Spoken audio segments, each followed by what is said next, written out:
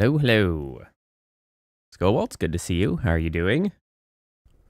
Hope everyone has been having a good Saturday. I'm a little bit sad that it is towards the end of Saturday, honestly. I just don't want to have to go back to work on Monday. I want longer weekends, damn it. It's just not enough. But welcome back to the episode of Lunacid that shouldn't exist.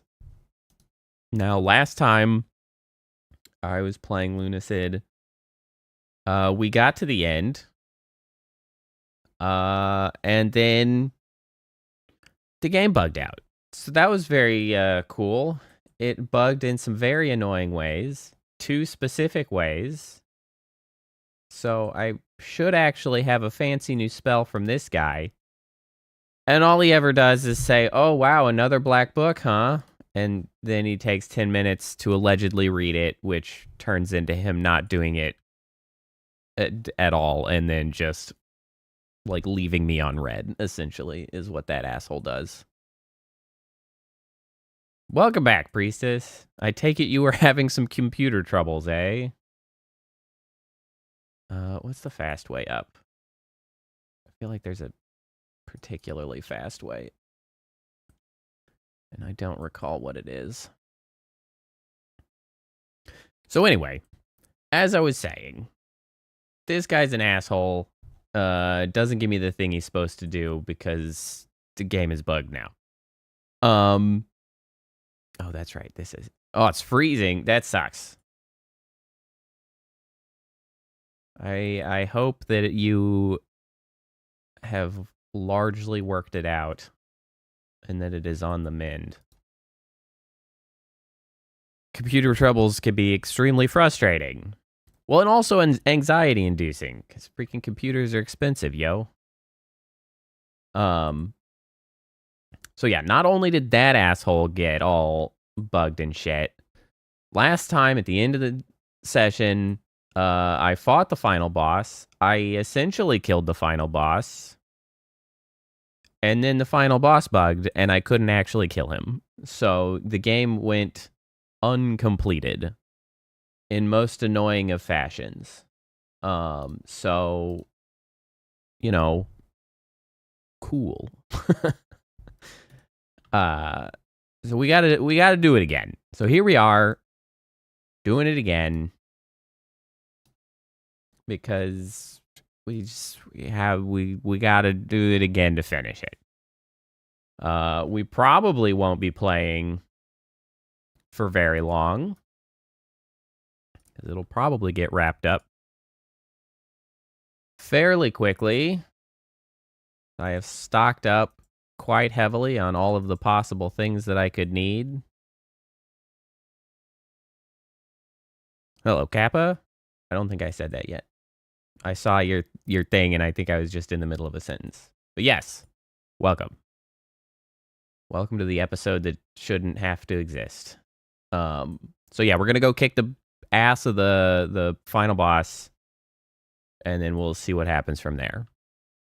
Next game I think is going to be Portal 2. I think is what I'll do next. Because I feel like that's got some legs for people to come by and possibly introduce to new folks. Because people love Portal 2. Very popular. But not necessarily trendy in the sense that tons of people are all over it. Whoa. I just realized the game audio's not on. But I also just noticed that the game audio is hella loud. Whoa. I don't know why it was so loud. Yeah, I mean, it's a classic throwback. Everybody loves Portal 2. I never finished Portal 2, so it makes perfect sense to go do so. You know, Garrett, I'm sorry I never found you your hammer, and that this is now the 3rd time that you're going to be killed. It's really unfortunate for you, but, you know, I don't know where your hammer is, so you're just gonna have to deal with it. Sorry. Dear Lord, why did the game end up so loud? It's like it's just ignoring the audio level that I asked it to be at.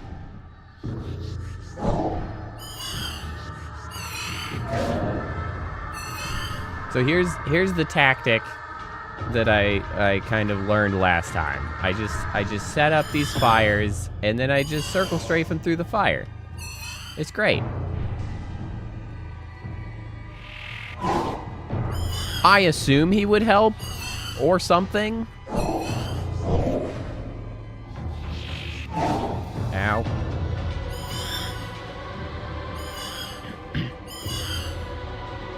We're just gonna run. Ow. Just gonna run him around. Keep him in the fire. The fairy seems to be more useful than the shitty sword that I used last time. I used the summoned sword. It was terrible.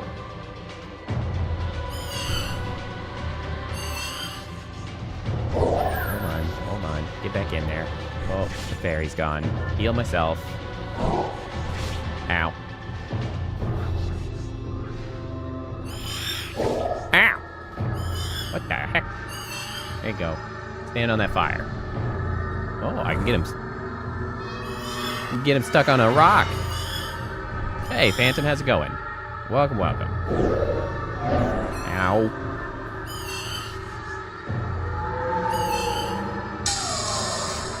What the heck? It's fine. Ow. I got healing for days. This is fine. This is all fine. I mean, I guess I could slap him every once in a while.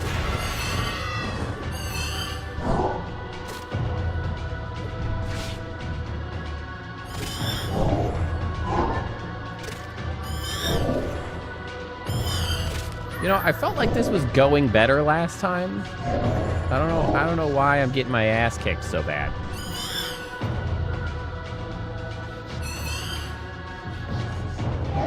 I mean, I'm really just gonna outlast him, so it doesn't really matter too much. Ow. Come on, stay in the fire. Oh, right. I can block. I always forget that I can block, and that it probably helps sometimes.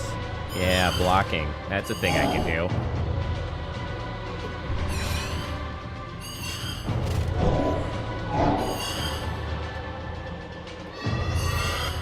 Alright, he's over half. Did I ever play Nostalgia? I don't think so. I don't think I'm familiar with the name. Ow! Oh, wait. I forgot he did this. There we go. Phase 2. And all our besties show up.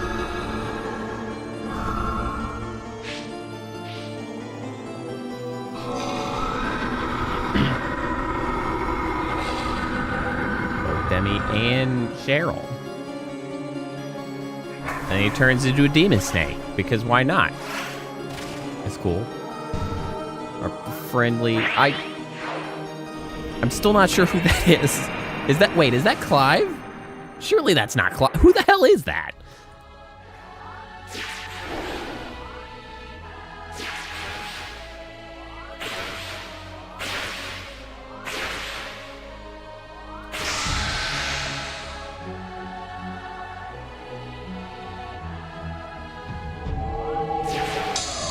Ow.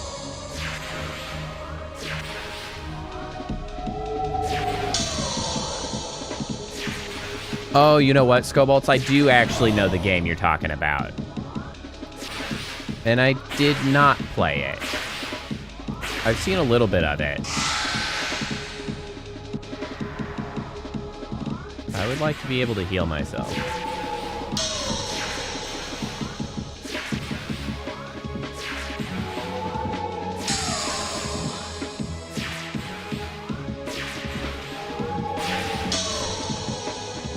I'm still unclear if I can actually die during this or not. I'm very low on health. But I also regenerate health. Is that a percentage of health-based attack?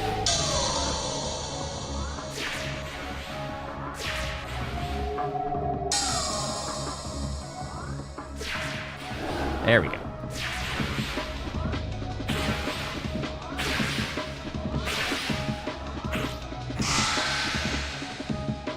I need to heal. What are we doing? Oh, there we go.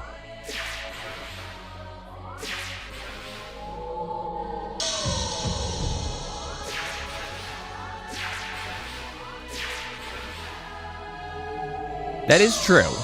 There are many more of you here to actually see it this time than at the tail end of the last.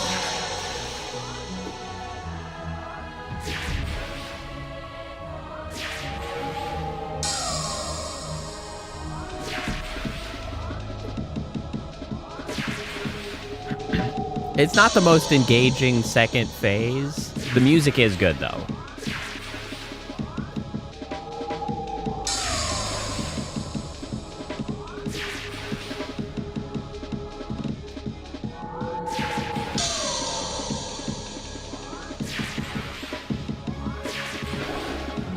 All right.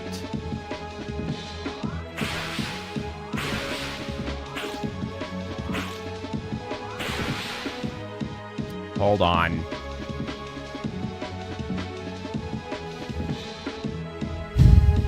I think I just saw him do this thing again. Yup.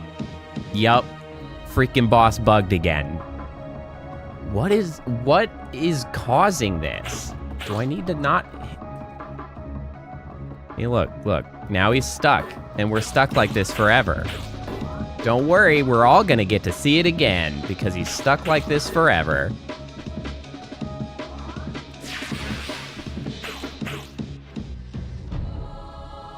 I know something broke, because my items showed back up there in the top left. Hey, look, items are back. And I can allegedly use them, except I'm stuck here. And I can't even go to the menu to reload the game. So we have to freaking Alt F4. I don't know how many more of these attempts I've got in me. Getting real freaking annoyed. I wonder if it's like maybe it thinks that I had died in there somewhere. And so like it was like, oh, nope, you died, so you don't actually get to win, but it just, like, didn't know that I had won, like, that I had died. I don't know what the hell is going on. It's very obnoxious.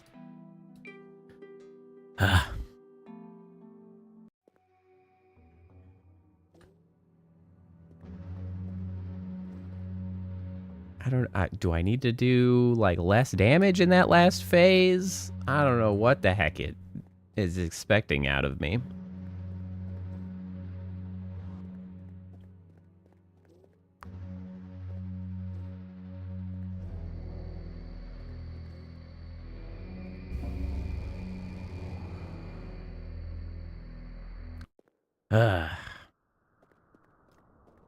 All right, Sucsarius. I gotta say, really has sucked a lot of the tension out of the end game when you have the same game-breaking bug repeatedly.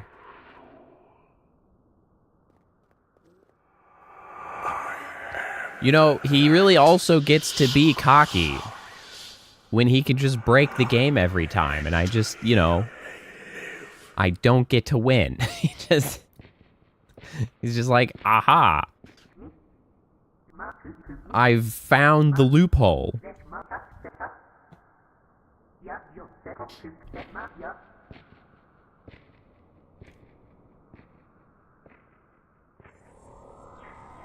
Freaking bastard.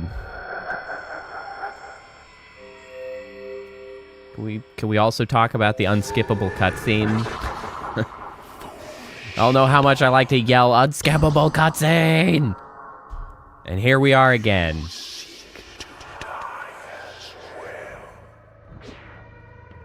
Yeah, I think I saw that there are several endings. I'm not exactly sure what those endings are related to. Also, ouch. But we are gonna get the ending we get and not worry too much about it.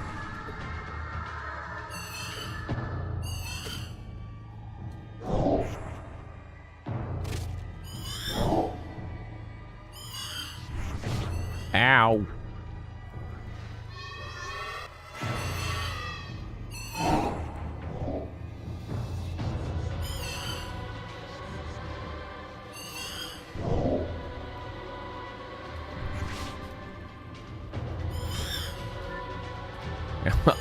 Well, we've got both fog and snow. We'll see how much good luck both of those can provide.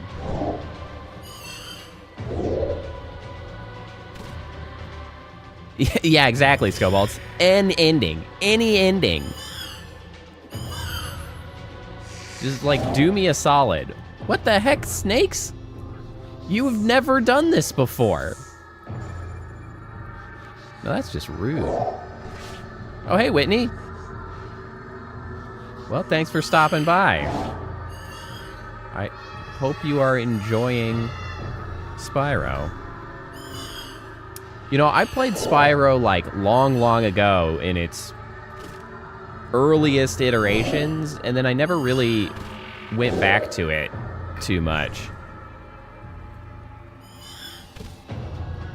Can I attack the fake snakes? What's going on here?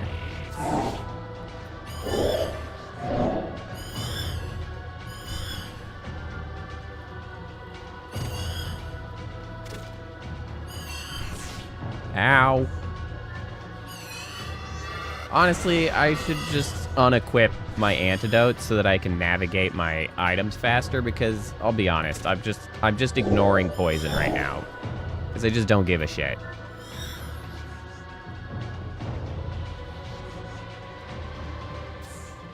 It's just fine. There you go. I got you that.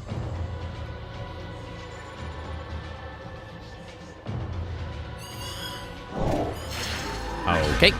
There's the timing.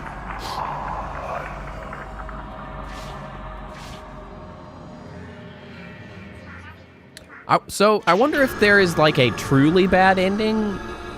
Like, could I have done something to actually have been alone and for nobody to show up? I don't really know. Alright, game, do me a solid. And don't freaking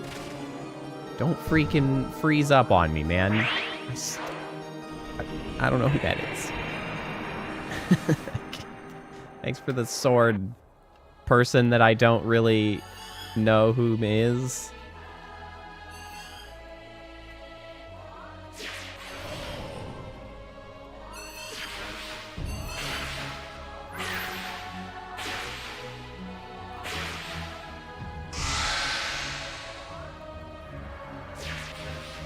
Yeah, this is the worst of endings, where you don't get to leave.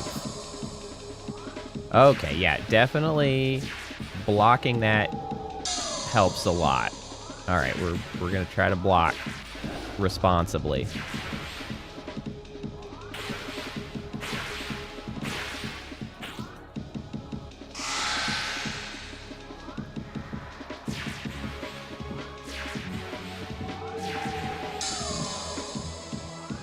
Maybe if I don't get so low on health, it'll be okay. Because maybe it's that I am actually dying, and it's actually that the game is bugging out upon my death, not upon his death. So maybe it is within my control.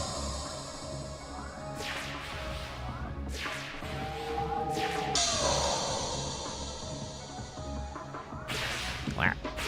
Slap. Slap. Ow.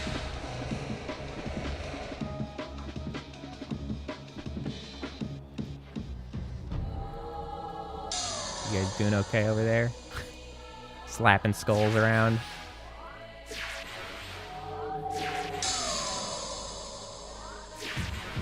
Okay. We have kept our health high this time. So that's a plus.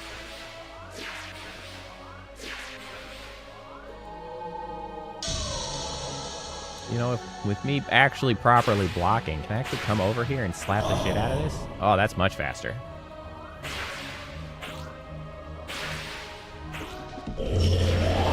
All right. All right.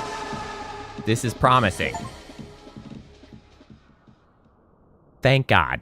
We did the thing. I do think it's that I was actually dying when I got really low on health, but the game didn't realize I had died. It was breaking. Well, well, well. A cursed night indeed. I've hunted many a foe claimed unkillable, but this sure was something else. Honestly, he really wasn't that hard. But you know what? We'll get to that later. Sure was something else. Without his curses, he could finally die. Truly, he suffered a tormented existence. It's far better this way. You can go ahead if you want to wake the Great One. Seen enough for today. Oh, wait, hold on. Maybe we ain't done. Phew, I'm beat. Sorry, I got stuck outside that massive fire. I was able to buff your health and mana from outside it, though. Thank you, Etna. I guess Sucsarius wasn't unkillable after all. Though I admit, I don't quite understand what death is. For some, it seems to be more about rebirth or change. Maybe Sucsarius is still out there in the universe. Maybe he'll get a new chance at life. Or maybe this is all we have? Happens to those in dreams when the dream has ended. Sorry, I didn't mean to get philosophical. It's just nice to voice my thoughts with you. I'll meet you back at Wing's Rest. Hey, Demi. Hey, Pope. What's up, Demi? You made it. One chamber is all that's left. Maybe it's finally time to wake it up.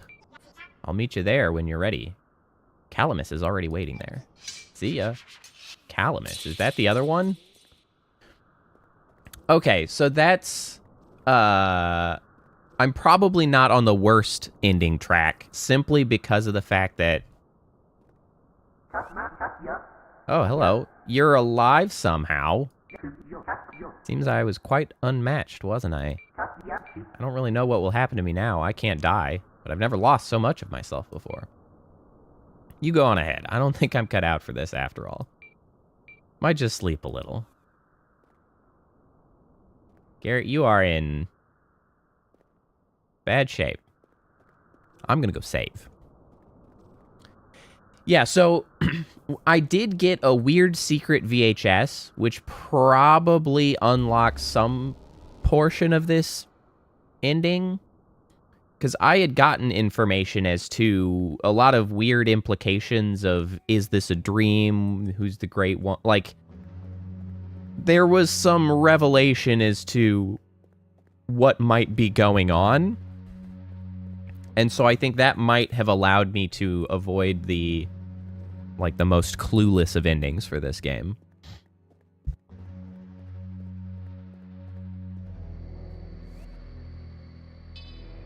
Do I have any levels? I don't. What's VHS? Are you being facetious and calling me old? Or is that an authentic question?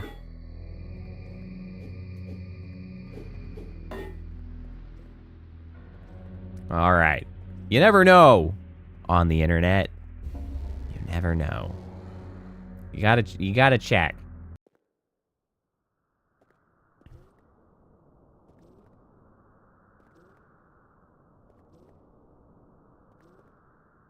The the degree of ignorance of the youth about things of the old stuff of that nature is getting out of control. You can never be sure.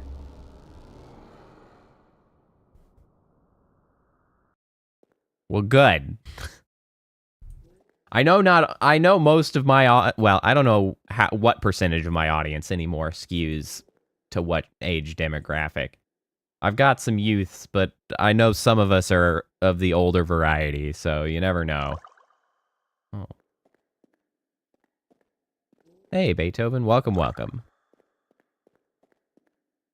What have we here? What kind of a place is this?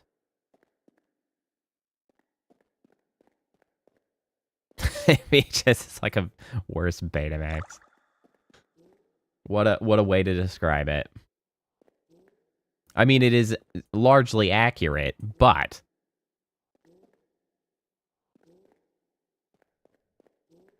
nobody knows what the hell the Betamax is anymore. People didn't even know what the Betamax was like 20 years ago for the most part, which is why it didn't win the format war.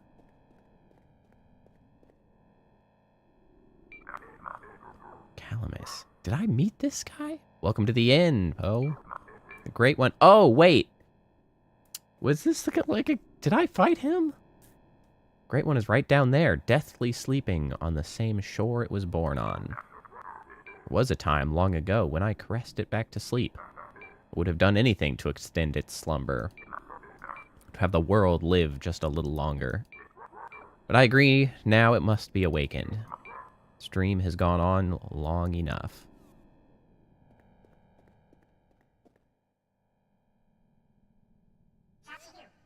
Oh, hey.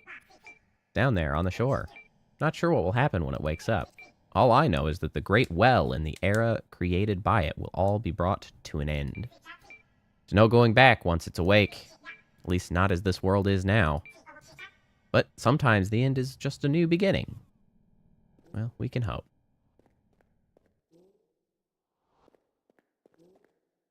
Sure, that's probably a big part of what the endings look like. Maybe as to like what sort of new beginning we get.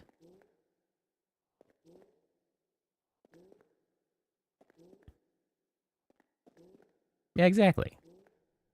Like cassette versus 8-track. Or DVD versus HD DVD. Or not HD.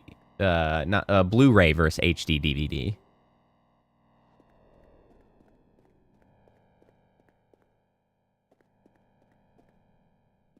What's with all these extra spaces around here? With a bunch of nothing in it. Just a bunch of jack shit.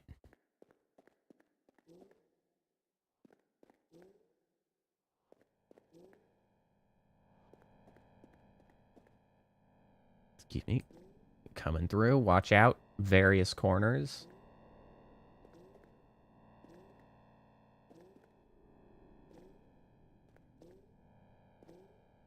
So quiet.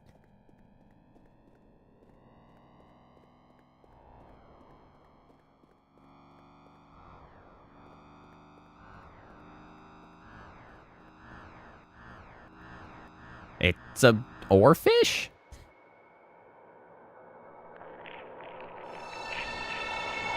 What's a... No, wait. I think that literally is an oarfish. Well, it's essentially an oarfish.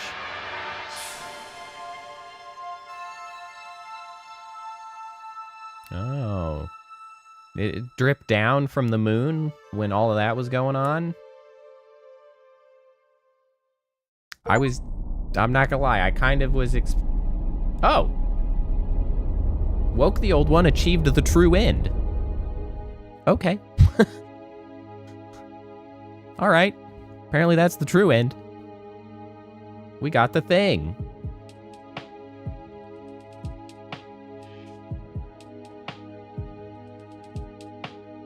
Trees. When a dreamer awakens, what happens to the inhabitants of the dream? Or the world that was traveled? Or the pain that was felt?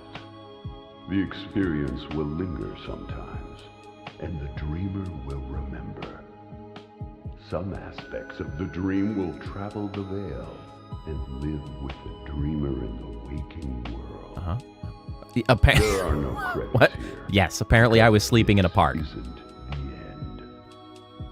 Newest of the fallen, take up your sword. Newest of the fallen? Fight. Just a real ass sword. Good old FMV style cutscene. It's that good shit.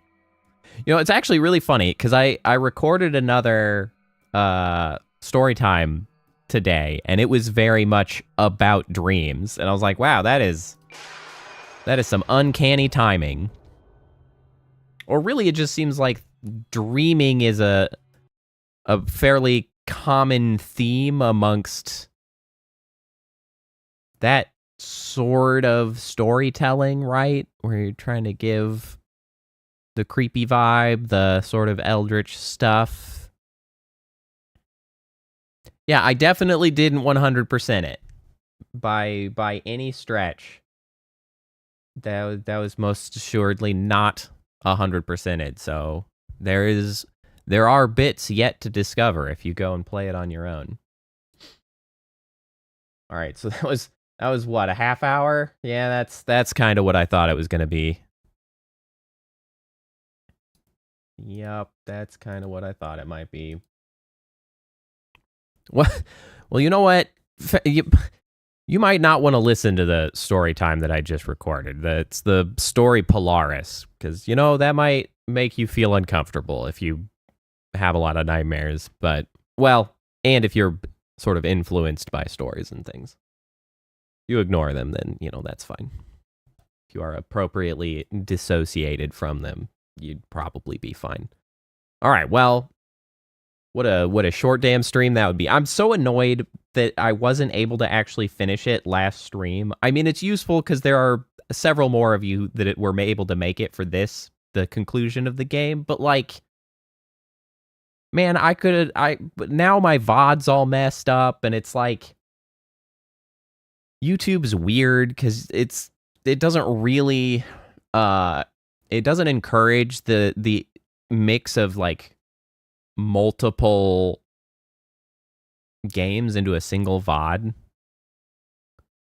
Ah, yes. Wrap up on the game. What the story lore is, I mean, it really does seem to imply that it was all a dream, right? Like, and, you know, it begs those questions that it kind of directly asks at the end. It's like, is there any meaning to the dream? Like, the people you meet in dreams, are they, like, real or false? Or, you know, like, what's the deal with that?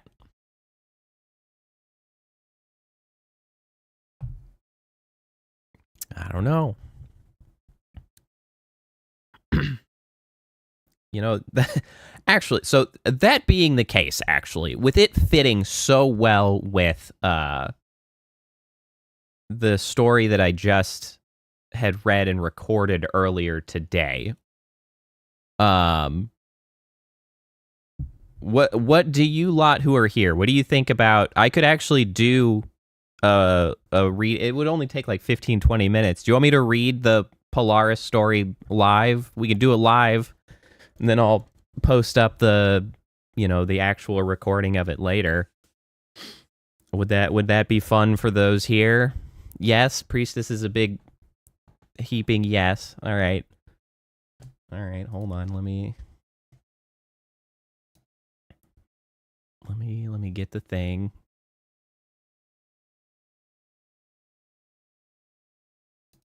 I gotta position all my text. It is in fact story time. Maybe this will be encouragement for you all to listen to my other story times if you have not. Yeah, right, that's true, Beethoven. That asshole who wasted my time freaking translating his dumbass message. All it worked out to be was literally him being like, go away, I have got nothing for you. What an ass.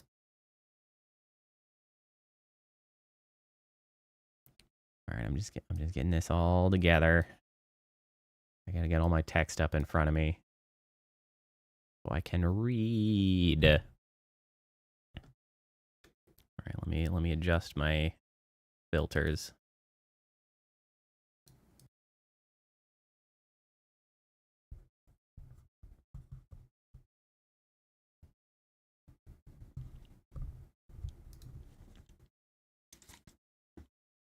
All right. Gotta get that off. All right. Here we go. We're doing it live.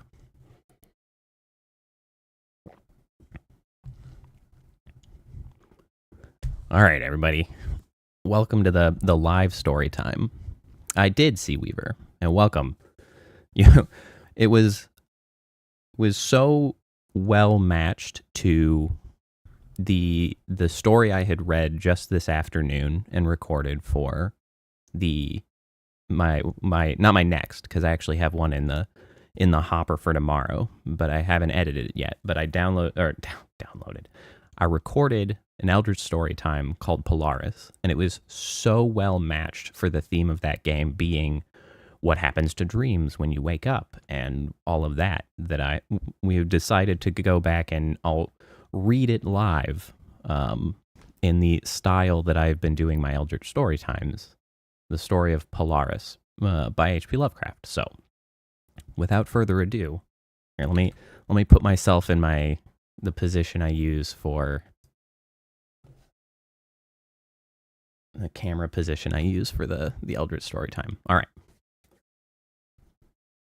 Polaris. Into the north window of my chamber glows the pole star with uncanny light. All through the long hellish hours of blackness it shines there. And in the autumn of the year, when the winds from the north curse and whine, and the red-leaved trees of the swamp mutter things to one another in the small hours of the morning under the horned waning moon, I sit by the casement and watch that star. Down from the heights reels the glittering Cassiopeia as the hours wear on, while Charles Wayne lumbers up from behind the vapor-soaked trees that sway in the night wind. Just before dawn, Arcturus winks ruddily from above the cemetery on the low hillock, and Coma Berenice's shimmers weirdly afar off in the mysterious east. But still, the pole star leers down from the same place in the black vault, winking hideously like an insane watching eye, which strives to convey some strange message, yet recalls nothing save that it once had a message to convey. Sometimes, when it is cloudy, I can sleep. Well do I remember the night of the great aurora, when over the swamp played the shocking chorisations of the demon light. After the beams came clouds, and then I slept. And it was under a horned waning moon that I saw the city for the first time. Still and somnolent did it lie, on a strange plateau in a hollow betwixt strange peaks. Of ghastly marble were its walls and its towers, its columns, domes, and pavements. And the marble streets were marble pillars, the upper parts of which were carven into the images of grave, bearded men. The air was warm and stirred not, and overhead, scarce 10 degrees from the zenith, glowed that watching pole star. Long did I gaze on the city, but the day came not. When the red Aldebaran, which blinked low in the sky but never set, had crawled a quarter of the way around the horizon, I saw light and motion in the houses and the streets, forms strangely robed, but at once noble and familiar, walked abroad, and under the horned waning moon men talked wisdom in a tongue which I understood, though it was unlike any language I had ever known. And when the red Aldebaran had crawled more than halfway around the horizon, there were again darkness and silence. When I awaked, I was not as I had been. Upon my memory was graven the vision of the city. Within my soul had arisen another and vaguer recollection of whose nature I was not then certain. Thereafter, on the cloudy nights when I could sleep, I saw the city often, sometimes under that horned waning moon, sometimes under the hot yellow rays of a sun which did not set, but which wheeled low around the horizon, and on the clear nights the pole star leered as never before. Gradually, I came to wonder what might be my place in that city on the strange plateau betwixt strange peaks.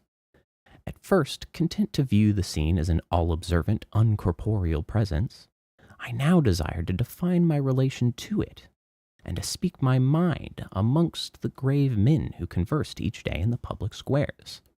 I said to myself, this is no dream, for by what means can I prove the greater reality of that other life in the house of stone and brick south of the sinister swamp and the cemetery on the low hillock, where the pole star peers into my north window each night? One night, as I listened to the discourse in the large square containing many statues, I felt a change, and perceived that I had at last a bodily form. Nor was I a stranger in the streets of Elethoa, which lies on the plateau of Sarkis, betwixt the peaks Noton and Cataphonic. It was my friend Alos who spoke, and his speech was one that pleased my soul, for it was the speech of a true man and patriot. That night had the news come of Dicus' fall and of the advance of the Inatus, squat, hellish, yellow fiends who 5 years ago had appeared out of the unknown west to ravage the confines of our kingdom and finally to besiege our towns. Having taken the fortified places at the foot of the mountains, their way now lay open to the plateau, unless every citizen could resist with the strength of 10 men. For the squat creatures were mighty in the arts of war, and knew not the scruples of honor which held back our tall gray-eyed men of Lomar from ruthless conquest. Alos, my friend, was commander of all the forces on the plateau, and in him lay the last hope of our country. On this occasion he spoke of the perils to be faced, and exhorted the men of Alethoa, bravest of the Lomarians, to sustain the traditions of their ancestors, who, when forced to move southwards from Zabna before the advance of the great ice sheet, even as our descendants must someday flee from the land of Lamar, valiantly and victoriously swept aside the hairy, long-armed cannibal Nafkas that stood in their way. To me, Alos denied a warrior's part, for I was feeble and given to strange faintings when subjected to stress and hardships. But my eyes were the keenest in the city. Despite the long hours I gave each day to the study of the Nakonic manuscripts and the wisdom of the Zibnarian fathers, so my friend, desiring not to doom me to inaction, rewarded me with that duty which was second to nothing in importance. To the watchtower of Thapnin he sent me, there to serve as the eyes of our army. Should the Inatos attempt to gain the citadel by the narrow pass behind the peak Noton, and thereby surprise the garrison, I was to give the signal of fire which would warn the waiting soldiers and save the town from immediate disaster. Alone, I mounted the tower, for every man of stout body was needed in the passes below. My brain was sore dazed with excitement and fatigue, for I had not slept in many days. Yet was my purpose firm, for I loved my native land of Lamar, and the marble city of Alethoa that lies betwixt the peaks of Noton and Cataphonic. But as I stood in the tower's topmost chamber, I beheld the horned waning moon, red and sinister, quivering through the vapors that hovered over the distant valley of Banoff, and through an opening in the roof glittered the pale pole star, fluttering as if alive, and leering like a fiend and tempter. Methought its spirit whispered evil counsel, soothing me to traitorous somnolence with a damnable rhythmic promise which repeated over and over. Slumber, watcher, till the spheres, 26,000 years, have revolved, and I return to the spot where now I burn. Other stars anon shall rise to the axis of the skies, stars that soothe and stars that bless with a sweet forgetfulness. Only when my round is o'er shall the past disturb thy door. Vainly did I struggle with my drowsiness, seeking to connect these strange words with some lore of the skies which I had learnt from the narcotic manuscripts. My head, heavy and reeling, drooped to my breast, and when next I looked up, it was in a dream, with the pole star grinning at me through a window from over the horrible swaying trees of a dream swamp. And I am still dreaming. In my shame and despair, I sometimes scream frantically, begging the dream creatures around me to waken me ere the Inatos steal up the pass behind the Peak Naughton and take the citadel by surprise. But these creatures are demons, for they laugh at me and tell me I am not dreaming. They mock me whilst I sleep, and whilst the squat yellow foe may be creeping silently upon us. I have failed in my duty and betrayed the marble city of Alethoa. I have proven false to Alice, my friend and commander, but still these shadows of my dream deride me. They say there is no land of Lomar, save in my nocturnal imaginings, that in those realms, where the pole star shines high and red Aldebaran crawls low around the horizon, there has been naught save ice and snow for thousands of years, and never a man save squat yellow creatures blighted by the cold, who they call Eskimo.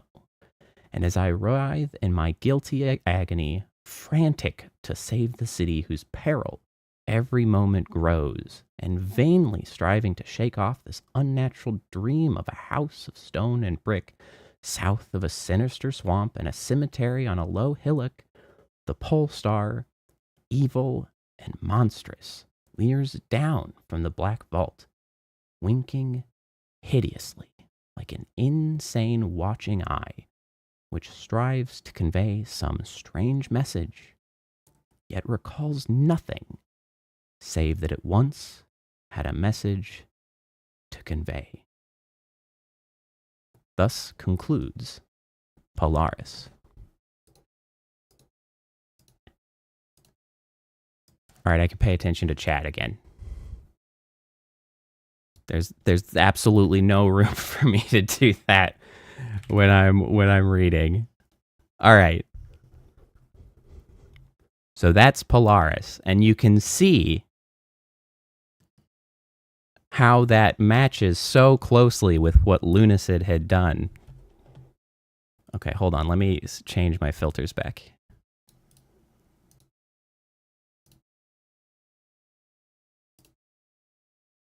But see, dreams. You never know. Perhaps it is but another life from long ago, connected to where you are now. And perhaps such is it in Lunacid.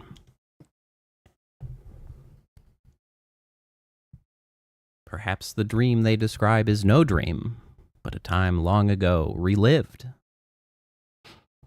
only to be broken. Beto, you know what? The sound alerts were still on. You definitely could have pulled that off. And that's why I record those off stream usually. Because you yahoos can't be trusted. I say that, but you were extremely trustworthy. No issues came about. But yeah, so, you know, I guess let that be a teaser to you. If you like that sort of thing, that's the presentation I put into the story times. I do usually put some ambient, like appropriate soundscape underneath the story to sort of fill in some of the empty space and such.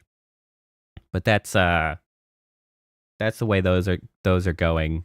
I've got the one coming out tomorrow is called Nyarlathotep, which I think is actually a really good one. That one so far I think has been my favorite.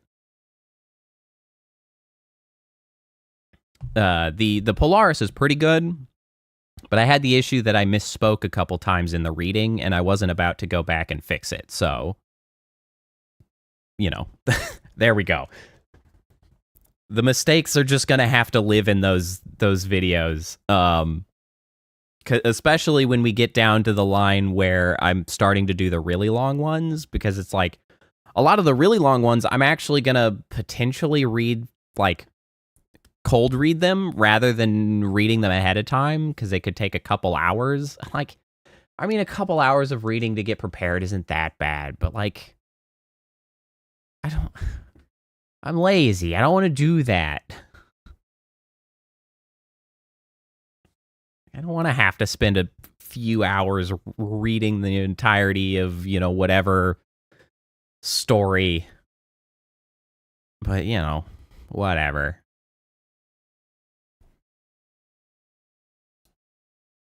All right, but now we're into the empty space of trying to fill time so that this whole stream isn't a giant waste, because the stupid game was 30 minutes long. And so, I'm terrible at just chatting, so I've hoodwinked you ever so slightly. My plan is to go into a tutorial that I have been intending to stream so that I can then go back and record it, or pull the VOD and edit it for an actual video. Well, the fan bits might come after, Priestess. I think I'll probably have time to do one. But first, I want to do the tutorial that I've been planning on doing, because I really, really hate doing off-stream recordings. That's the thing I've learned. I really just hate it. Especially like, I like having chat around to just, like, directly communicate to. I don't like feeling like I'm talking to myself. So it's just like, it's a different vibe, and it's just very important to me. So we're going to spend a little time going through the Mix It Up tutorial for talking about how to set up channel points and redeems on YouTube like you might have on Twitch.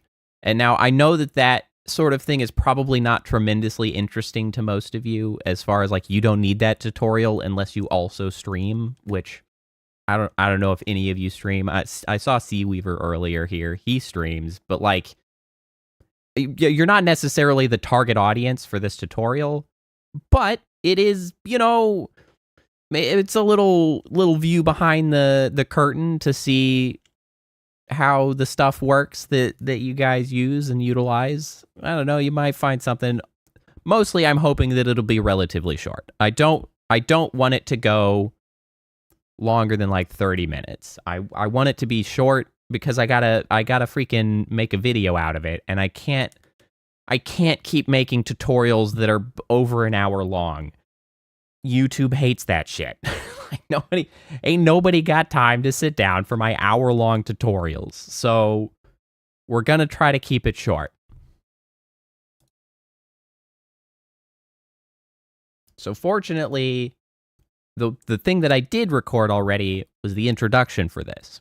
So I don't have to do an introduction or anything. We're just gonna go into the learning and the teaching. And let me just go to the right place.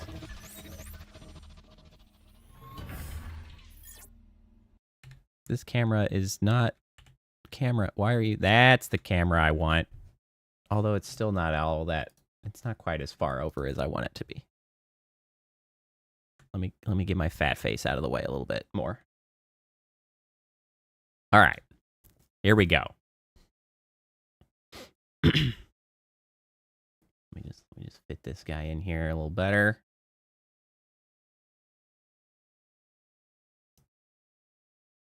Also, at the suggestion of actually somebody in the comments of one of my other tutorials, I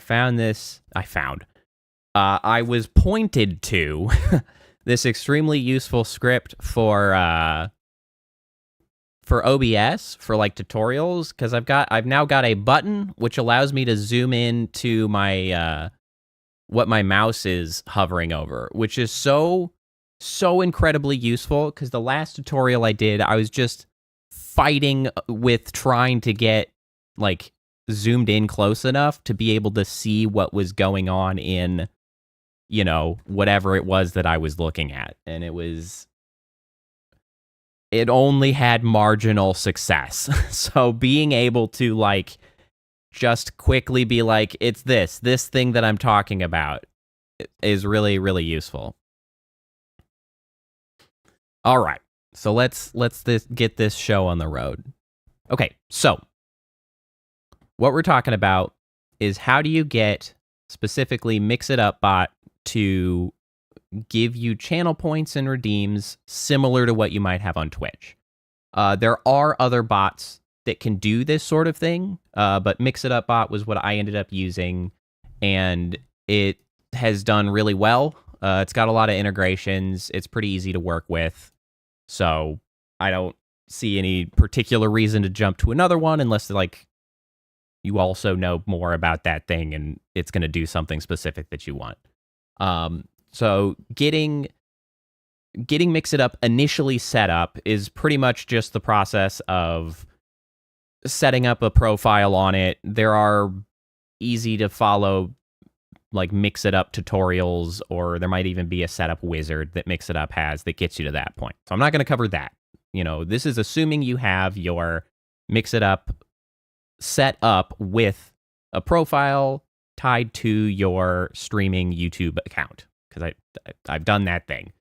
Optionally, you can also add a second account, which becomes your bot account, which for me is Chatbit. I have that second account that sort of operates as the mouth of Mix It Up. And I would generally encourage kind of anybody using Mix It Up for YouTube to go ahead and do that, because making a YouTube account is easy. Like, you just make a secondary brand account tied to your YouTube account, and then you can sign it in as the bot account. You can give it a name, you can give it a profile picture on brand and all of that, and you just make it a mod, and then, you know, you're good to go. You've got your extra dude to sort of spice up the channel, have a little bit of personality, whatever. Be your bot guy.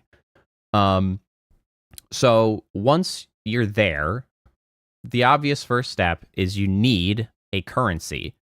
Currency is the term that's going to be used for like channel points. Channel points are a form of currency. So in the side menu here of Mix It Up, you can see there's this currency tab.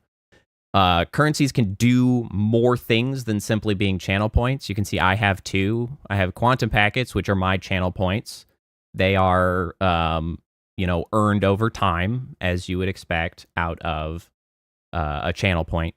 And then void orbs are my other currency, which is earned only by use of certain commands, a daily command. So you can do more with those currencies than, just channel points, but we'll just focus on channel points.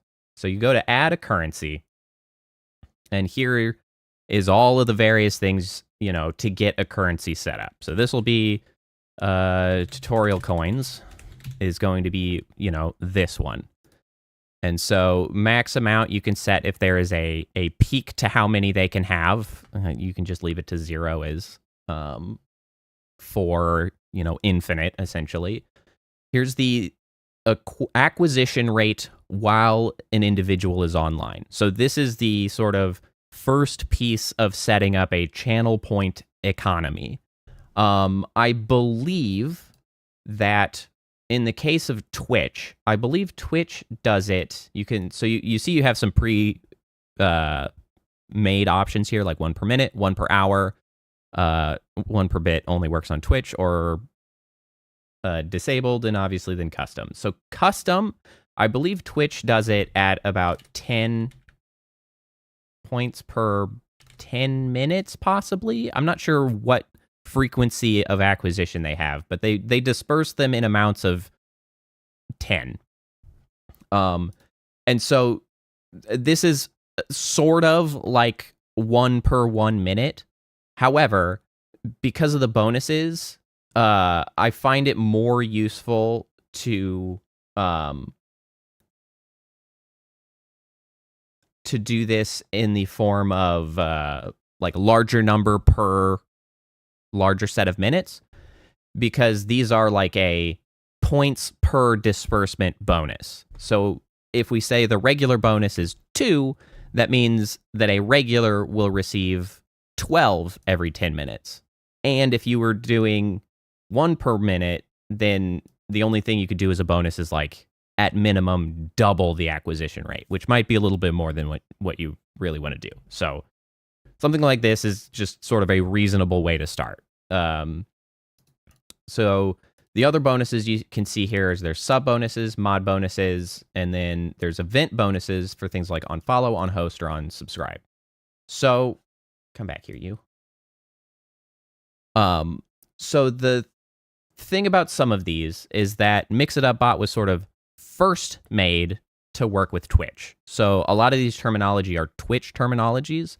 The on subscribe and sub bonuses do work for YouTube subscribes.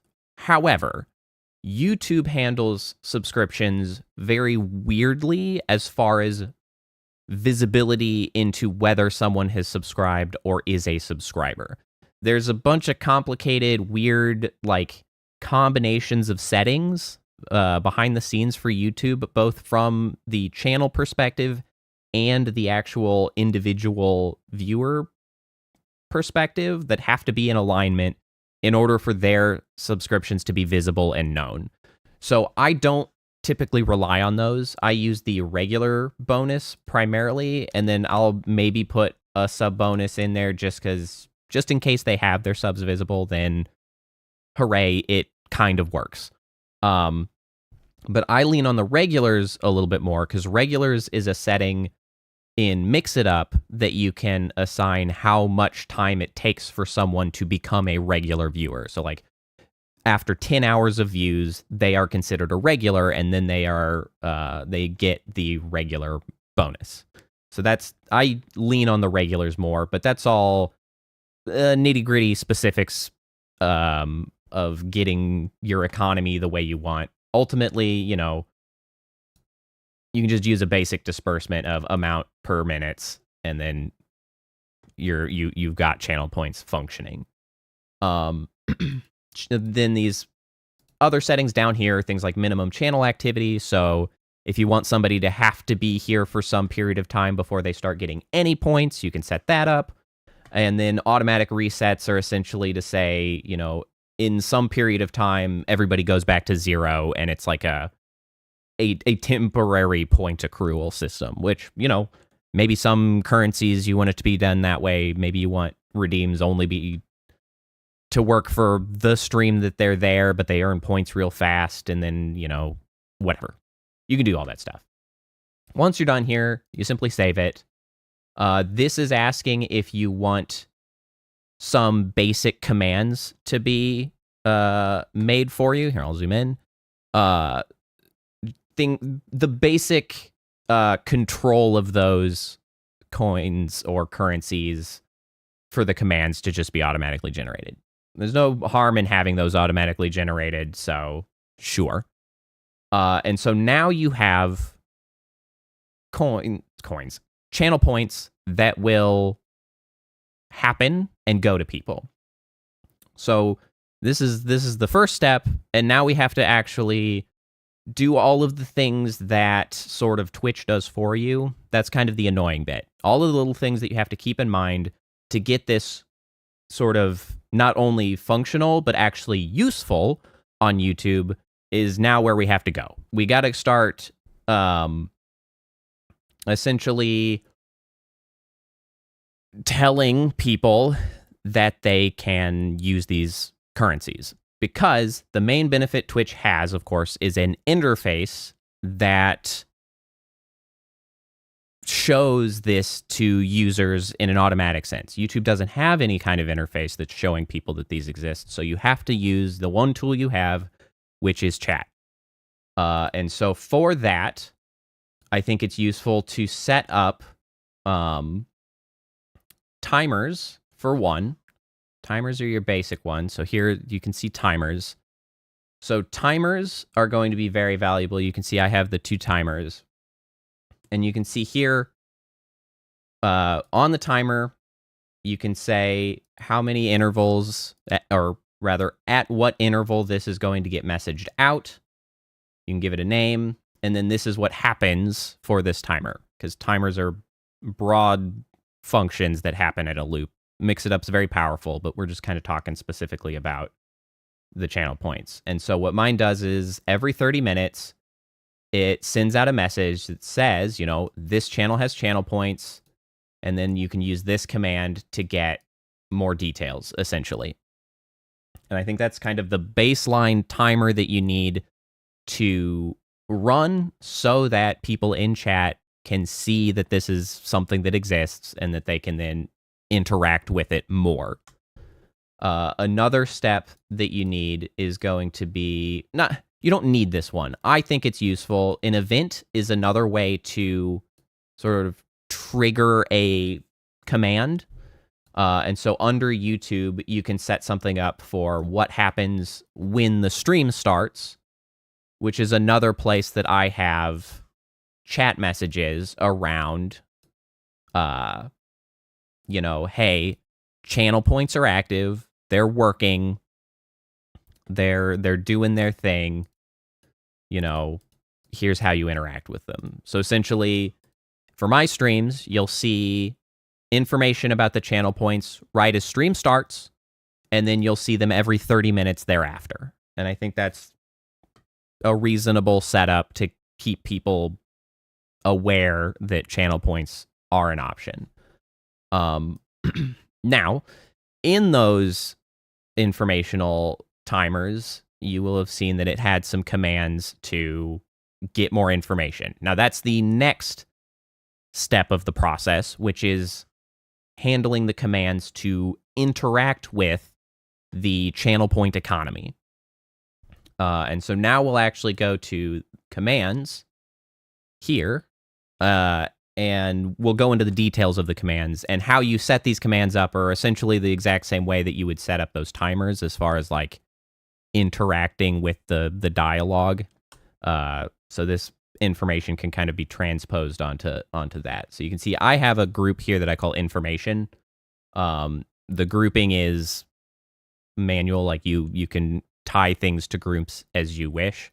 But for our new tutorial coins, which we should have automatically generated, yeah, some of them down here have been automatically generated. So we got like add all tutorial coins, add coins, give coins, check user coins, things like that. Those were automatically generated. Those are the ones that are automatically generated. Those are kind of like the user coins might be a yes. So the user coins is the one that is sort of most relevant. The other ones are kind of mod controls if you need, so you can add them and potentially add another one to remove them. But this user tutorial coins is essentially the command to check, hey, I'm a user, how many coins do I have? And so you can come in here and you can see how it's set up. This is the trigger that is sent by any user. So you can see here that it's like chat triggers. There's no exclamation mark needed, space separated, semicolon for multi-word, because we've got this checked for auto include exclamation mark. So exclamation tutorial coins in the chat will check how many tutorial coins a user has. And so when that command is sent, a chat message is responded, and then its username has blank tutorial coins. So this is the way the some of the message variables that can be used. So it's, you know, at $ username will be the username of the person who used the command. Then $ user tutorial coins is how you depict the number of that person's tutorial coins. And so that'll show that. So that's kind of step one. However, that's not the only thing, because now we have a way for them to generate coins. Now we have a way for them to check how many coins they have, but we don't actually have anything for them to spend the coins on, nor do we have a way to communicate to them what those things they can use coins on are. So, as far as using the coins, Mix It Up is extremely robust and has a lot of options for what you can actually do with channel points. You can do simple things like you would in Twitch, things like, a hydrate redeem where all you do is respond in chat and say, hey, so-and-so redeemed hydrate, right? That's very similar to what Twitch would have. Just so-and-so used hydrate, and then you'd see it in chat and you'd be like, oh, hey, okay, I'll take a drink. But Mix It Up also can be used to interact with many other things. It can control OBS through the WebSocket, so you can do things like turn on and off filters, turn on and off sources. You can switch scenes. You can do all of that stuff. And so, automatic control of things like that are some great redeems, right? Redeems that are going to adjust, add images, run a video, do any of that stuff. All possible. It can control VTube Studio. It can control Twitch integrated throwing system. It can control. You have to jump through a few hoops, but you can get it to work with Vignon. That's how most of my redeems function is through that, and a bunch of other stuff. There's a whole. Is it services? That's the integrations. Yeah, so you can see OBS Studio. Just Giving is probably a donation-based thing. Streamlabs, Stream Loots, Stream Elements. You can trigger things with the Stream Deck, Treat Stream. So all of this stuff can be automated. Oh, I'm zoomed in. Automated through Mix It Up, and thus commands that are then within the channel point economy. So all of that, perfect.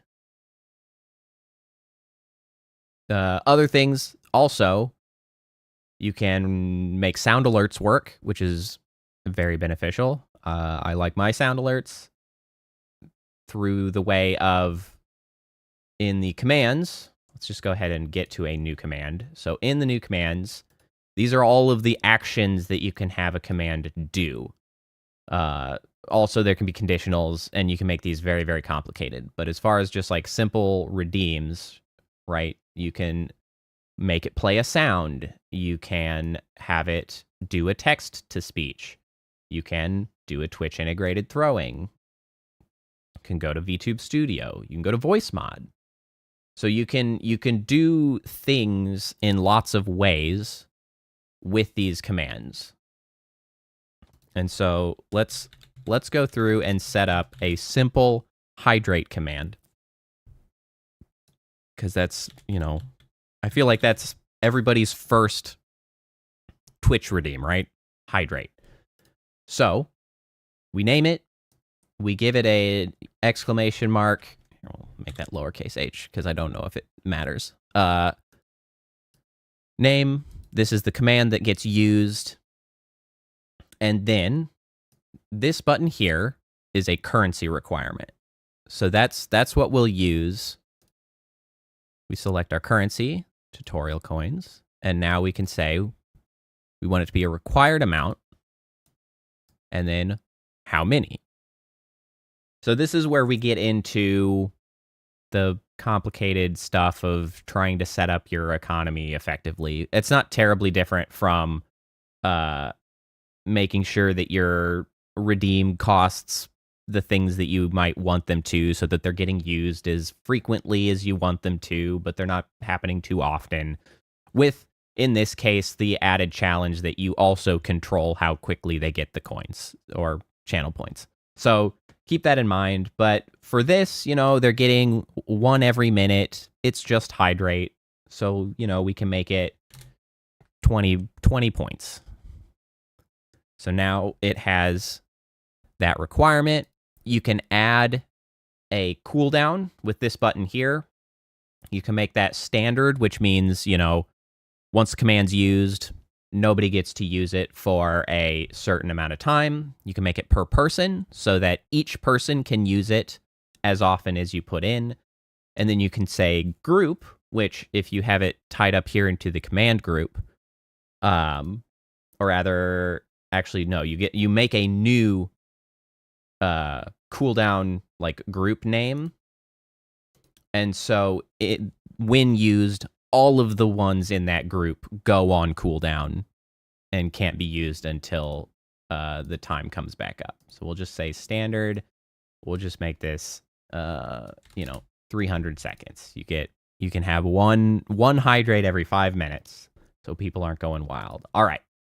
Now we need to then make it do something, because right now it will not do anything. It will happen, it will check the points, it will use the points, and it will go on cooldown, and nothing will happen, because that's kind of the by default. So what do? We give it an action. And in that action for hydrate, all we really need is a chat message. So we hit the plus to add it to the line. So we can then just say, username has redeemed hydrate. Take that drink. And, that's the chat message. Now, if we wanted to, add anything else, like maybe we wanted, a Twitch integrated throwing, it's not connected, so it's not going to work. But, you could throw an item.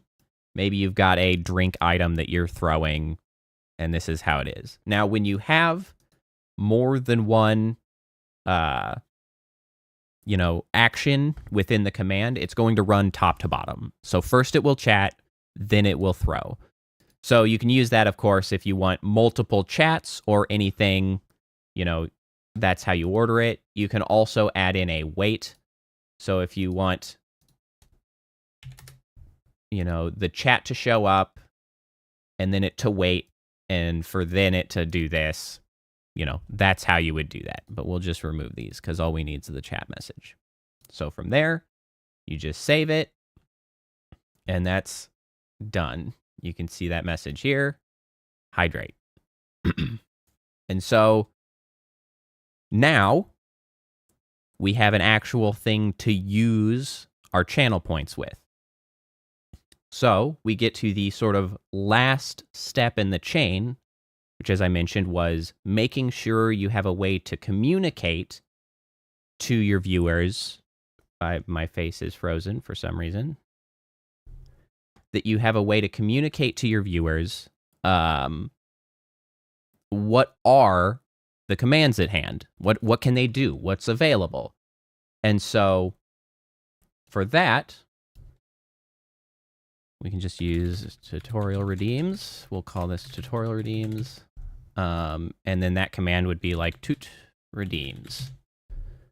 And so when this is sent, this is free. We don't have to charge for that one. We do want to put a cooldown on this though, because we don't want people to just constantly spam this into chat. And we can just have a chat message. And this says, currently available redeems are hydrate. Unfortunately, as far as I have seen, there is no way to sort of automate a list like this. I haven't come across any way to just be like, hey, grab all of the redeems in this group or whatever. I haven't looked that hard. Maybe it's an option, but I'm not adding so many redeems that it's been a burden to just come in here and update this. And so now we have a chat message that will communicate the redeems that are available. We can save that. And so then in our timers, right? So let's go back to our timers. Let's close the loop. Every 30 minutes with a minimum of 10 messages, so it also doesn't cram too frequently. Make a new command. Shoot coins message. So every 30 minutes. What does it do? It sends a chat message. And in that message, it says, you know, this channel has toot coins. I guess I could not shorten it every time. Has tutorial coins. If you want to see what you can do, use command toot redeems.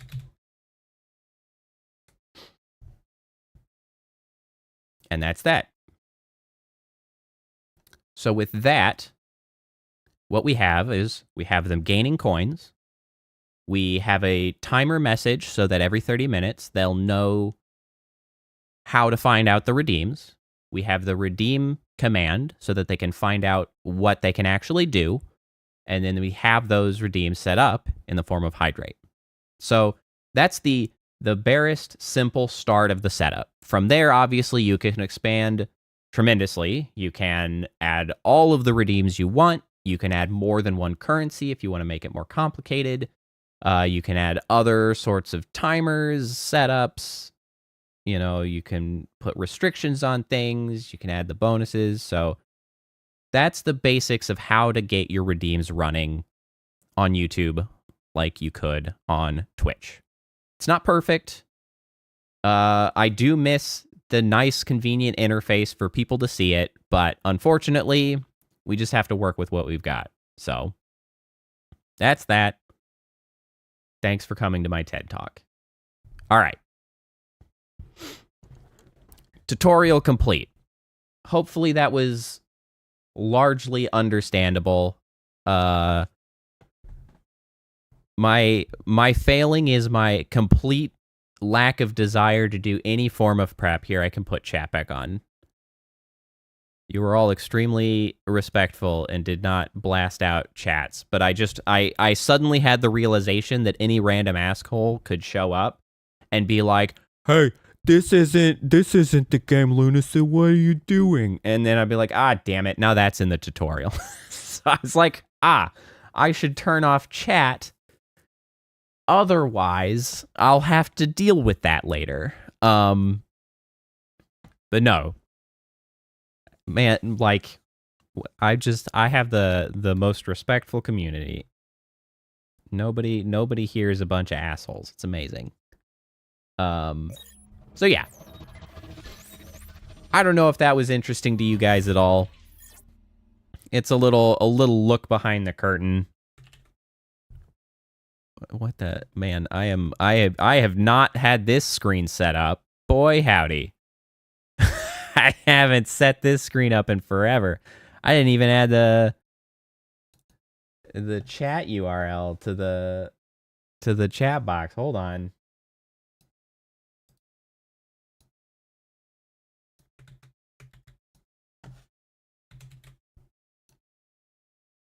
All right, there we go. We're good. Everything's fine. Nothing is the matter. Now I have to go through and I actually have to delete all of these mix-it-ups. New commands for shit that I don't actually care about. Yeah, so it's not a perfect tutorial, but honestly, I can't be bothered to do perfect tutorials. I just got to get it rough and done so people can look at it and I have something to send them when they want something. Because I have seen more and more people commenting on Twitter about how, like, hey, how can I use this or that bot or whatever? What can I do? I got to get off stream elements and be like, hey, if I got something for you.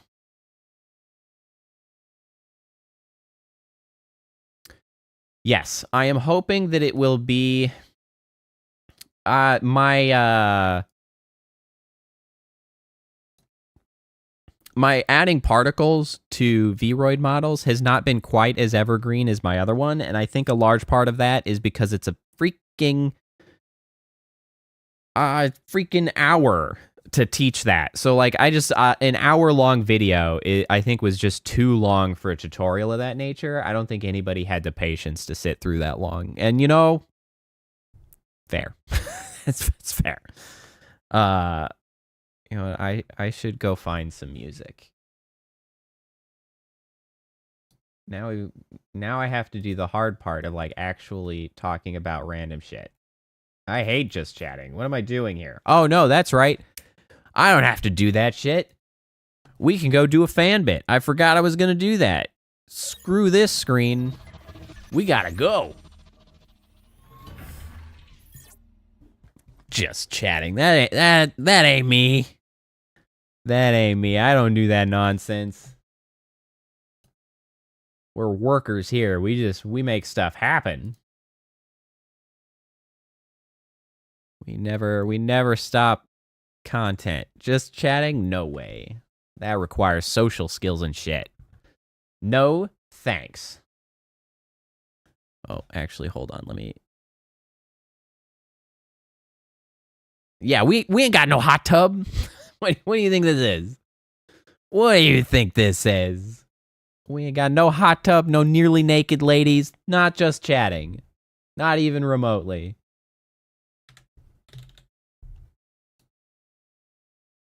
God, the freaking hot tub streams are just so out of control.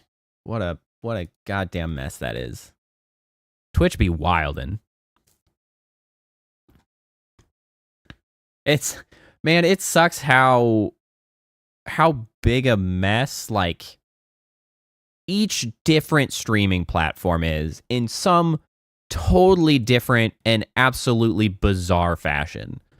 Twitch and its... Oh yeah, I still could get music though. I got distracted. Right.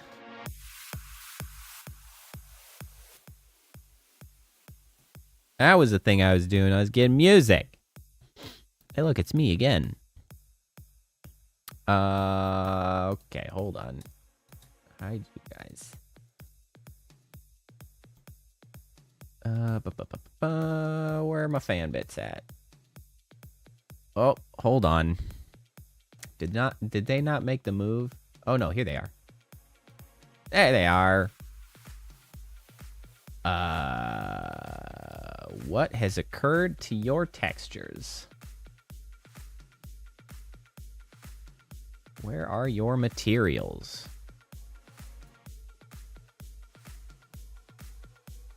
Uh-huh. Uh-huh. Uh-huh. What? Why have you misplaced the materials?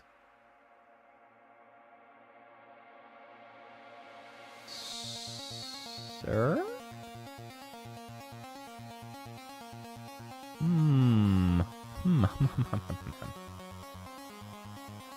Is it because you're not marked as Poyomi anymore? Are you just gonna like work if I tell you to be Poyomi? Is your stuff actually stored somewhere? This would be very inconvenient if that was not the case. What is a fan bit, you say? It would appear that does actually just work. Hey, Marion Yellows. Well, let me tell you about fan bits. All right, so we have to go like a whole step back, actually, in what is an orb bit. So the official channel mascot, by the by, are the orb.bits. We got a whole ass thing for them. And the orb.bits are essentially these guys. I have like a description of them somewhere else, but so the orb.bits are the official channel mascot. They are comprised of one of the orbs and then little polyhedral legs. Generally 4 of them. But, you know, they're not limited to them. They come in various shapes. We got these guys. We got those guys. We got... I'm so far zoomed out right now. That's better. We got this guy. Chat.bit. Chat.bit is one of the orb bits. I used to have a spider guy on my shoulder, but he's gone. Because I put other shit there. Hold on. Let me... Where's the hair? Ba-ba-ba-ba-bum.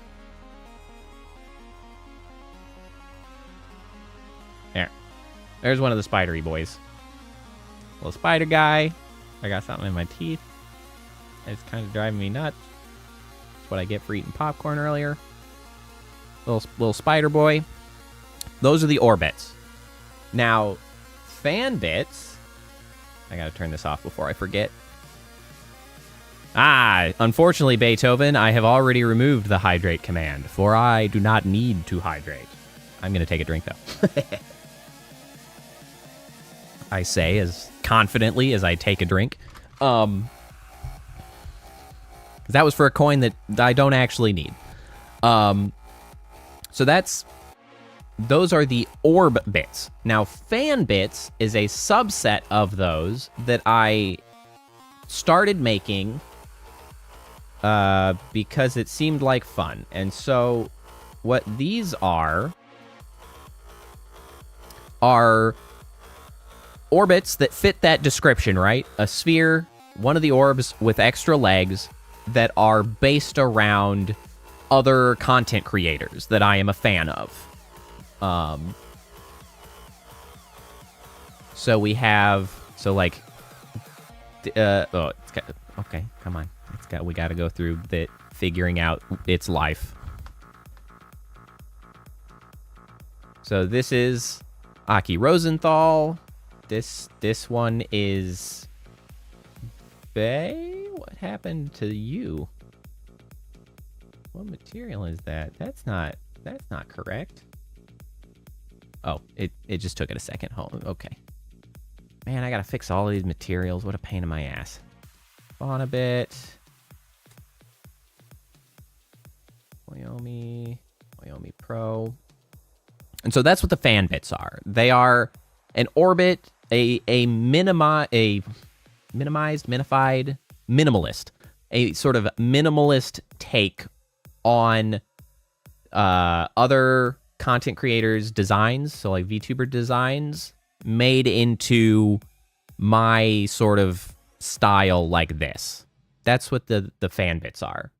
And so, obviously, you know, the daily currencies, the void orbs, get 64 of those, and the goal will be, down the line, I can receive, you know, references or whatnot for you all, once you've gotten your void orbs up to 64, to then, you know, translate a design of your choosing into this sort of thing, which will be included in the model. Which does really make me wonder, are these, yeah, these guys are messed up, because I didn't fix those. Well, I'm glad that I discovered that these needed fixing.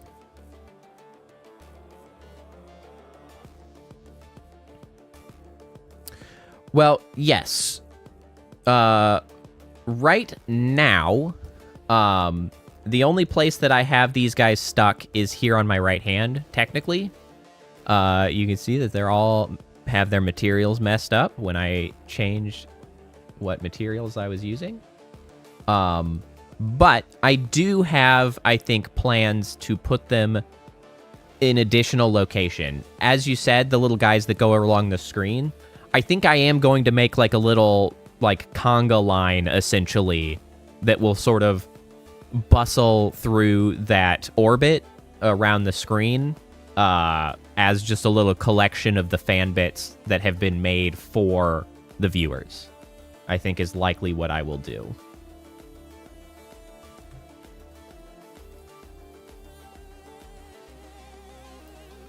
Ah, balls. There we go. Wyoming Pro. Welcome to the troubleshooting stream, where I fix shit first.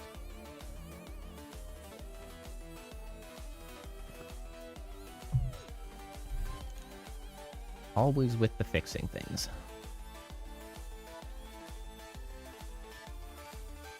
Alright, now we've got Iris here.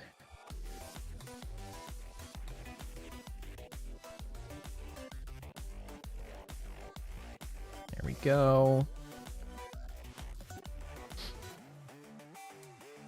Man, I'm gonna have to re-export my model again. Not like I had already been doing that today. Yeah, so I had actually made some minor tweaks to the model that are honestly are probably so subtle that nobody but me will actually notice them, but I couldn't help myself. Because I was attempting to make sort of the shoulders and the torso a little bit more flexible as well as expressive.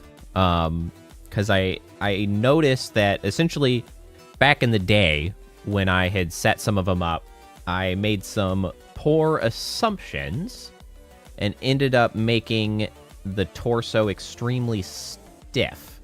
And stiffer than it needed to. Whoa, what are you doing? Why have you done this? Can you undo that? No, you're just not going to undo it. All right, well, I guess we're just going to have 50 billion of these materials for no good reason. That's... Oh my god, did you just move it again? Oh, Lord Almighty. Unity, why are you like this? Oh, Unity, what have you done? I hate you more than I have ever hated anything. Good God. Why? Just why? All right. Now we got to do cleanup. You got to go.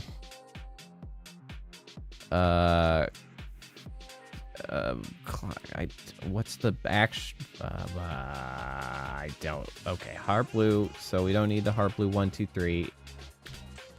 Delete. We'll have to do this fewer at a time here. Light blue. We don't need these.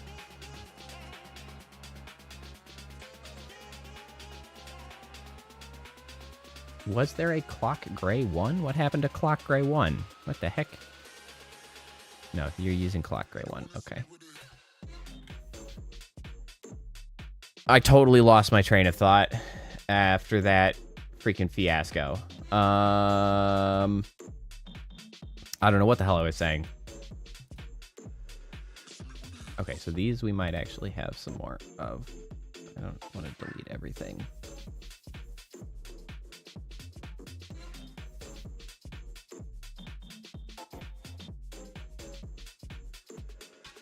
Candied pecan. So I don't really care for nuts in general.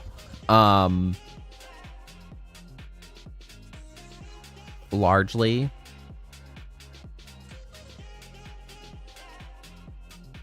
I never really enjoyed them much growing up.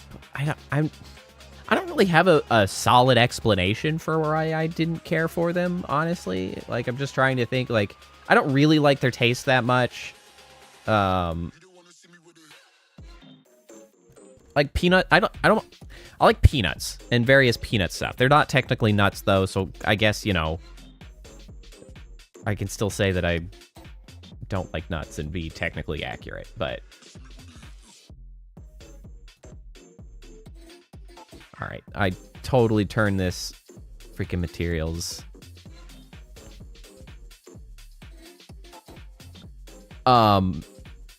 Yeah, so, and honestly, in more recent years, I was trying to sort of move along to trying to enjoy nuts more, like get back to trying out stuff, not just ignoring them and sort of passing on them by reflex, right?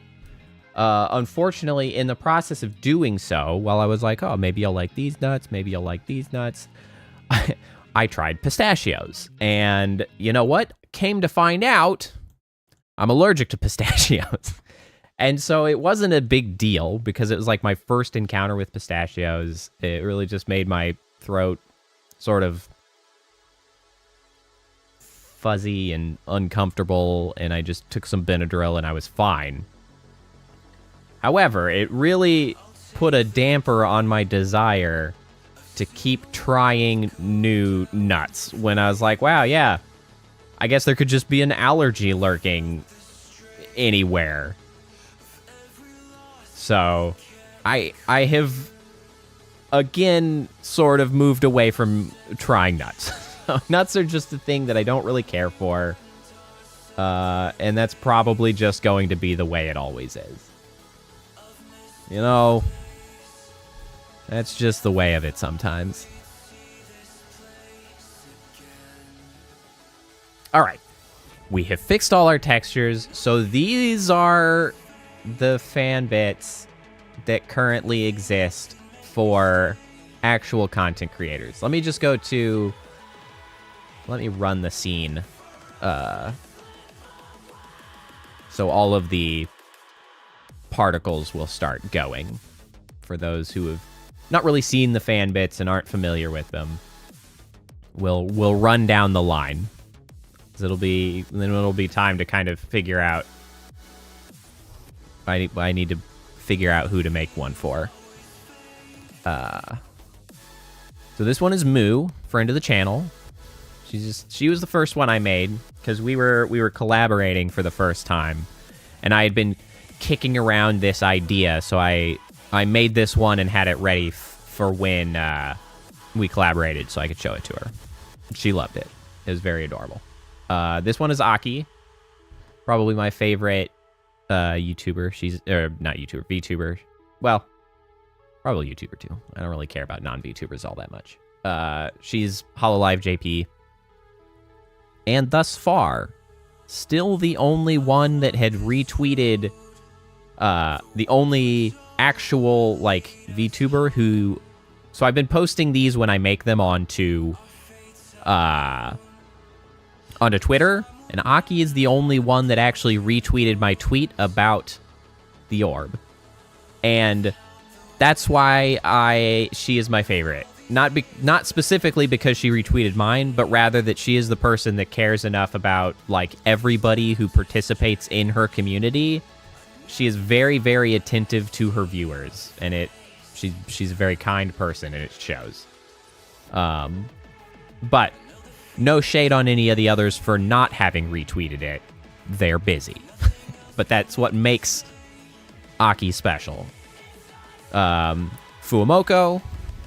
This one's Fauna, Crony, Iris, Mume, Bay. So then these 5 constitute Hollow Promise. So that's an entire generation of HoloLive that I've completed there.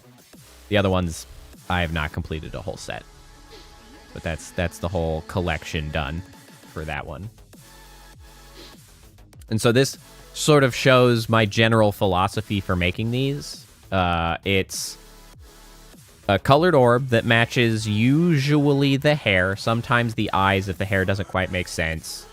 A couple of the primary features. So we've got, like, horns, wings, feathers, sword, ears, collar, chain, bow, and then one particle system. The halo is a particle system. The clock is a particle system. These are obviously a particle system. The dice are a particle system. And then this one is like the braid. These are flowers on her waist. And then this is the sort of skirt, robe, cloak thing. So that's the philosophy for the fan bits. Just kind of demonstrating that amongst the ones we've made currently. So, I think today we might sort of escape from the world of HoloLive, which is where we've been working up to now. And we might go into not quite indie territory, but rather sort of the Western corpo space. And we might do one of the VShojo girls. We might do a fan bit for Iron Mouse. Problem with Iron Mouse... I mean, there's not a problem with Iron Mouse. The problem with Iron Mouse's design, when trying to convert it to a fan bit, is that there are a million of them. Nobody has more designs than Iron Mouse, I think. She's extremely entertaining. She's very kind. She does a lot of good for charity and things. She's also won several awards recently, so, you know, deserving of attention and all that shit. But she has so many goddamn designs. And I'm trying to find a good place to get a good screenshot of a design. Let me see here.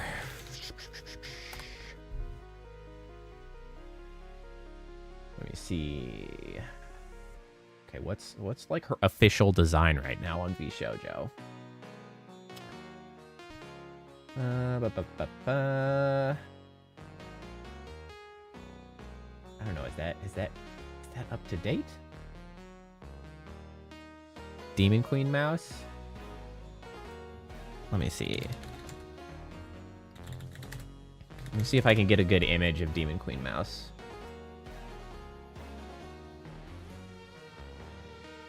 Let me see.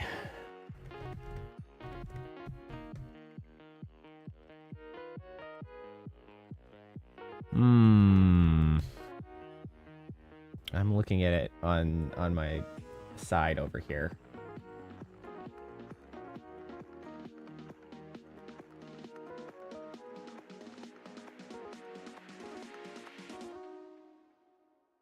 Let me see here.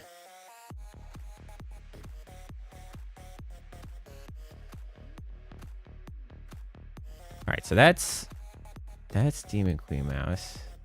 Although very helpful that we actually have a color guide here. That's something we don't normally get. Oh.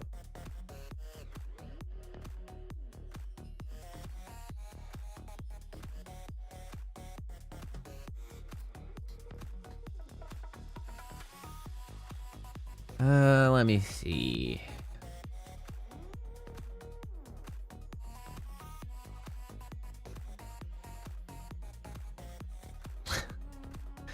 Thank you very much, Beethoven.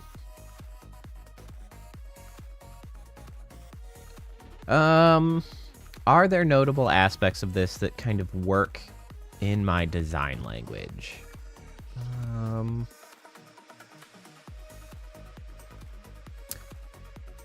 The thing about the Demon Queen mouse is that it sort of is primarily effective in the curves department, yeah?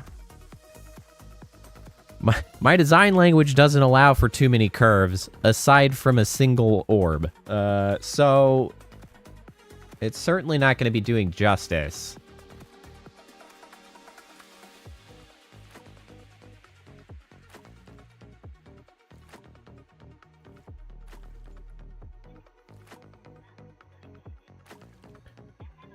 I'm trying to think if I have shapes that can sort of effectively like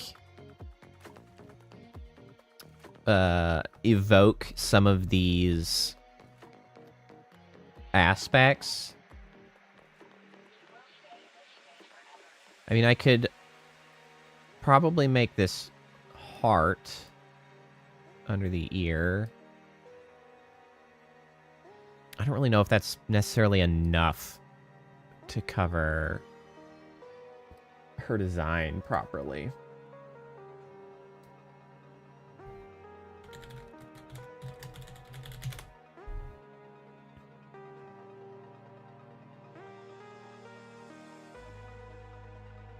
I mean, the one benefit of that one is that it does have relatively strong colors, and it also relies on black, which, of course, relying on black goes well with mine, because, you know, all of the orbs, their centers are black, so it helps fit to things. Let me look through some of these other ones and see if... Damn it, it's hard to find, like... Can I just... Is there not a web page that shows just like all of her designs? Oh wait, hold on. Gallery?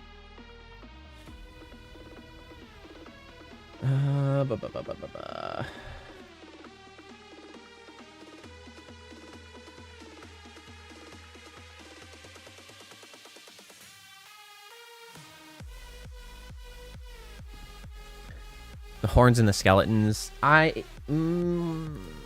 The skeletons are certainly kind of what I would be leaning towards using, for sure. Hold on, let me just pull that image back up. Because I feel like this shape, especially in the hands up here, is similar to using my chevrons. So I feel like that would fit pretty well.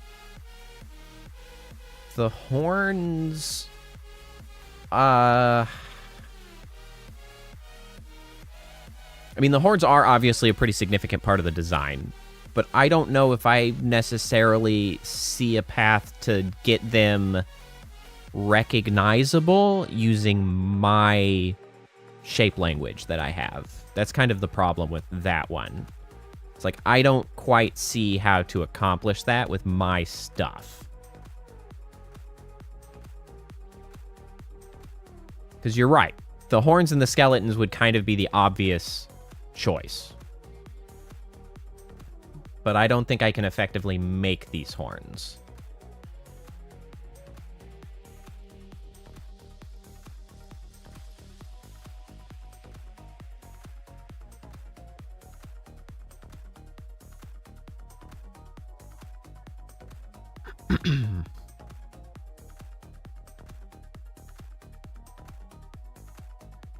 That's the only hang up on that. Oh wait, hold on. Here we go. Here's a list of Iron Mouse models. Damn, she's got a lot of models. What's the most recent model?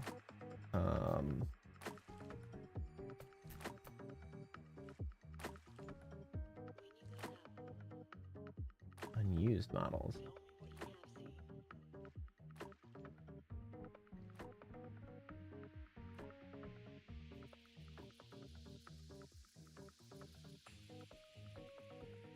That is true. Like, yes, Melody and Zentreya are both kind of like obvious solid picks to make a little thing out of. Let me see. I could pivot to maybe, let me see, Melody models. Oh no. That's not what I, okay. It's not, yes. There we go. That's what I need to do. Project Melody. Models. There we go.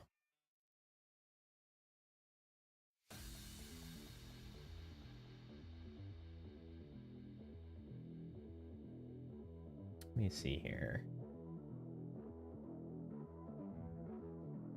Let me see here. Yes, Melody being the other AI would probably be the most fitting. Zen, while a toaster, I don't know if Zen's technically an AI at this point.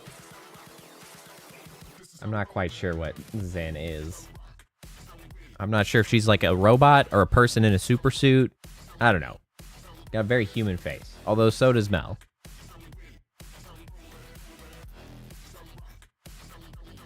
Oh, this is all I need images.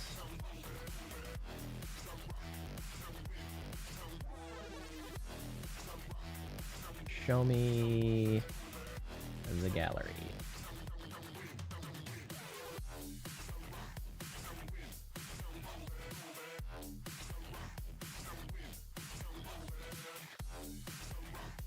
Official art.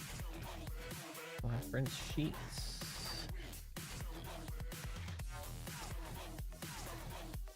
Melody has had far fewer overall models, which is helpful.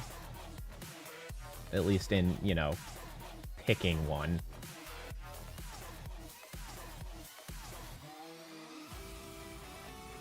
Is this up to date? I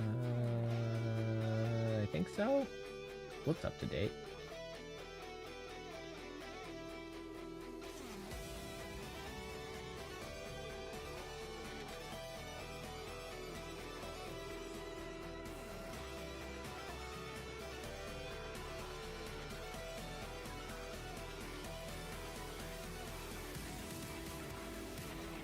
Let's see here.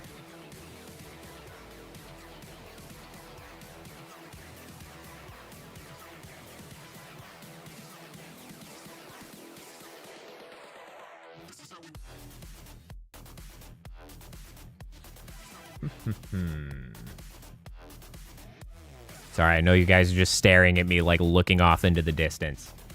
I have to be careful with Melody. I can't just put what I'm looking at over on the main screen.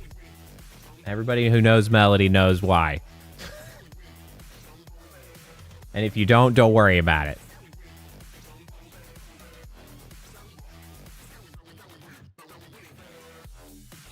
Yeah, I guess that's kind of the way it is right now. That's kind of her main go-to.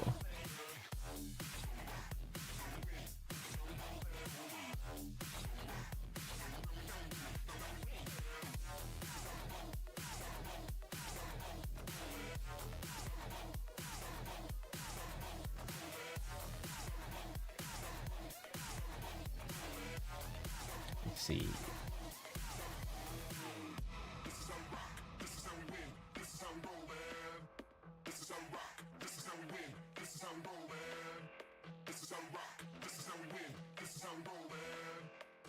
Let's see here.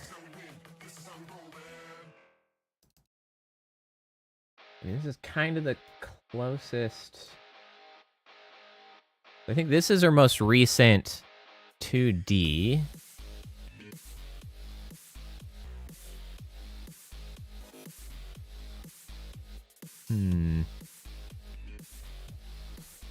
This guy over here is helping out. Like, I can practically just make this guy. Like, real close to just making that dude, but that's okay.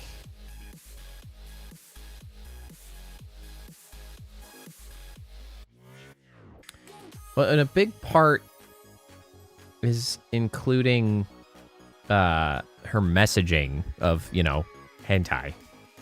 Or hint AI. I don't know if she pronounces that differently or not. Got like a... Because I just recently sort of figured out how to do like a glass-style display on Kappa's model. And so I'm kind of wondering if that would be an effective inclusion here. Because I could maybe like do little triangle guys. Little triangle guys. Throw up a little like ring with the messaging on it.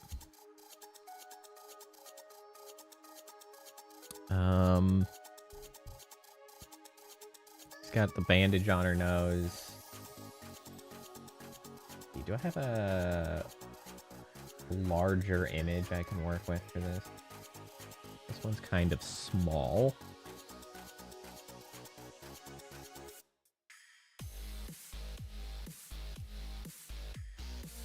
Oh yeah, that'd do it. That's freaking huge. All right, I'll take it.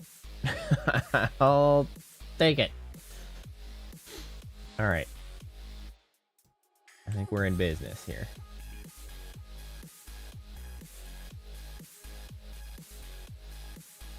All right. So we got the full body to work with, but also a far larger one that we can work with here. Mostly to grab colors out. Speaking of which, time to pull up GIMP.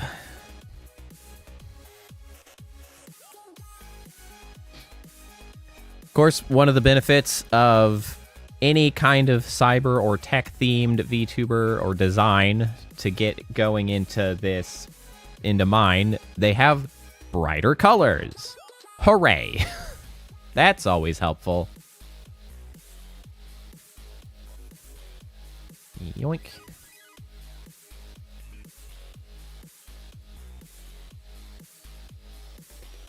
All right.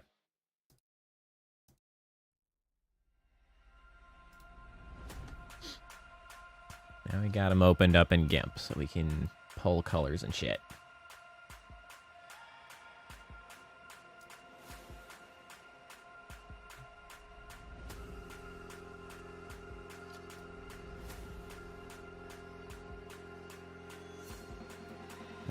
Okay.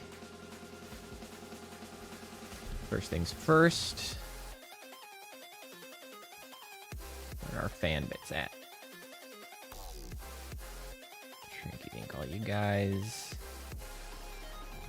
Duplicate Bay. This is mail.bit.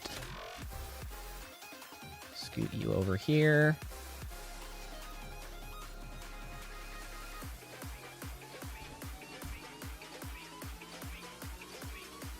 And then we need to duplicate, I guess that's fine.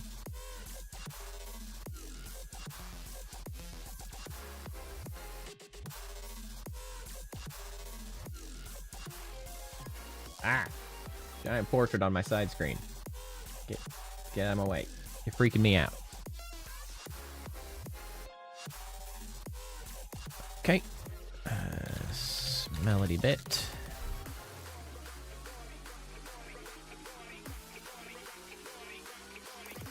Nice sphere. That's sphere C1. Yeah, okay.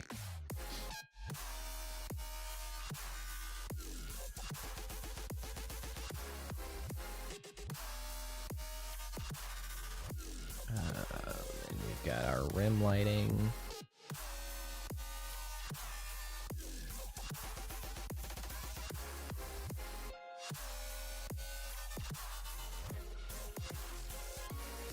Let's see here.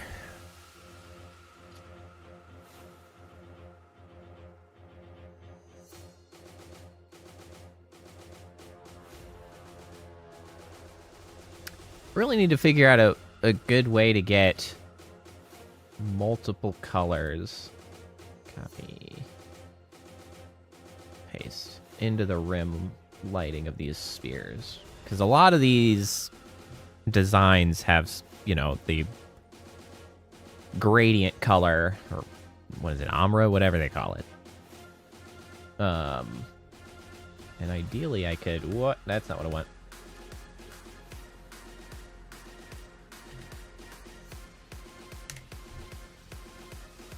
We have that one in reverse. And then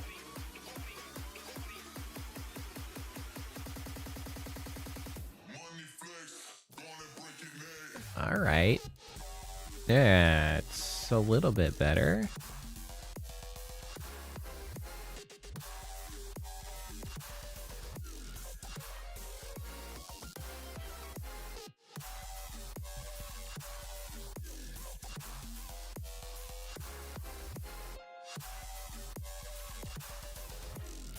Can we get this a little bit more in between?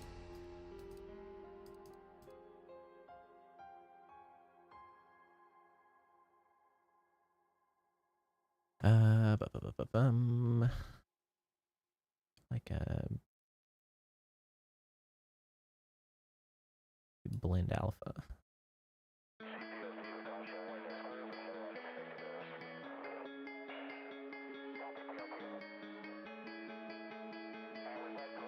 I don't know if that really feels like her hair or not.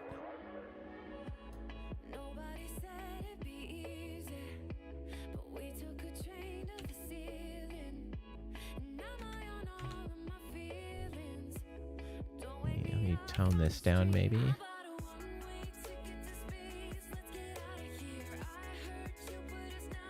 It's doing a little bit better. Obviously we don't need any of these ears. You gotta go.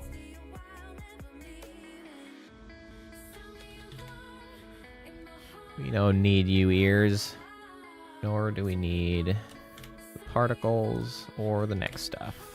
We're starting fresh. Also, this is too far to this side. You can't see it. My apologies. Could you not instantly get minimized, please? I'm trying to look at both of these. That's pretty good. I like the coloration. That's getting into the right ballpark for the hair. Okay. Now.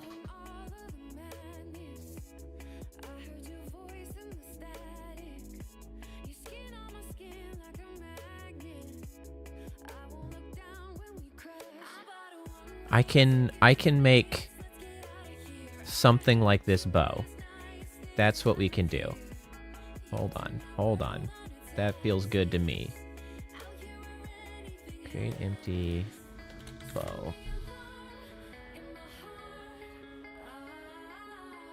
Let's get this up here.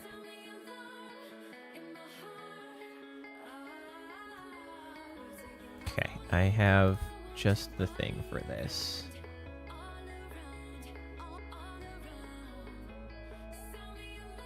You know, except it's huge, but we can fix that. It's huge. It's also transparent on the inside right now, but don't worry about that. Actually, that might be the easier way to do this, I realize. Okay, hold on. Hold on. Ideas.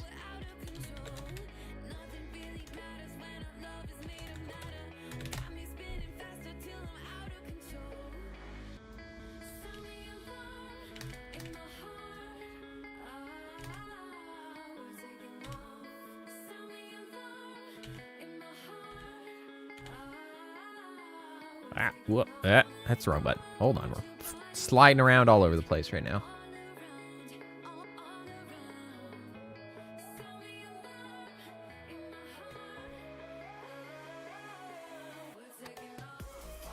Okay, so it has this position. It's kind of like that.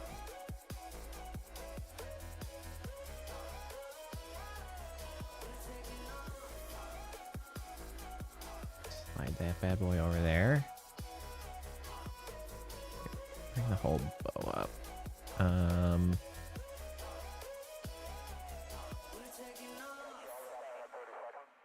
Hold on. No, that's not. Oh no, I minimized it. Come back to me. I need that.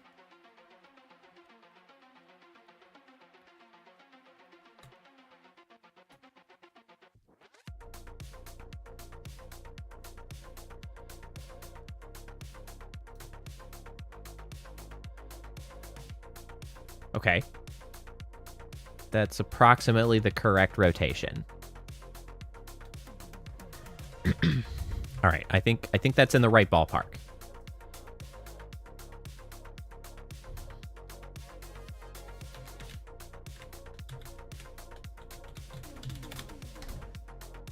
Now we're gonna need a material.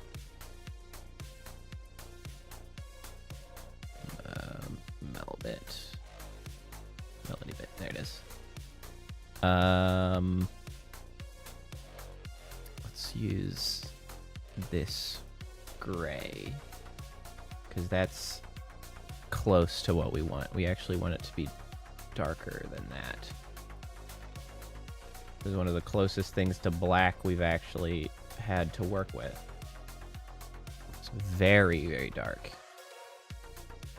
I mean, I could actually probably just straight up pull the black from this. Is that actually pure black? It's pure black. Oh, pure black, buddy. Nobody ever uses that color because you can't shade on that color. And it doesn't work in reality. Fortunately, we don't have to concern ourselves with reality. Call back.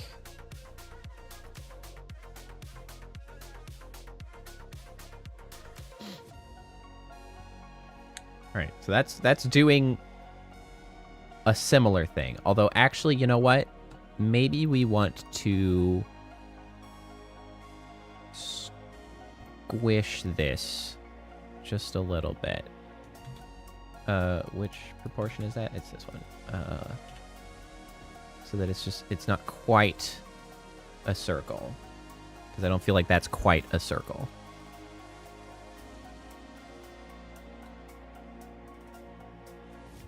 Okay.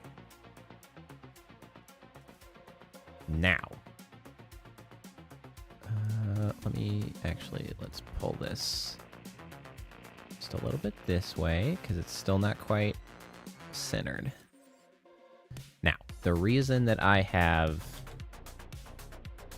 called it in such a fashion is because I want then a different inside. And we'll steal this one, maybe. We can rework this one. And now for this rendering, we call front. Aha, you see? Yeah, see? There might be an actual, like, proper, easier way to do that. But I'm an amateur. So we're just going to do it this way. Now, what we want this is going to be... Let me pull that further to that side. Okay, so let me grab... sort of, so it's kind of gonna go from this color to the teal color. Is that kind of what I'm seeing?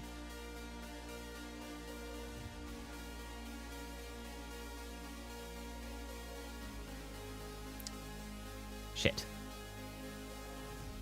I need that. Do I still have that texture here?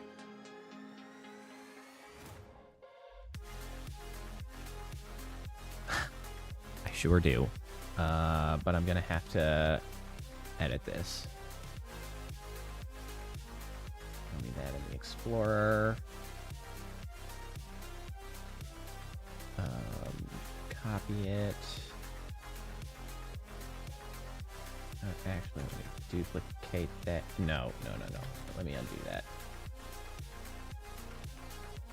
Let me copy.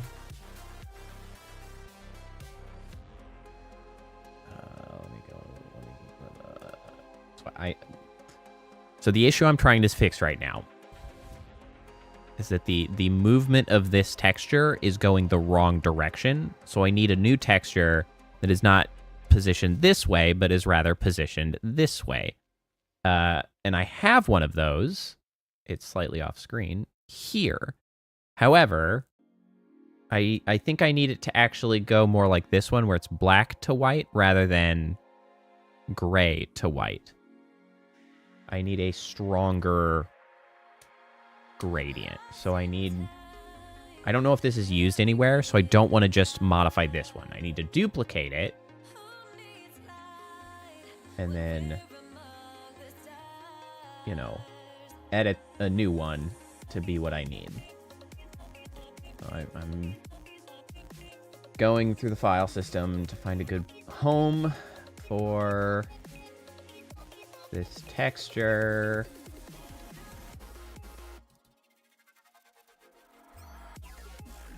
Paste this bad boy here.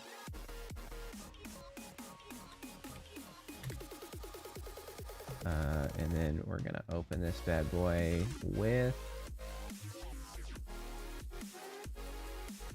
GIMP. Okay, here we... Hello? Could you get out of my way? Thank you.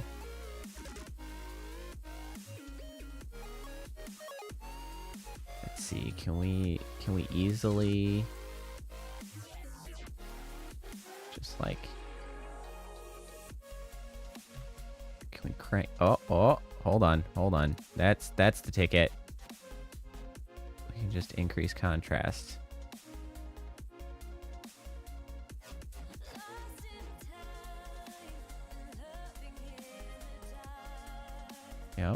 Yep. Perfect. Flawless. I love it. It was easy. So easy. I love when it's easy. That's the dream. I've been getting a lot better at manipulating color like that. Hello there, Kid Astro. Welcome. Yeah, we are making what I call a fan bit, which is sort of converting a minified version of a VTuber that I am a fan of into sort of my model theming. if that makes any sense. It makes more sense for people who've been around a while. I don't have a very good elevator pitch for new folks who show up when I'm working on this stuff. Oh, did you? Well, welcome back then. And I apologize if you had spoken at that point and I forgot your name. I'm shit at names. And unlike Twitch, YouTube doesn't tell me when it's people's first time chatting. Well, actually, I think there is a way to do it, but it doesn't tell me in the screen that I look at chats. So, regardless, welcome. Honestly, Phantom, yes. Most people are shit at names. And you know what? All right, time for a little bit of a ramble. I think societally, we all just need to be more comfortable with how bad we are at remembering names. Like, everybody that I know of is, like, bad at names, but also feels really, like, self-conscious about the fact that they're bad at names. Like, we all just need to be way more comfortable being like, I definitely forgot your name. And being like, yeah, me too. It's fine. We just do that shit. Like, yeah, right? Like, some things I remember very well. More so, like, what always comes to my mind is, like, I know so many of the Dungeons and Dragons rules. And I'm like, how can I remember all of these rules, and yet I can't remember someone's name who I have worked with for, like, years? And it's only gotten worse, right? So, I work remotely now, and so it's like, it's only gotten worse. Now that everybody always has a name tag, essentially, right? You're like, oh, you join a video meeting, there's their name. You chat them on Slack, there's their name. Like, man, as soon as I have to talk to them in person or something, I'm like, you usually have a name tag, and we've worked together for 2 years now, and I don't remember what the hell your name... No, not worse with age, Phantom. I've always been shit. Ha! There's the loophole. Am I older? Yes. Do I forget more stuff? Yes. Is it names? No, because I was never good at it. Honestly, yeah, like, freaking nicknames would work way better. All right, but I digress. I'm totally distracted now. All right, hold on. Let's get this thing into... Let's get this new texture in here into Unity. All right. I should rename this one before I go any further. Pulse... gradient. We'll call it gradient. Okay. Now for this guy, we want this guy.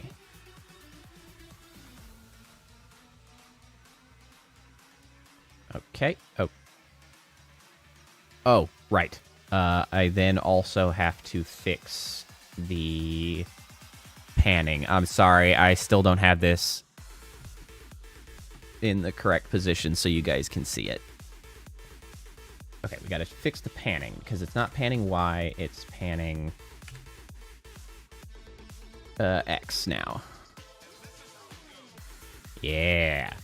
Yeah. I feel like that could be a little bit smoother, but honestly, I'm not going to worry about it too much.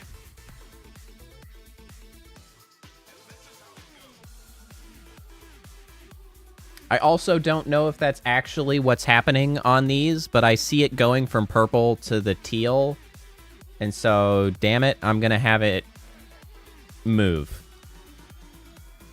That might be too fast. Looking at it. We can slow that down. Yeah, I think that transition could be a little bit more... Wait, can I... Hold on. I might be able to just force it to be... What if I tile it?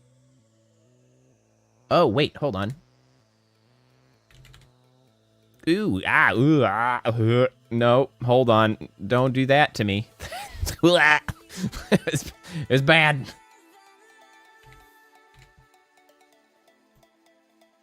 Don't put that nonsense cut shit in there. That's terrible.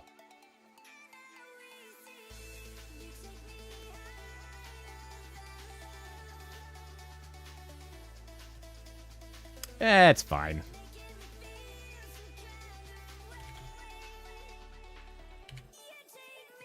So a different shader might improve things. However, I have to be... One, I don't have like a tremendous wealth of shaders, for one. Two, I do not currently have the skills to make shaders myself to sort of solve specific problems. But three, I also have to just be careful with the shaders that I'm using.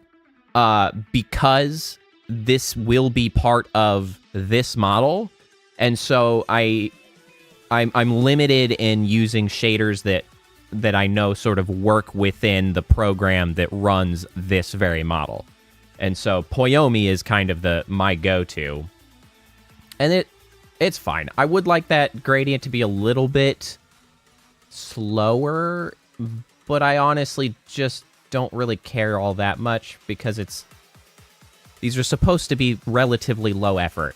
I'm not supposed to spend hours every time I try to make these, so you know, we're just being casual. Like we're casually making little fan projects. No big deal. Okay, so now we're going to duplicate this bad boy. You know what? I should... Hold on, I'll get to that in a second.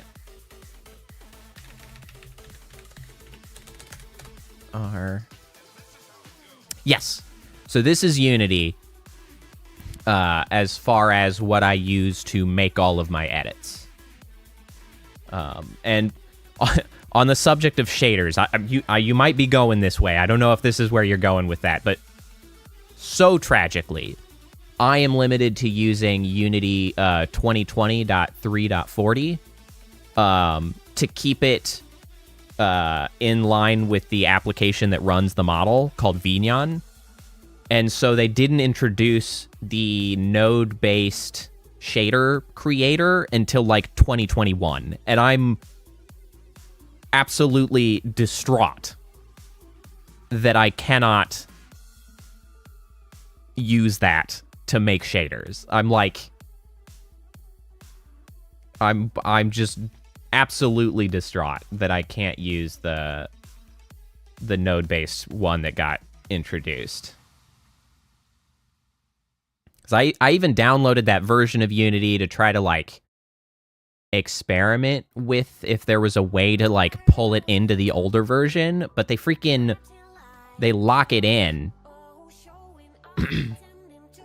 Well, I'm sure that, like, anybody that can, like, readily make shaders probably doesn't love that method of making shaders, but I don't readily make shaders, and I'm far more familiar with working in a node-based system, because Vignon also uses nodes to make shit happen, so I'm accustomed to working with that, but alas, you know, we can't always get what we want. Okay. Here's the thing. Making my own shaders is something that, like, would be nice. But honestly, it's just one of those extra things, right? Added on to the incredible list of things that would be like, boy, if I had, you know, infinite time or energy or whatever, I would love to be able to do that, because I think I could do a lot of cool stuff. But, like, it's kind of complicated, and it's a new thing, but, you know, and that goes on the pile with video editing and, you know, working in Unity generally and trying to advertise for yourself better. And, like, content creation's complicated and large, and there's just a shit ton of tasks to do. And when you're not big enough to, like, hire people to do all the stuff for you, it pretty much just all falls to you. And it's just this huge fiasco to do anything that you might want. And so, you know, yeah, exactly. It takes time. Like, it takes time. And we all have limited time to get our shit done, you know? Working a full-time job on top of streaming is really, you know, puts a damper on a lot of stuff like that. That's left. Okay, so then we give this one a parent. Parent. This will be bow, right?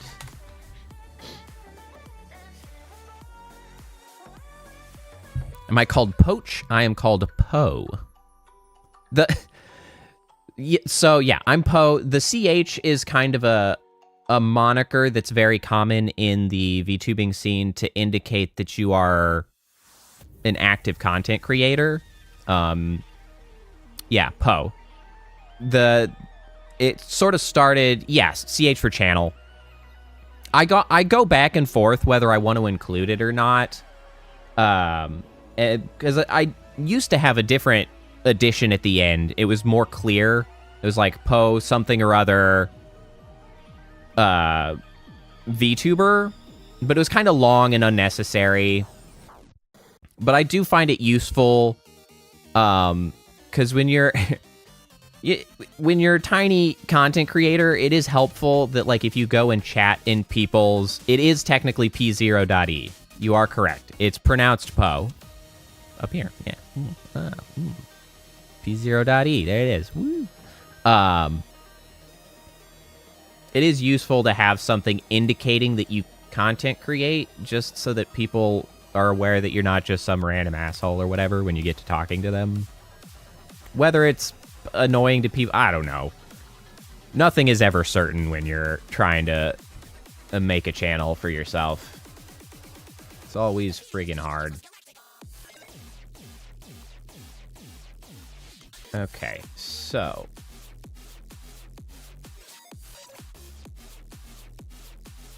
can we move that side? All right, so then to rotate this, this is always the thing. To mirror it, I convert 2 rotations. Is that correct? Yes. Yes. Okay, so then we can pull the bow in.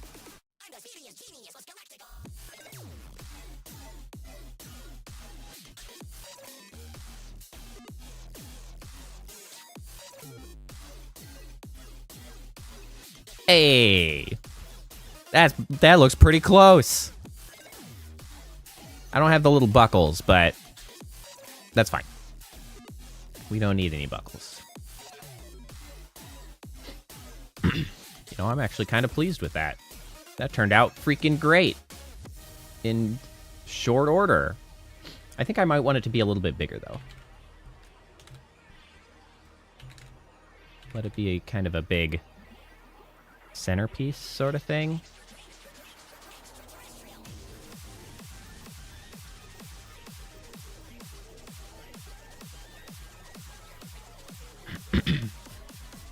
Oh yeah, these are the other ones that I have already created from before. All various HoloLive folks. We're moving into the VShoujo territory now with Mel. All right, that's pretty good. Pretty good. So we got a bow. So we need one other sort of key element to match with how I usually do these. Okay, we need a key element on top of that one, and then we'll need a particle system, because that's usually how I do these. 2 notable aspects and 1 particle system.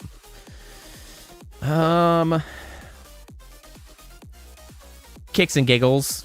I include them in the model. They're just sort of a fun...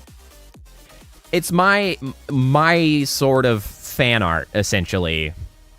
I'm not much of a traditional artist as far as, like, drawing or painting or even modeling 3D models, and so my form of fan art production is this sort of thing.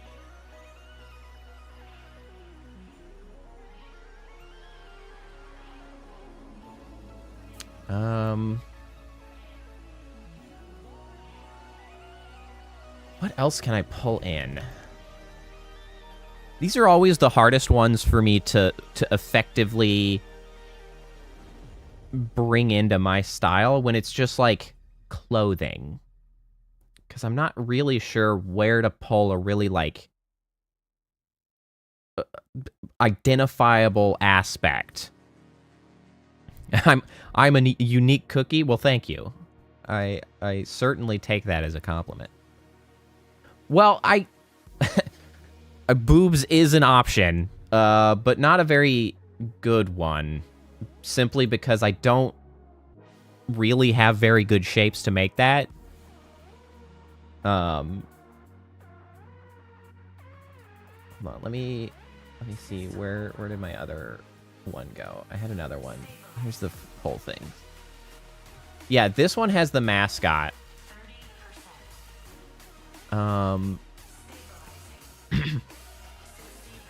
Thing is, I don't necessarily want to make it look too much like the mascot because I want it to be clear that it's supposed to be a representation of her and not just her mascot. Let me see. We've got some tracing down here.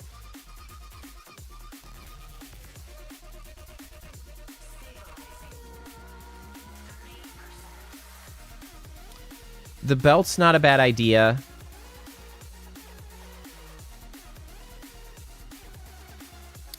Shoe flare's not a bad idea either.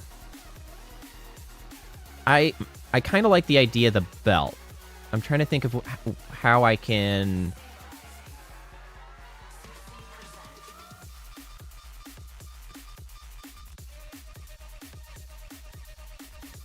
I might have to make some textures for that one. I do like the idea of the belt.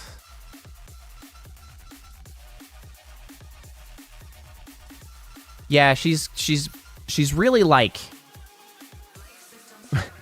well, especially the way she's gonna end up with... she's ending up with a lot of loops. Like, which looking at a lot of her designs, she's got belts here, you know, belts here, belts here, belts. She's very belty. Like, belts. I guess it's not totally wrong to take that as a significant aspect of the design language. Like, it's belts. It's all belts. From the top to the bottom, it's belts. Belts as far as the eye can see. So, you know, we can work with that. Let's do some belts.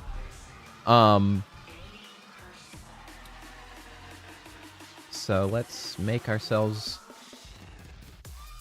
the belt.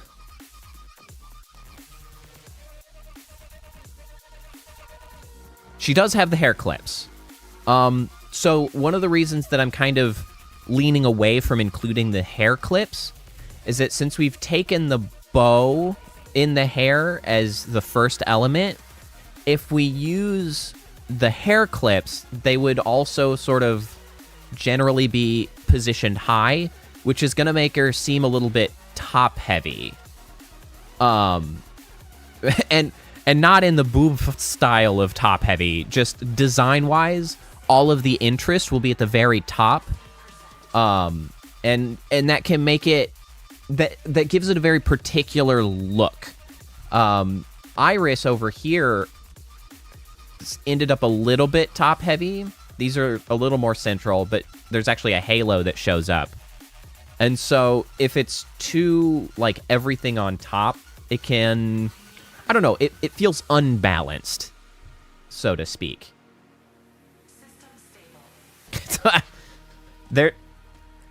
There's a lot of things we could do for Mel that's not stream safe. We're gonna keep it stream safe. There's plenty where we could end up not stream safe. We're not gonna do that though. We're gonna keep it appropriate.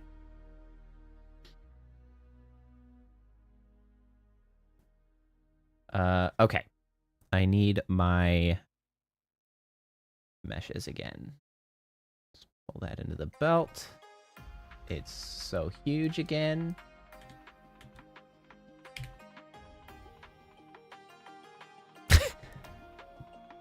You didn't hear no doggo. That's fine. I guess I should add an educational what the purpose of the doggo command is for people unfamiliar. That's okay.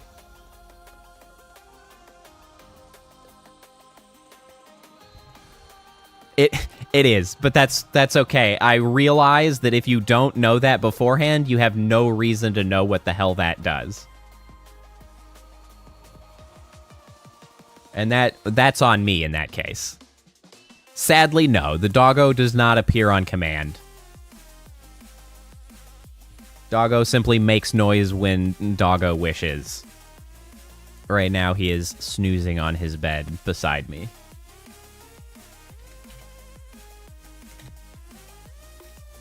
Welcome back, Priestess. We are mid fanbit creation now. We're working with Melody from vShojo. I think it's going quite well. We first grabbed up her bow, which I think is quite nice.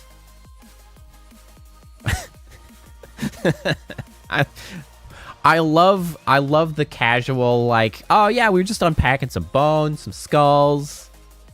No big deal. And like I know largely why you have skulls and bones.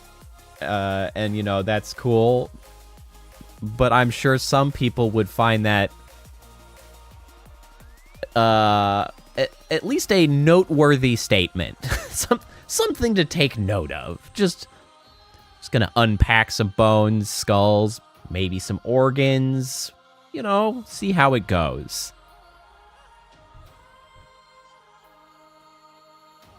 No big deal.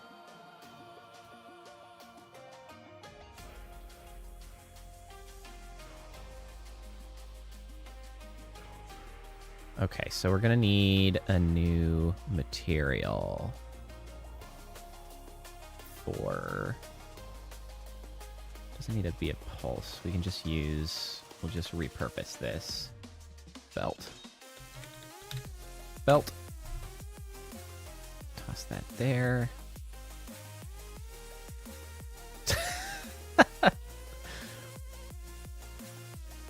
You know what? I'm just gonna leave.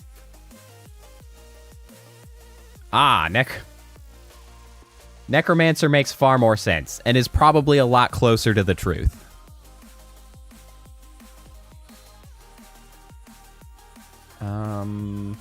Yeah, well, yes. Belt. Let's rename that belt. Front. Hey, Whitney. Don't worry about it. Chaos has ensued only slightly. It's fine. Everything's fine.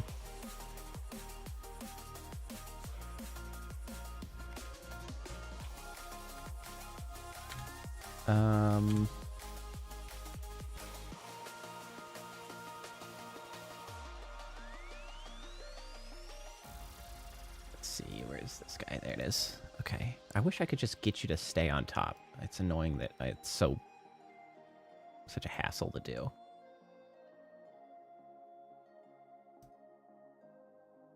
Give that a cant.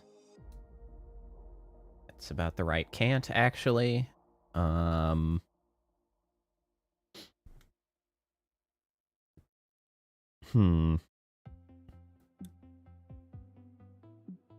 There are tools. I just wish they were built into Windows so that I don't have to go, like, fishing for them.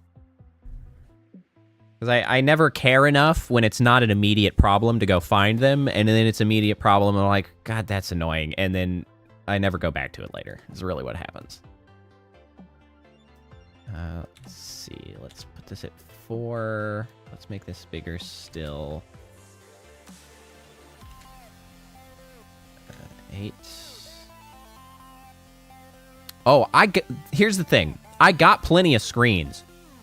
The issue is I try to include them in the one screen that I have shared. That's the difficulty.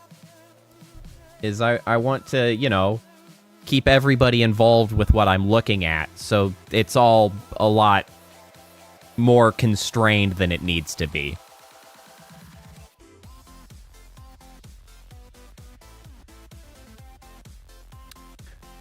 Okay.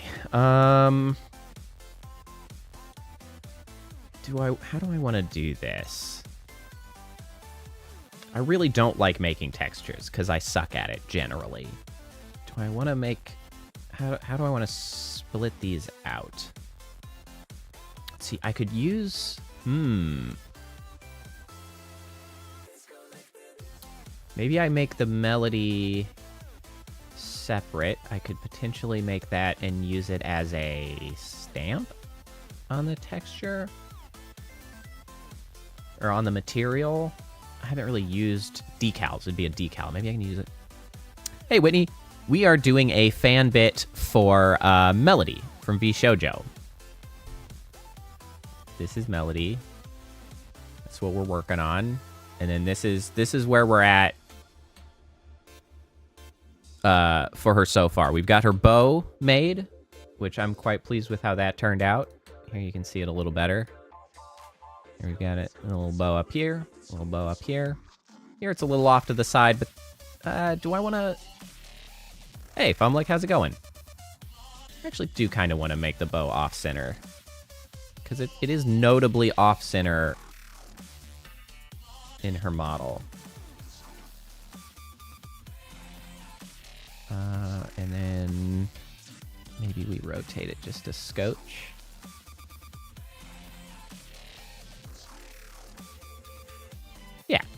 Yeah, we'll do that.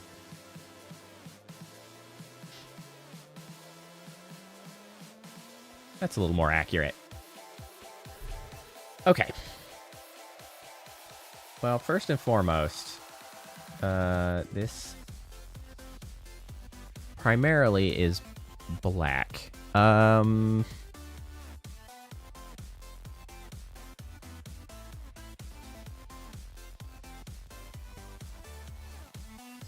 So it's actually going to be faster if we turn this into the belt front. Belt front. Screw you. You're not helpful. This one. And then this one we can cull off.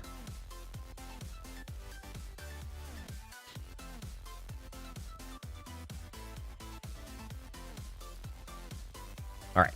Now, the question becomes, how do we get the melody text on here? I freaking love that. Wow. Oh, you know what? I don't have the overlay on here. Hold on. Browser source. Is it browser source? What the hell kind of source is that, actually? Hold on.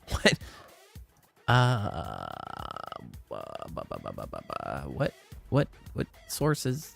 All right, hold on. We're migrating to the live scene for a second because I need to check what kind of source the overlay is. It is a browser source. Why didn't I see it? MIU overlay. All right, we're go back.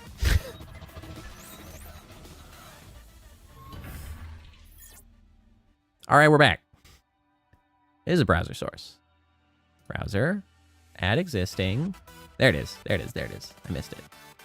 Bam. All right. Now we should actually have the sound alerts appearing on screen. Where did you go, Mix It Up Bot? Go wait. Let me just test that with a sound alert. My favorite with the chant. Yes. There it is. We good.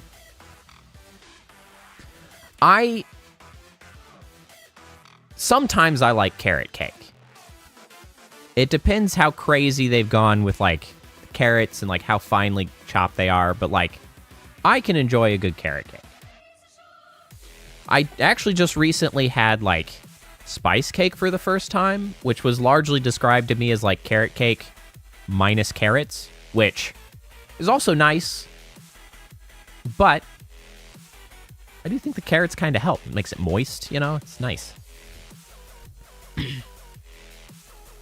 Carrot cake is something that I rarely have, though, because my wife is the baker, and I don't really like asking her to make stuff that she's not going to eat herself, and she doesn't like carrot cake. Also why I don't get cheesecake all that often, because she doesn't like cheesecake, but I don't want to make her make cheesecake. God, cheesecake is so much effort. I want to make her make a cheesecake when she's not going to enjoy it. Occasionally I get it for my birthday, though, because, I mean, you know, why not? It's my birthday. All right. I think it might be more useful if I just make this belt base. I mean, I could buy a cheesecake. I do occasionally. When I was in Australia, I bought an entire Japanese cheesecake, which is like a little fluffier than like New York style cheesecake, and I ate the whole thing. So, you know, bam. Like, that's what I did. Sometimes I get cheesecakes. Don't you worry. Yeah, it's like the fluffy, sort of like lighter, much less like aggressively sweet style of cheesecake. It's the first time I'd had a Japanese cheesecake, and it was very good. It's very good. I mean, I like cheesecake, so. I don't know if I'd say it was better than a New York style cheesecake, though. I like the sort of like thick, aggressive, just like so much flavor of a New York cheesecake. So, but it was a nice experience to have the Japanese cheesecake, for sure. Belt accent.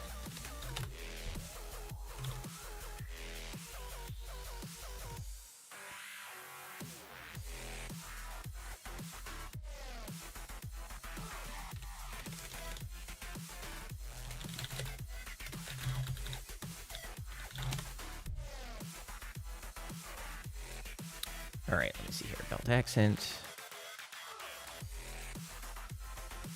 Oh, hold on, I gotta fix this. Rendering off.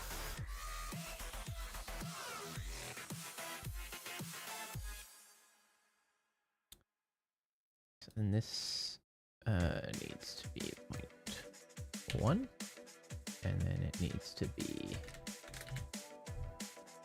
ever so slightly larger.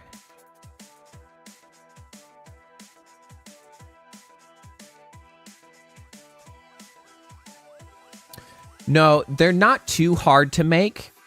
The big thing with cheesecake is that, like, there's a lot of steps that could go wrong. It takes a long time. That's a big part of it. It takes a long time. And you need a springform pan. Like, if you don't have a springform pan, I don't know if there's really a viable way to, like, get around that. And, like, it's not like springform pans are, like, crazy expensive or anything, but, like, if you don't have one, it's definitely a stumbling block to, like, just whipping up a cheesecake, because you're like, I don't even have a freaking springform pan. You got to do the water bath. You got to make sure it doesn't leak into the cake. It's like, man. Exactly. Yeah, like, it's delicate, it's time-consuming, it needs the specific stuff, but when you have all of the steps in place, it's like, it's time-consuming in the sense that it spends a lot of time, but, like, you don't necessarily have to be too active in the process for a tremendously long time. It's like, you do stuff, and then you just sit it to do its thing for, like, an extended period of time.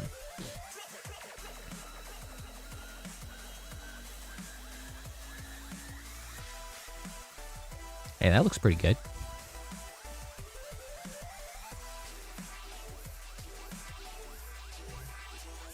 All right, I'm actually kind of thrilled with how that's coming together.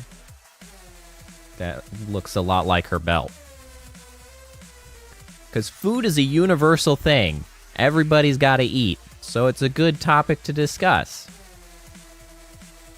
Zucchini bread is a surprisingly nice, like, bread product. I don't know what else to call it.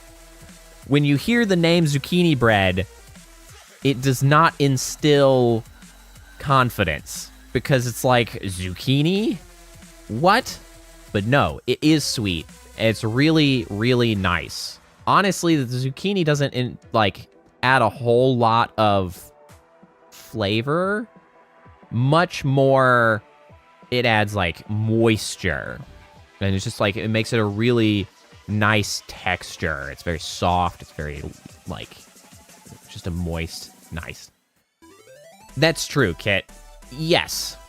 I do not have a Discord, largely because, as we were discussing previously, with the whole content creation taking lots of time and having lots of aspects, I simply don't have the time or energy to, moderate a Discord. So it's just, I can't be bothered, is what it comes down to. I am consistent in my streaming, and that is my great accomplishment. Everybody's good at something in their streaming. Mine is that I am consistent. 3 times a week, baby. Very consistently. That's my jam. And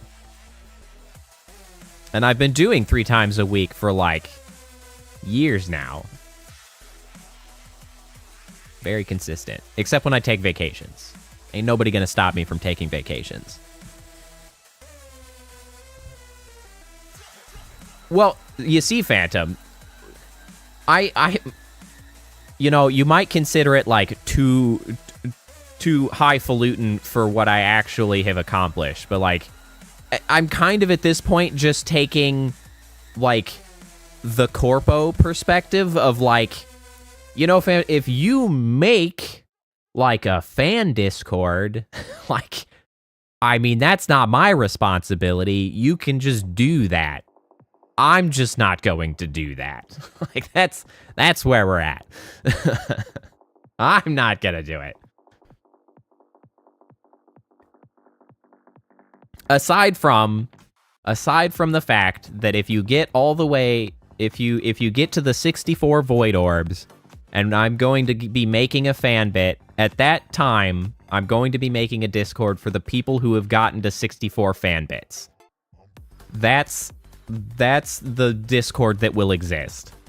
And that's essentially the degree of moderation. Because if you have managed to make it through chat for 64 times in chat and not been banned for being an asshat, then you're probably cool to join the Discord and not cause problems. That's the vetting process. You have to get 64 void orbs in chat, and then you get to join the Discord, which I will still not be very active in, and I am primarily only using as a means to, give people a place to give me the references so that I can make a fan bit for them. That's the thing.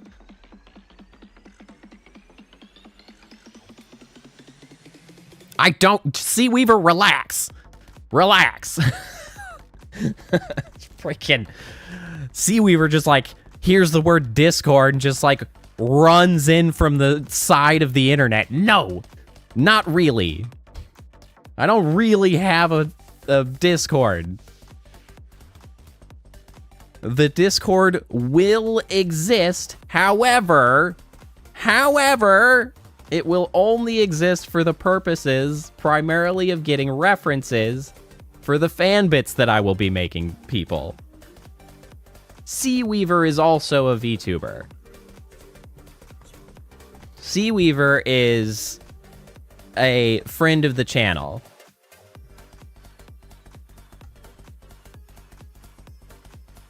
You see, Kit, and that the number of people who also have, the goofy names, is also why I have the channel marker at the end of my name, because if I don't, it can be hard to tell if I, actually stream or not.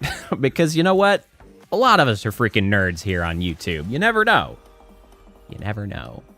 It's true. Seaweaver does make death aquariums.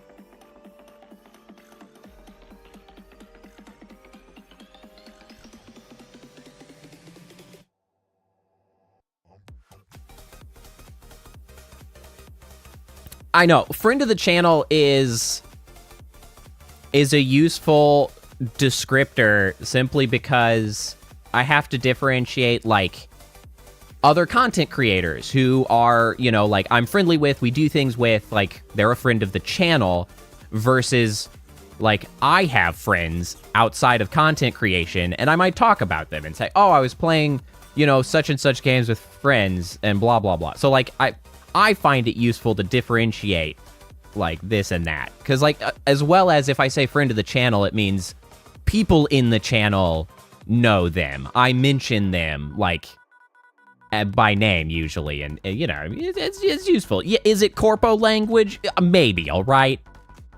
All right, I'm in... Sure, corpo. I've been in freaking corpo for many years, not for content creation. I'm a respectable freaking adult in business world, all right? I do business things. I am not a lawyer, IRL. I am a software quality engineer and a product owner, all right? And the product owner bit, now that's where you gotta get the corpo language rolling, man. You gotta schmooze with your freaking clients to get them to feel like they're in control while you are steering them to do things that you need them to do.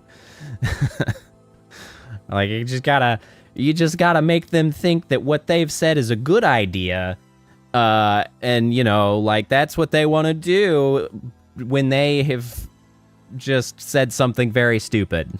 Anyway.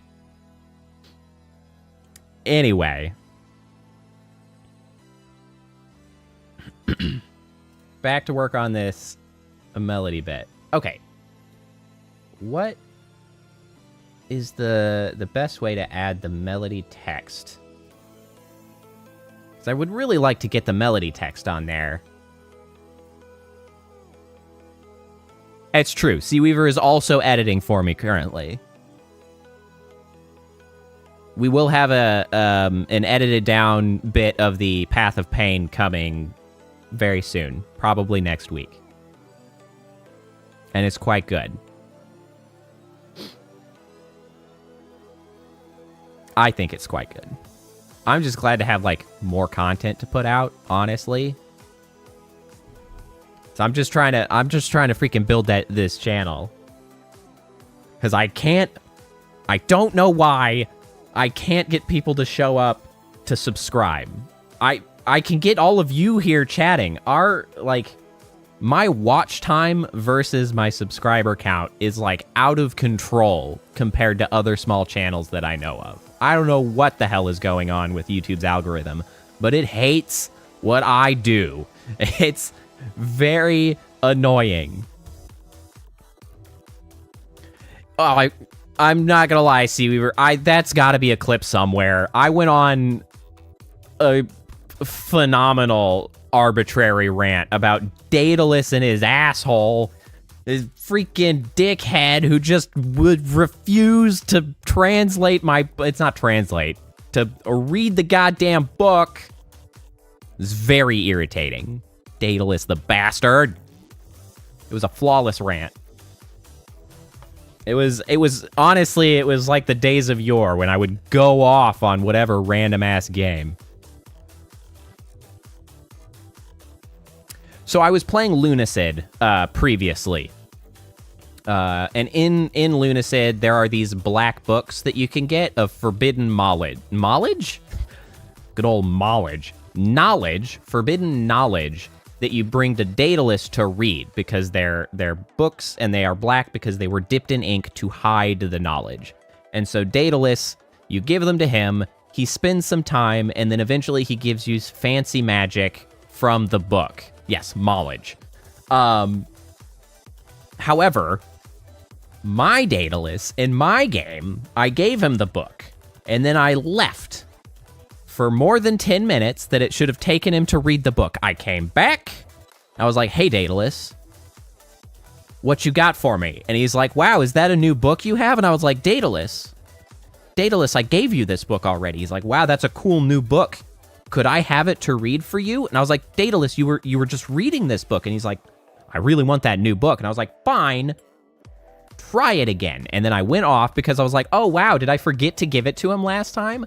How silly of me. And so then I goofed around for 10 more minutes. And then I came back to Daedalus. I was like, hey, Daedalus, that book, did you read it for me? And he's like, wow, is that a new book you have? And I was like, Daedalus, I gave you this book. And he's like, no, you didn't. That's a new book. I could read it for you. And I was like, I'm Daedalus, I'm going to slap you. And then I went off on a tangent, and I was very mad at Daedalus. He was a bastard. I never did get that spell. I hate him. So that was the Daedalus thing. It was very funny. I was very annoyed, but also, in retrospect, it was very funny. I believe I yelled at Daedalus that he was probably hiding the black books in his asshole and just, like, hiding them and stealing them from me and then just not reading them. I believe that may have been something I claimed that he was doing. You'll have to go back in the VOD to find out. Or wait for Seaweaver to get to pulling that into a clip. Freaking Daedalus. I swear.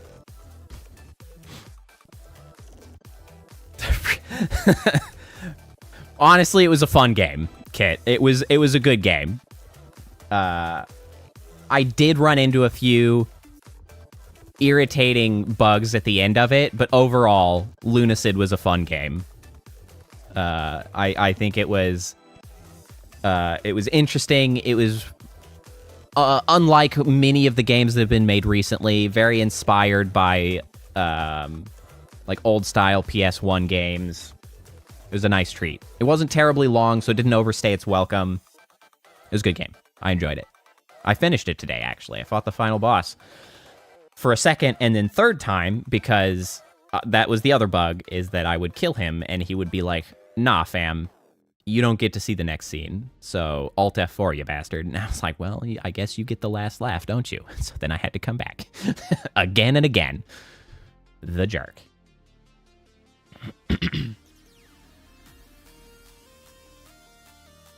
Okay, now.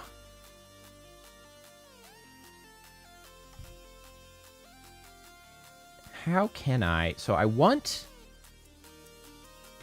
essentially want another belt text, to be even overlaid the top, but then I will need a new material. And let's see here. Belt accent, which is on here? Color gray one. Okay. Let me see here. If I make this belt accent.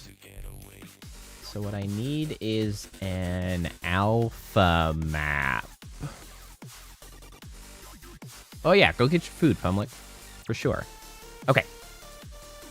So if I want... The thing I am trying to do is to get this melody piece here overlaid on top of that line that we've got going around it. And in order to do so, I think I just need this material, and I think I need to give it an alpha map so that the rest of it will be... Let's see. The rest of it will simply be transparent on top. Let me look through some of the textures. Do I have anything that's going to fit the bill? Because I would rather just not have to make a new texture if possible.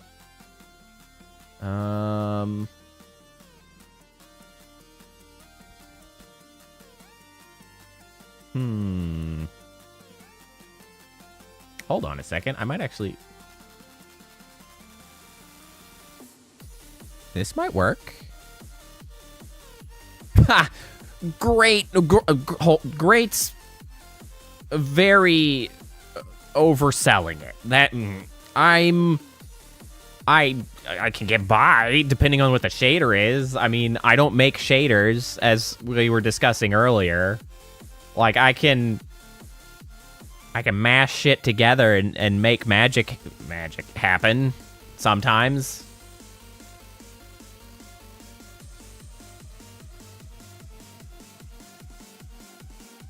We have to get away. Ooh, hold on. So if I do cut out. Hold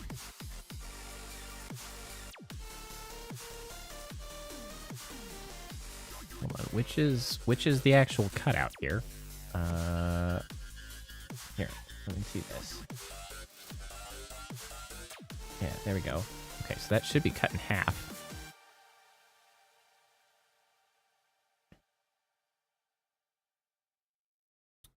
Now,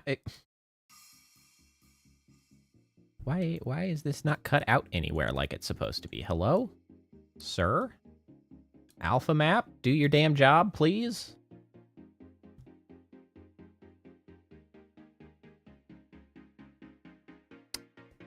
It helps when I assign the material to the object. Let's just... That helps. It's an important part of the process. Actually assigning it to the material. All right, great. We're looking very, very knowledgeable and very effective. Look how good at materials I am, Seaweaver. I'm killing it. Oh, boy. Okay, so let's try this one again. Because I want just like a narrow line.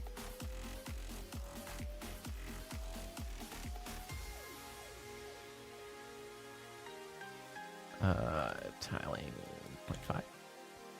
Offset 0.5. Why? Why are you doing this gray shit? What if I cut out? Cut out? There we go. Now we're talking. Alright, so if we 0.2, 1.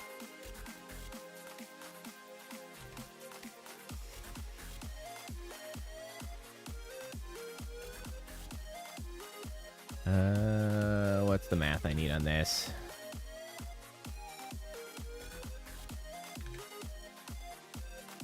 Where the hell did you go?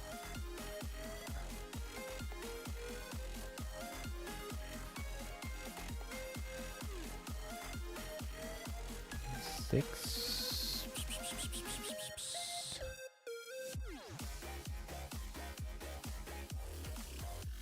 Where is it?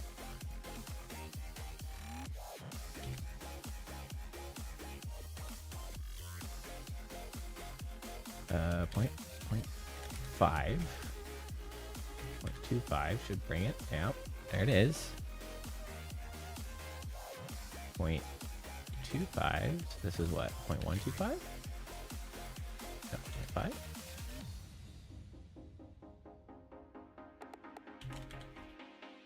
What's the offset I need for this now? 0.75? Where have you gone? Where the heck?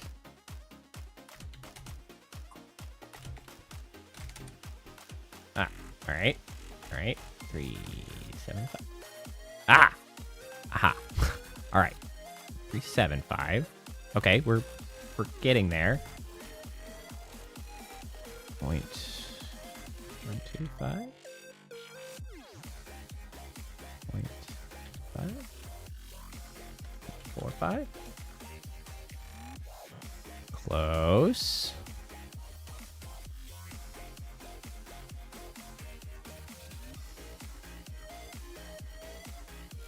Notably, that does look wide enough.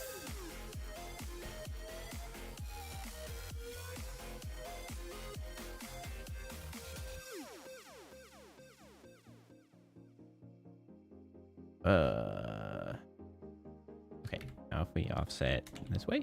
Hey. Why are you cutting through like that though?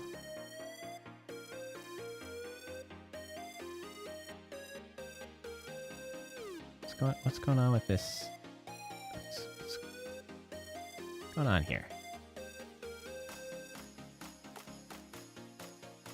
Moats? Oh, there they are. They're here.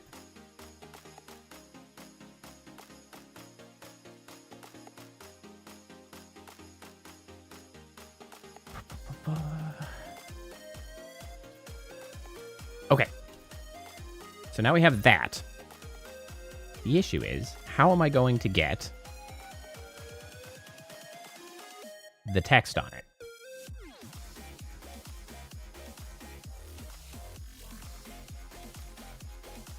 I want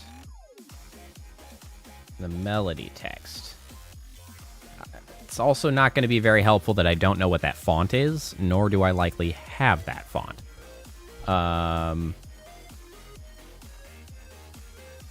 Void voice? That's the voice mod. Makes me sound very sinister and moderately difficult to understand.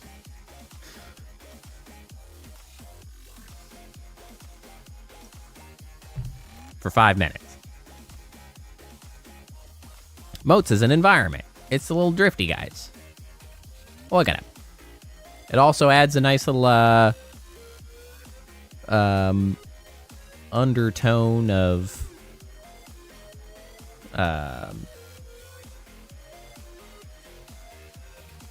sort of ambient sound, which actually I'm not sure if you can hear. Hold on, let me pause my music. I can hear it. You cannot. What audio channel is that going through? Hold on, let me... Where the hell is that going right now? I think I know what I need to do. Let me just migrate those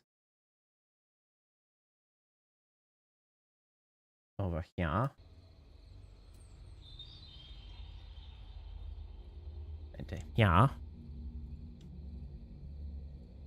Nope, that's not where I meant to put those. Although you probably can hear it now.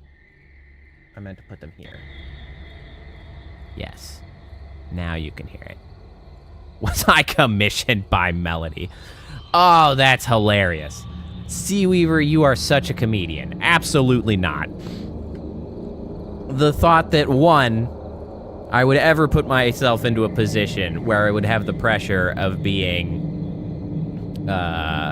commissioned by some giant corpo. Not giant corpo. By vshoujo is comical. But also, to think that anyone ever has noticed that I exist in the greater VTubing world is also hilarious. No. I am doing a fan bit. It is purely fan art.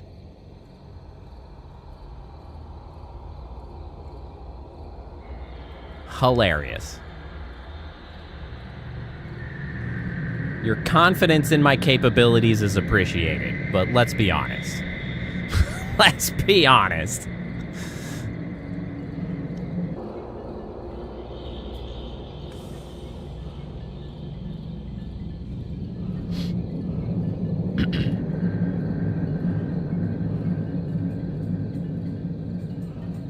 Yes, that is absolutely what I'm saying, Seaweaver.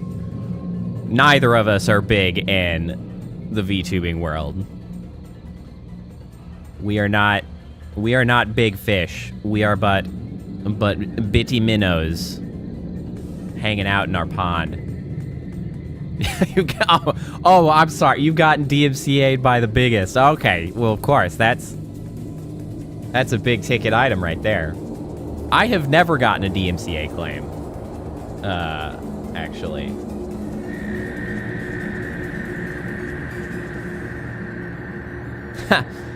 Oh, you've got the Genshin Impact sponsorship.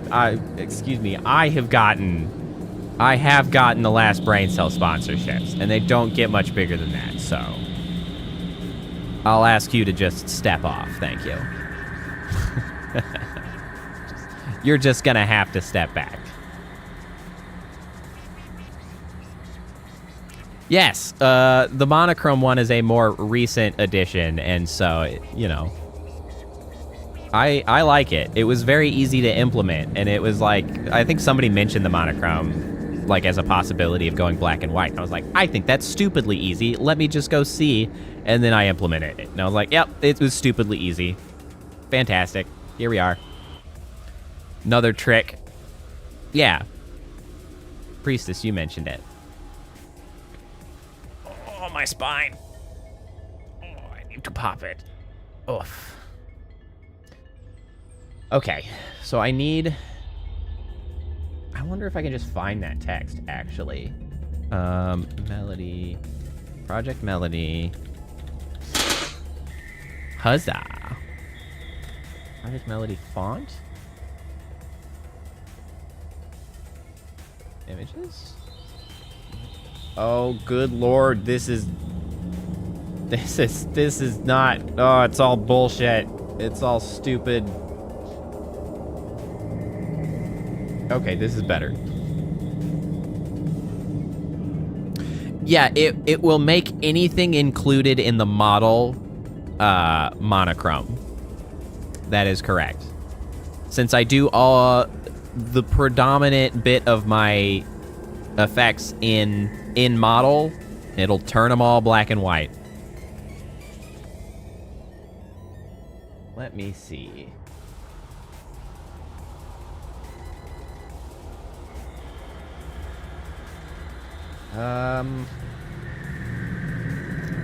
It doesn't help that it looks like she's somewhat recently changed what her font is for Melody, which means a lot of these are the old ones that I am seeing.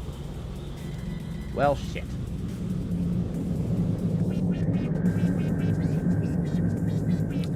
I mean, I could,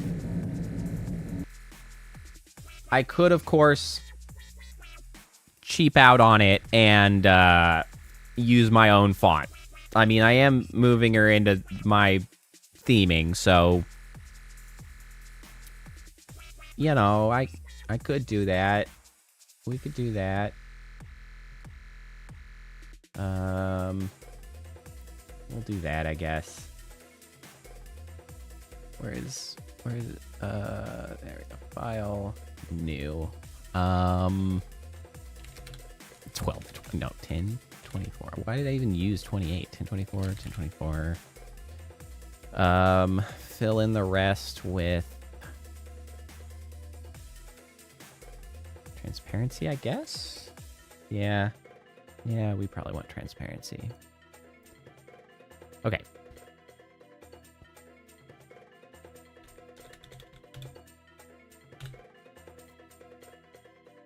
It is, however, in white.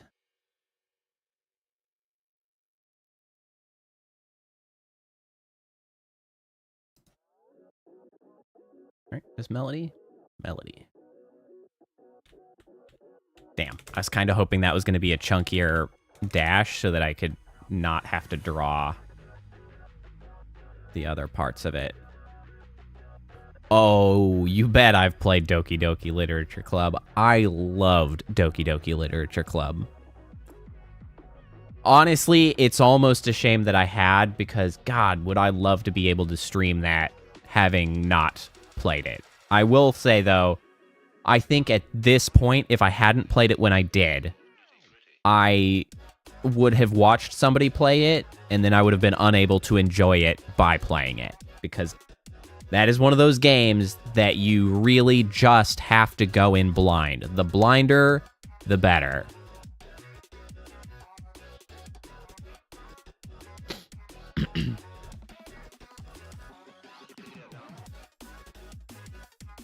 Which girl specifically does it remind you of? Is it Doki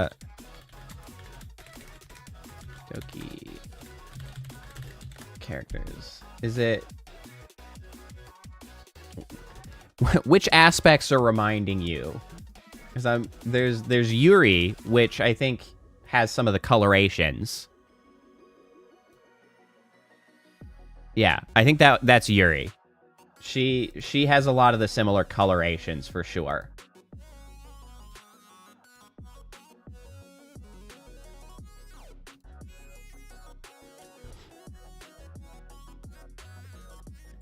All right, let's see here.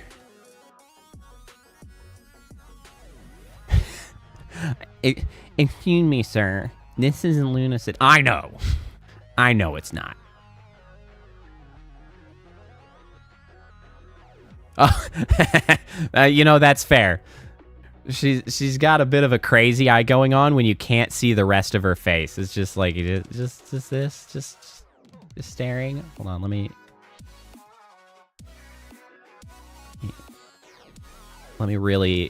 me get it in there good. There you go. That's just for you. You can enjoy that. All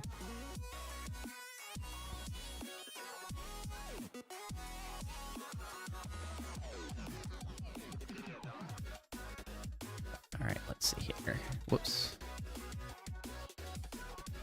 Where the hell are my layers? There they are. Come here.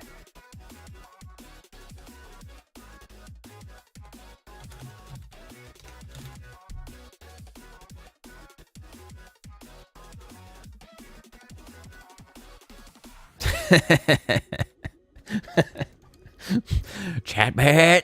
It's true. Chatbit stole your tutorial coins.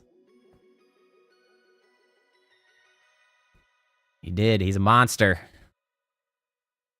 It doesn't matter for Chatbit. Chatbit does whatever he wants. Whatever they want. Whatever it wants.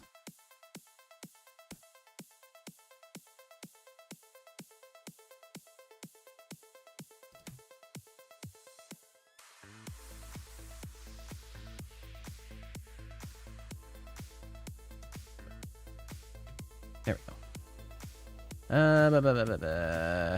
They're not very big, are they? There were, for one brief moment, tutorial coins. Because I recorded the tutorial earlier, and so in the process of doing the tutorial for Mix It Up Bot, obviously I had to make a channel a channel points for the tutorial, and they were tutorial coins. And they lived for but a brief, half hour before I killed them. Because we deal in freaking quantum packets here. Quantum packets and void orbs. Those are the currency of choice.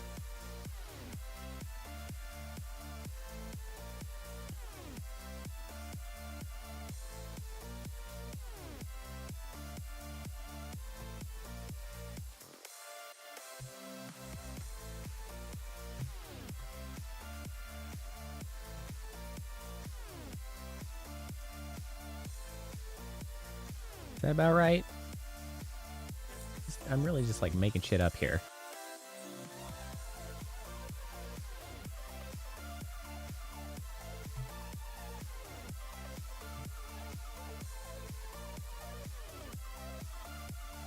I mean, yeah, it's pretty much close enough, honestly.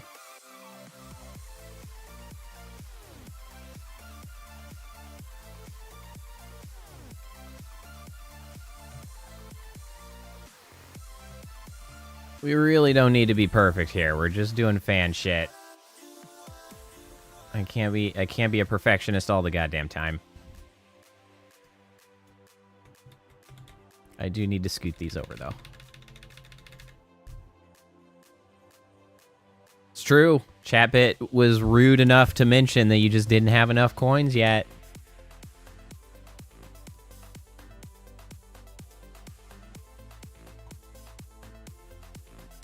Okay, hold on. This guy is... I have to at least center this better.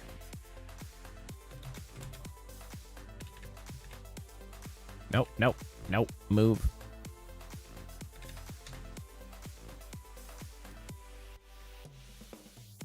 There you go.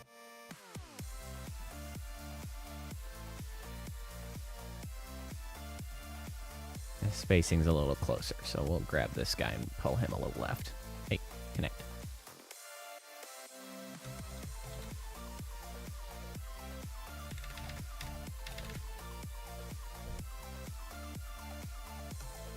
Ah! Cut that out. There we go.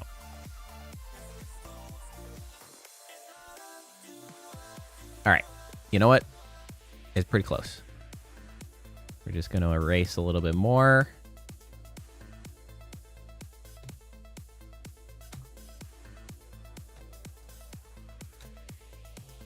And now we just have to get these the right color.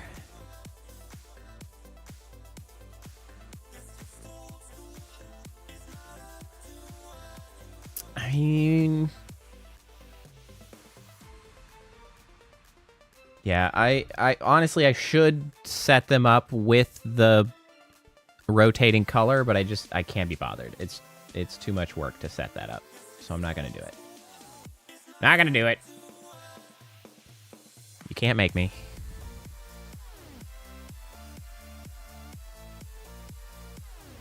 Where's my color dropper? There it is. Too bad, Whitney. You're just gonna have to deal with it. She lives there. Spooking ya.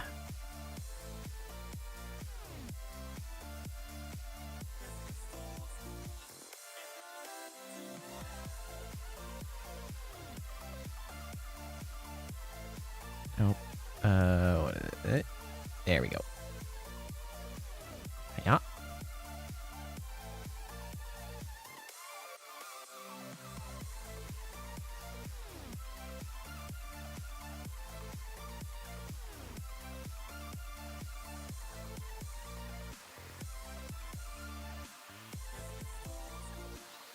Yeah.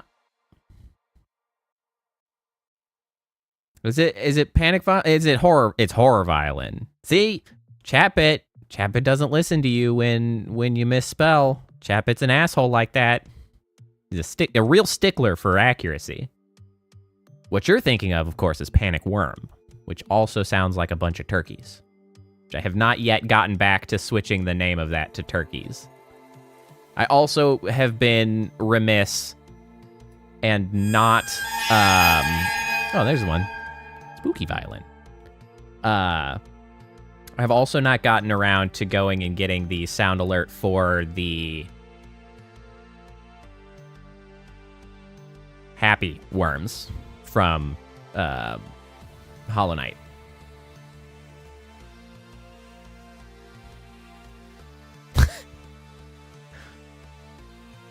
Ah! That's what you think, Seaweaver? Sind has two N's. Unless you're talking about signed as in, like, sine, cosine, tangent. Kiss me, father, for I have signed. Like, the math term. Ha! Anyway.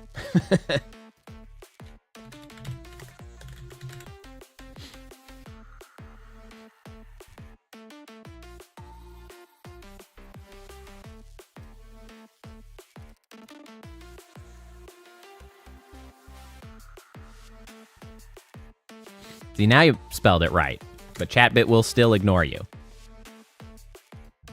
That's right. Oh, the horror violin. Oh. Nice stinger. Okay, now, let's see, Melody Bit doesn't need these textures or particles. Chatbit is exactly as biased as Chatbit should be. Chatbit does as I wish. Where are you at? Miscellaneous textures. Where have you gone? There you go. Melody texture. All right. Now here's gonna be the trick. That's true. The all-seeing eye is now gone. I gotta figure out how to get this text onto this here boyo here. Where's the belt accent? Here it is. Okay. Okay. I think this needs to be a decal. Where do the decals go? Colors, details, decals. Decal 0. Okay. Cal. Bam.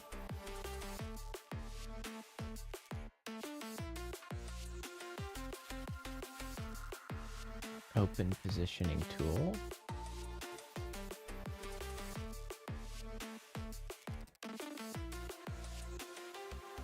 Oh Lord. Oh Lord. I think it went negative. Oh no. Oh no. Oh no. Mistakes were made. What have you done? Oh no. Oh no. Oh no. Oh no.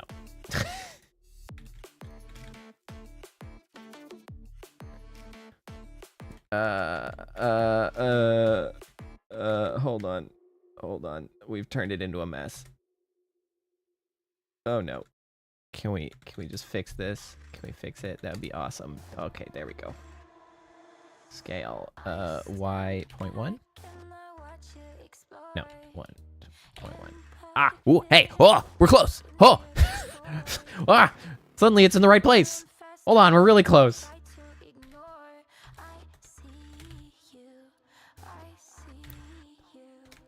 Hold on, hold on. Hold on. We're making progress.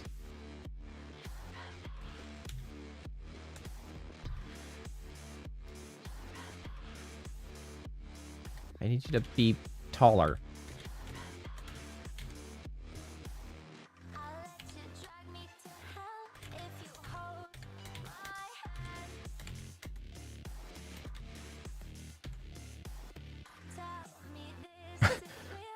We're almost there. Just making shit up. I love when a plan comes together.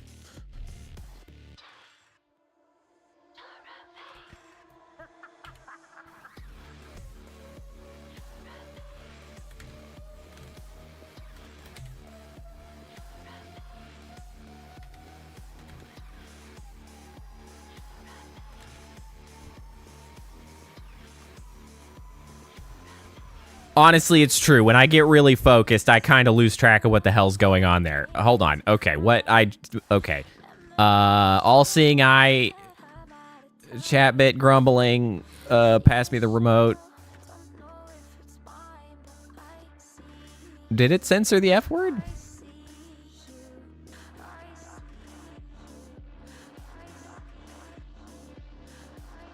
I didn't see it censored. Oh, you tried to censor it, and it didn't care. That's kind of funny. Oh, I like how it's almost a universal experience that, one, sodas are in the basement, or sodas are in the garage. At least it's a universal American experience. You get sodas out of the basement, or you get it out of the freaking garage. Garage sodas, man. It's a thing.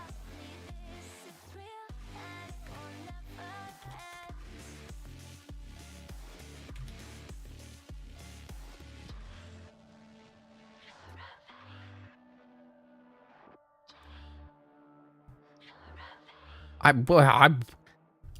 got it to do the thing. It's incredible. Oh, Unity really hates it when I look at all of everything at once. It's a lot to load. Okay, the only thing is that this is like too big.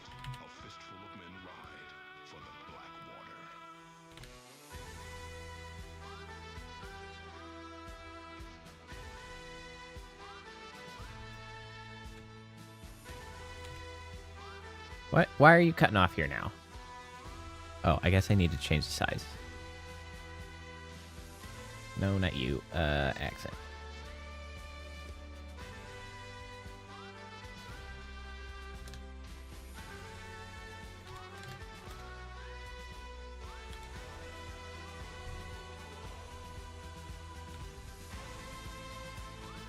Yes.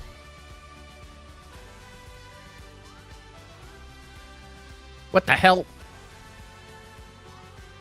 Why does it disappear when you get further away? Hello?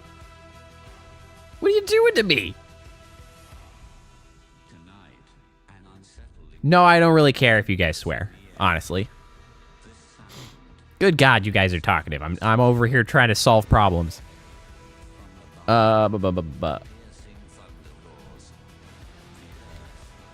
Cheesecake and Coca-Cola. The energy drinks are in the garage? Exactly. It's where they live. Stuff lives in the garage like that. You know, I think if you want to do a watermelon flavor cake, I think the best way to do that would be a watermelon jello poke cake. So I like poke cakes. The jello poke cake.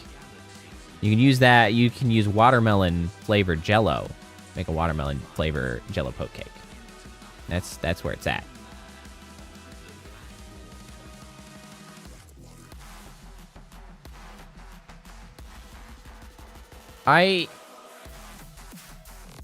Why you do this to me, Melody Text? You just cease to exist.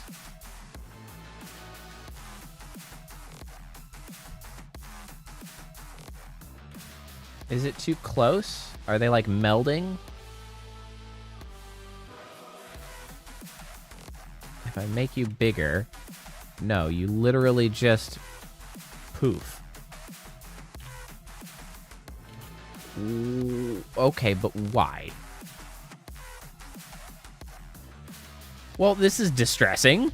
What am I supposed to do with that?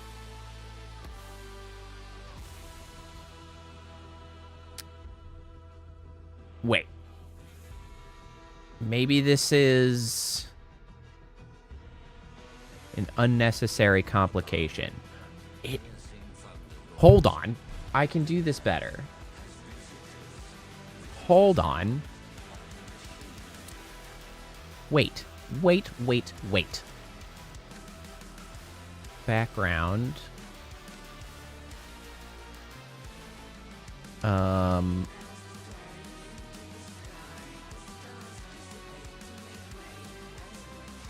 Black background. And then... Oh, no, that won't work because we actually shrank the size of that one. No, this will still probably be better? Yeah, we can make it work. It's fine. We'll have the second version.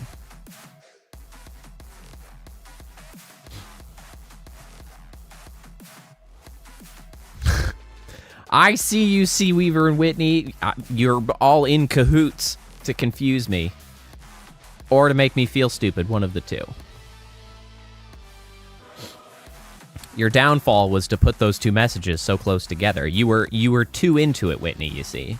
You really have to give that time to percolate.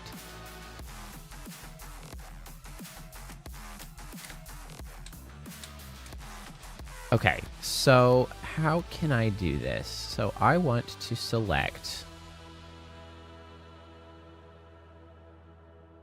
this.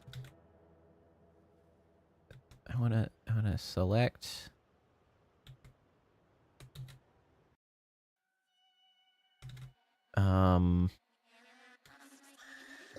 wait, okay. I know. I'll take it here and then I will merge this down. I will then select this, delete, like this, delete.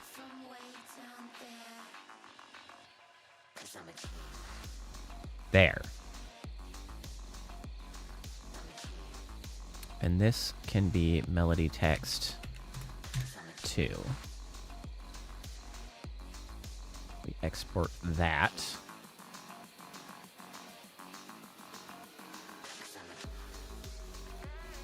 Not you. I don't need you. I need this. And then I need to bring in this. Okay. Now.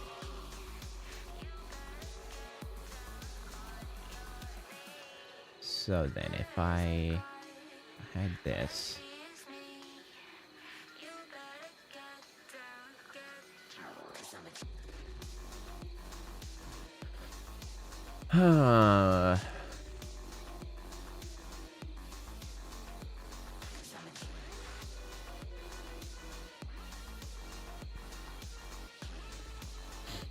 I see you Sea Weaver and your maniacal plans to disrupt me. You all lurking about, causing your problems.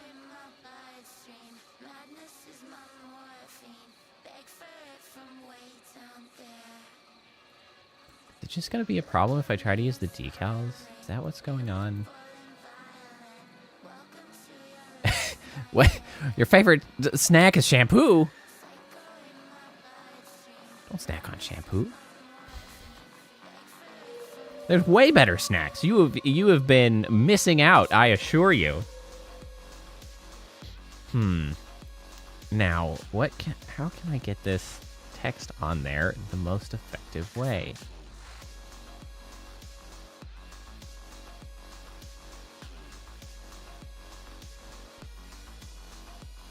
Oh, you know what? Actually, I do want to change this a little bit. Get back to GAM. I want...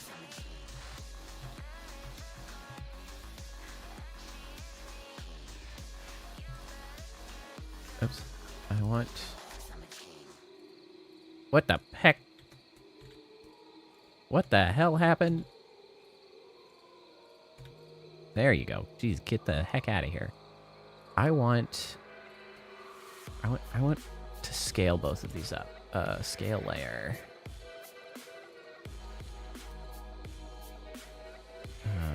10.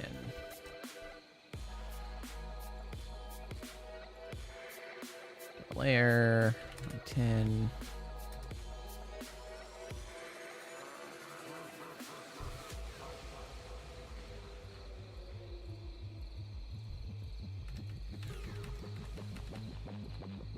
We're gonna try to center this up a little better.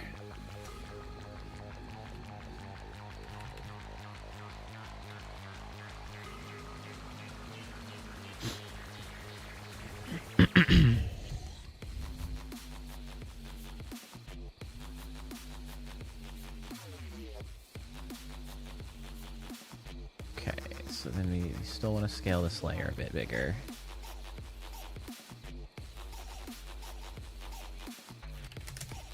There, 110.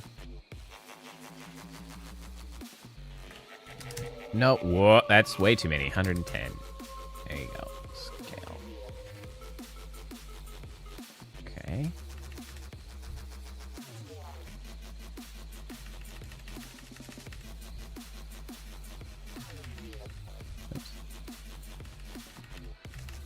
Okay.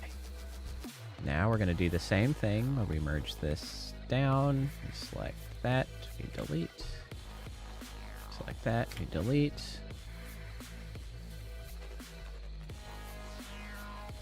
File. Oh, whoa, whoa, whoa, whoa, whoa, whoa.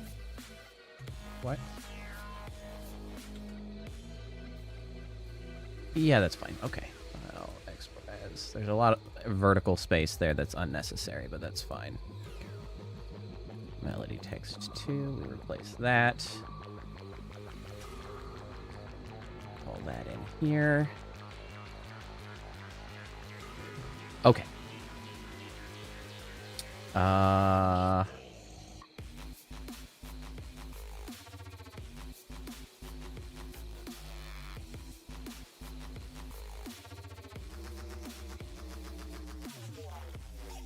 Now.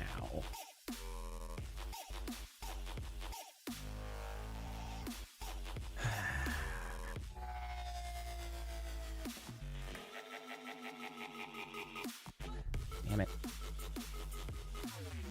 I need, see, now this is not the right size for this to work like I want it to.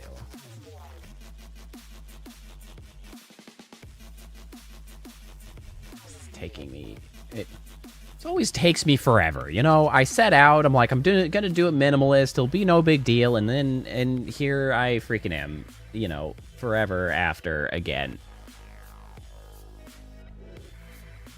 Just trying to make it perfect, as I always freaking do. Can't help myself. I'm mostly annoyed that my previous plan, for some reason, didn't work.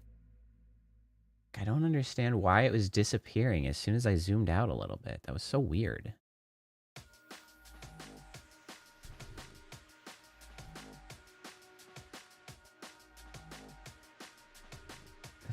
This one. Why don't you work? Let me see. Is there a rendering thing? Test? Disabled? Is that? No.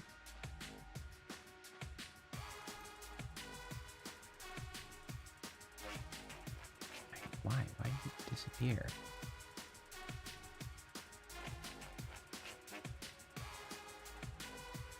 Why? What is happening here that makes you cut out? Flip back face normals. Call off? No. I don't see why that would have done anything. Blending? Oh, it's been a while since we've had a random color go.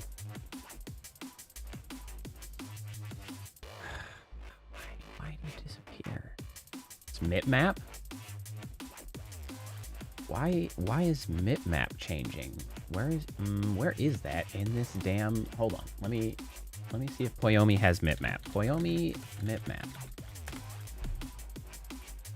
Textures and colors. Okay, there is mipmapping. Mipmaps.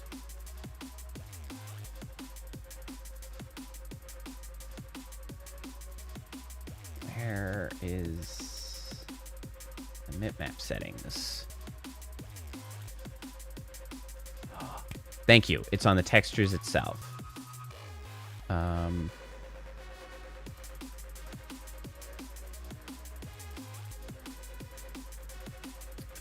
And then the other texture I'm using. Is it part of the alpha? Generate mipmaps. That must be it. Kid Astro, you are the MVP of the day. You are a hero. My life has been made easier. Fan-freaking-tastic.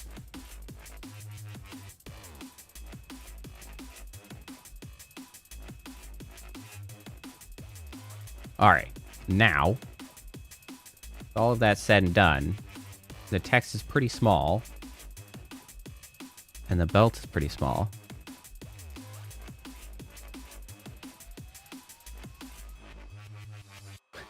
That's as I said, I'm an amateur. All of this shit I have had to teach myself, so now you have certainly helped me learn a new thing, that if I stumble into that problem again, hopefully I will recall how to solve it. Okay, I think I need to make these a little bit taller, because I want to be able to read this from a greater distance.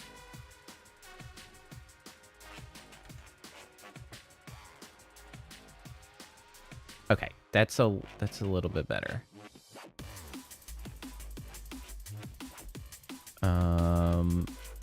However,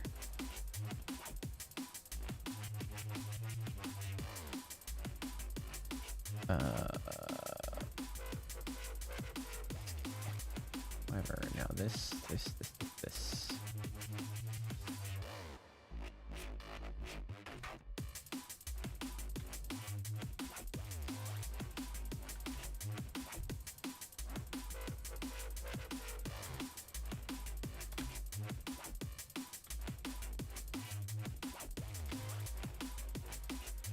There we go.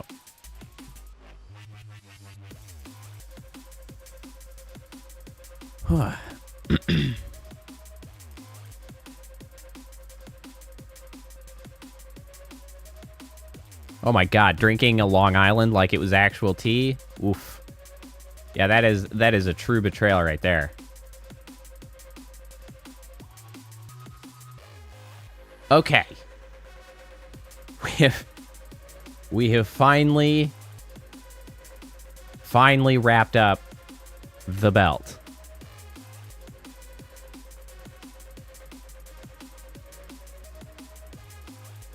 I'd like to get this tail.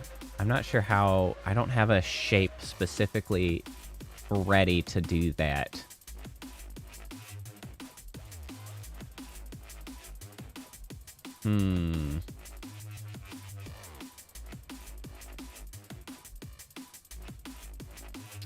Oh, actually, you know what?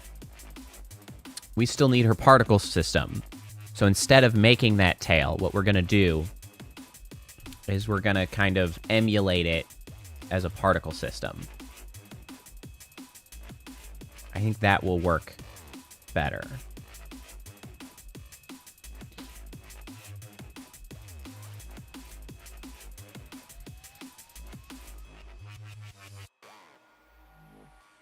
That will certainly be easier, at least.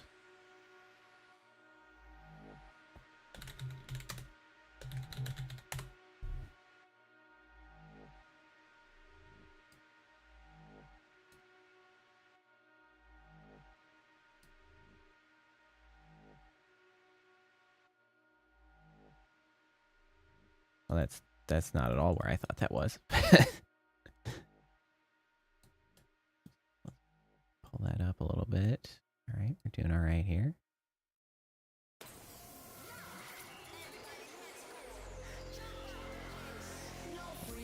Here. Now, my favorite bit of particles. Okay, start speed. Start lifetime, that's fine. Start size, 0.1. Shape, there we go.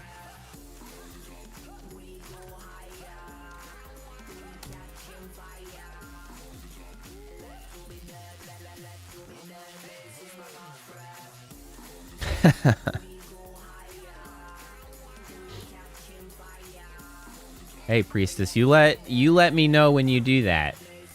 I'll come check it out.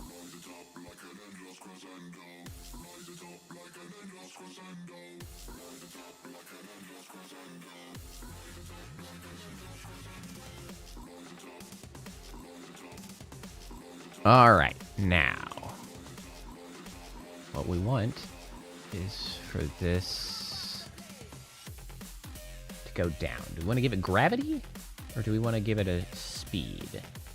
External purposes. No, gravity multiplier up here. Oh, it's so fast.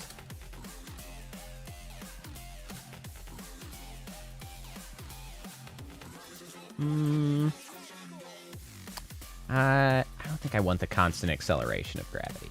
I don't want it. I don't want it. Okay, so what we want is start speed of 0.01. 0.01. And then we're gonna give this guy a big old rotate there.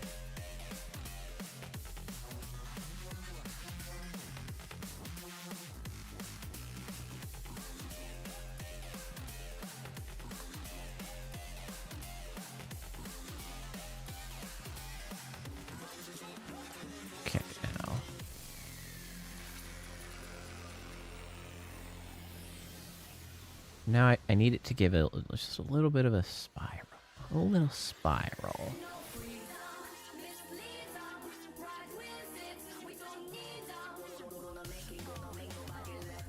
I charged thousands of dollars for at the library? That's crazy.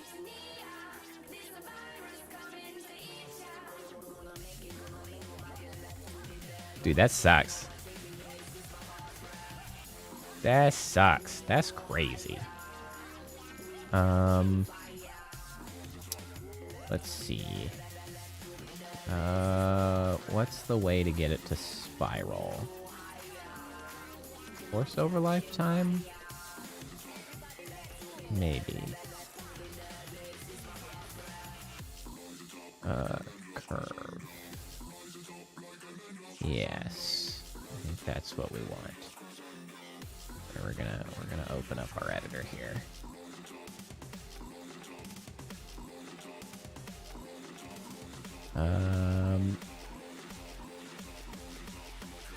Okay, not Z.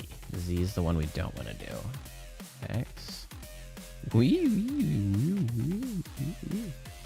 that's amusing.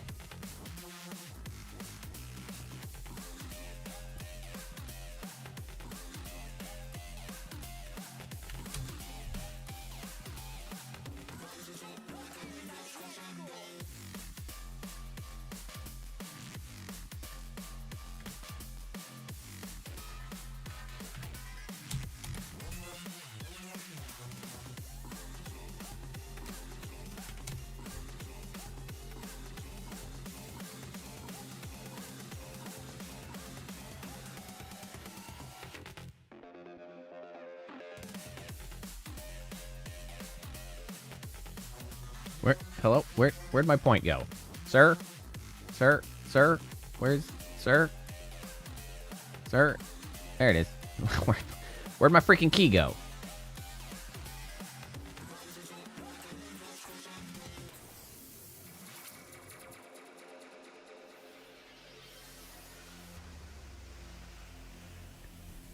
Oh, Lord, I've missed things. Stolen. 42,000? That's insane. That's ridiculous. Also, yes, how do you show proof that something's, like, missing? That's not how that works.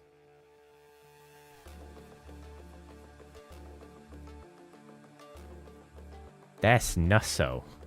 That's nusso.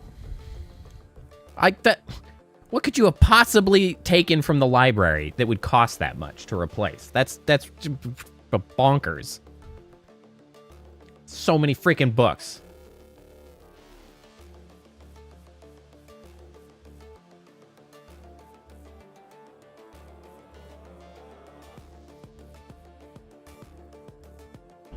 Damn!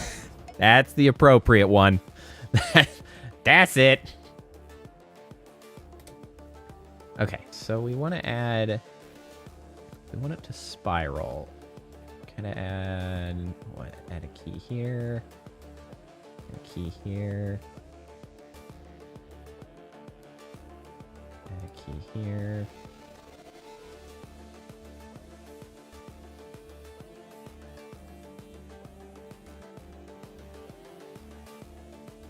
Add a key. Let's see these guys around. Gotta go like that. Well, yeah, yes.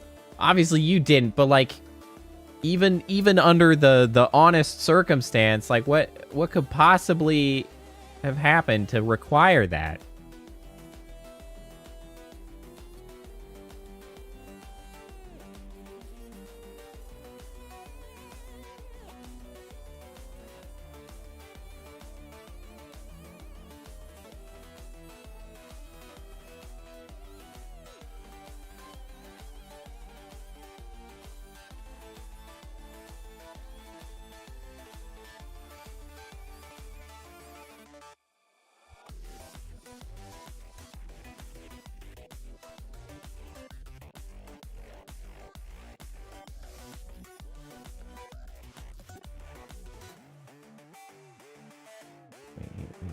We want bigger swings in here. Get the swings.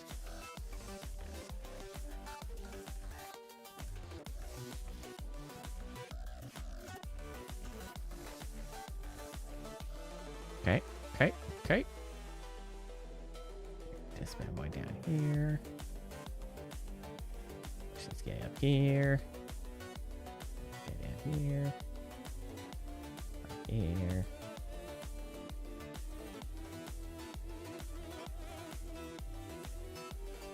That's not quite what we want.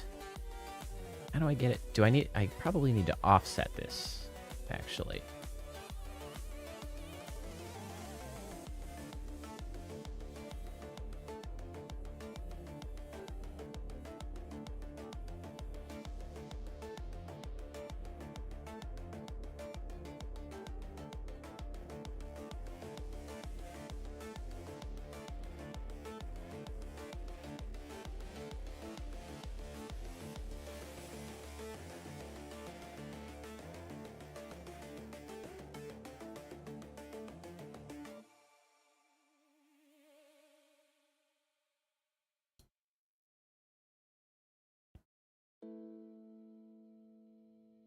know what?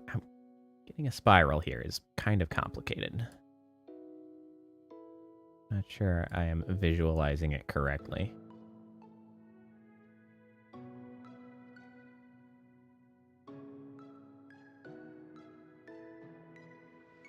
I mean, we're in the ballpark.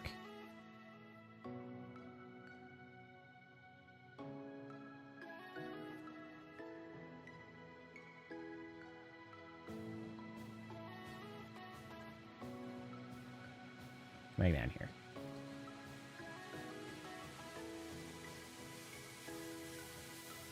Okay, so that makes it wiggly side to side. Maybe I just need a little bit less different frequency of movement here.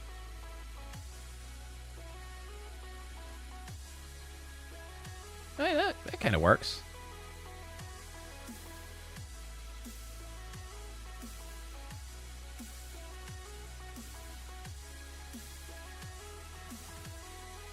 Come back here. Yeah, right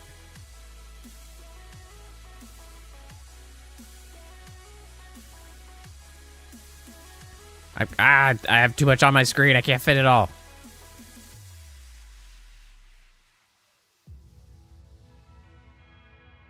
I mean, this has sort of a less flow in it than I'm introducing.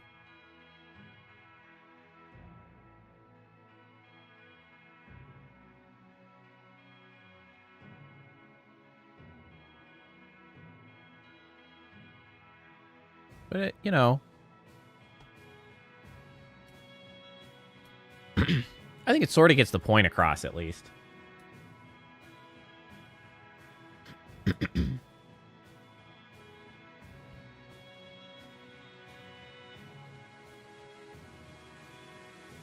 Yeah, actually, that's about the right shape. Okay.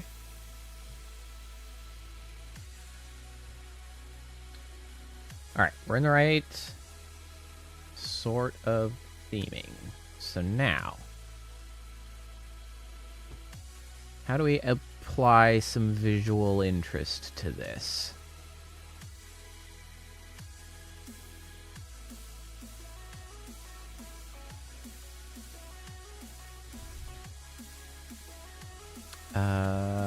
Let me see here. Actually, what if we do this? Oh, okay. Now, hold on a second. I need you to relax a little bit.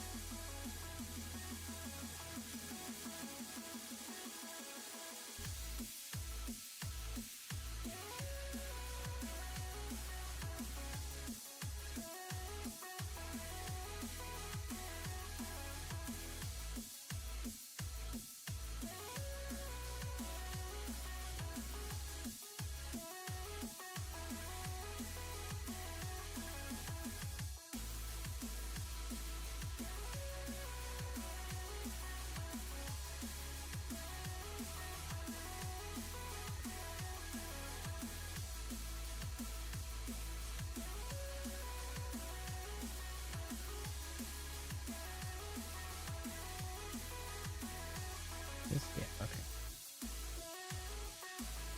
It's a little bit below. A little bit below, a little bit below, a little bit below. I guess this one should be a little bit above. There we go.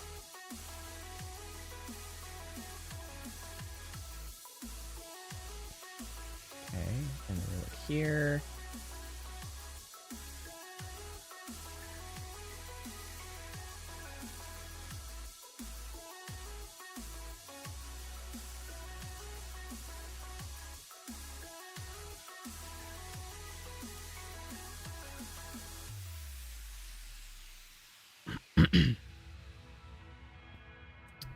Okay, that gives a little bit of variance.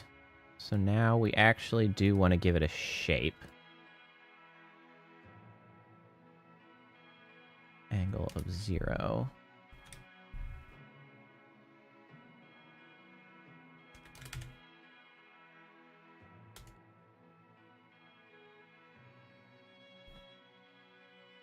Just a just a bit of variance there.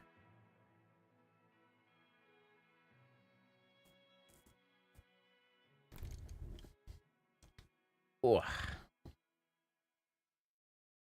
right, so that's got a little bit more of a sense of flow to it. That's good. Okay, now we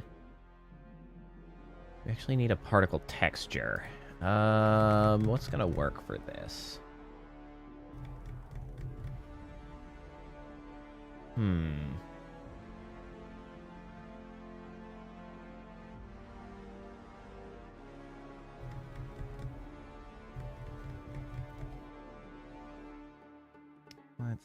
Let's see.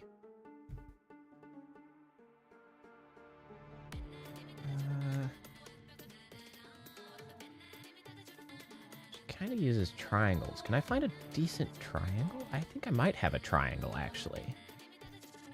Now, hold on a second. Maybe up here in my radical stuff. Triangle would work nicely. Oh, wait, hold on. Right, I need an actual material.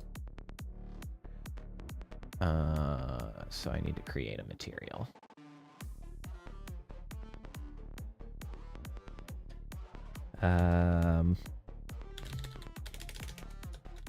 Mel particle.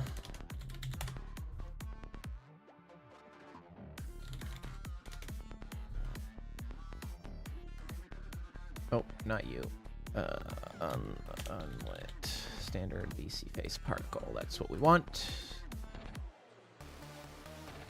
Cut out. Multiply. I know you guys are gallivanting on about cults and shit. You're doing great. I appreciate the fact that you all understand that sometimes I'm incredibly distracted. Well, it doesn't help that we're getting to, like... We're getting to into the evening where I've been going over 4 hours, and I'm just like... I'm losing my hold on being entertaining or talkative. I'm all over the place. You're doing great. I believe in you. You're doing a wonderful job. Keep it up.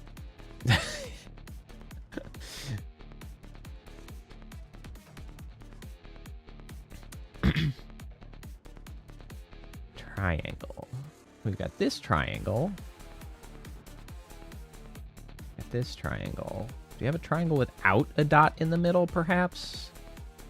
We're just gonna have to suck it up and deal with the dot in the middle. That's fine. That's fine, I guess.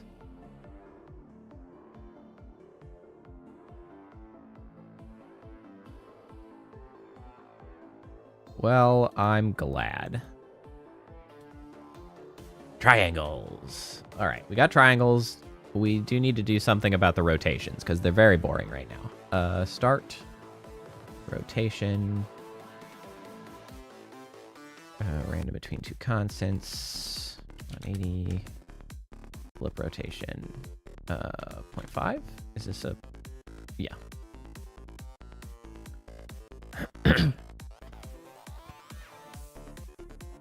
It's not so much sleepy as just... You know, 4 hours of streaming is... Stop talking. I can't talk that long, all right? This is like there's so much conversation. I only have so much social battery, all right? I'm kind of introverted, like the rest of us streamers. For some reason, we're all introverted, but we still cram our stupid faces on the internet to talk for hours on end. It's terrible. And also, yes, I am seasoned, all right? Well seasoned. Let's see here. We want some rotation over lifetime. Give me a random between two constants. Negative 45 to 45. Let's do negative 180 to 180. Maybe a little too salty. Yeah. I'll accept that.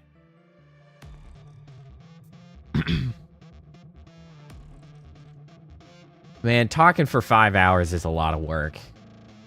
Obviously. 42 episodes a week. I don't know about that. I don't know about that. Okay. So we want to random color, random between two color.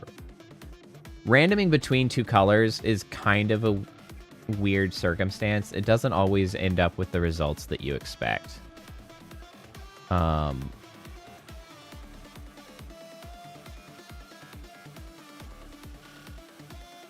Okay, so we're gonna drop her up here, and then we're gonna drop her a little bit darker, and then we're gonna do color over lifetime. Where's my color over lifetime? There it is.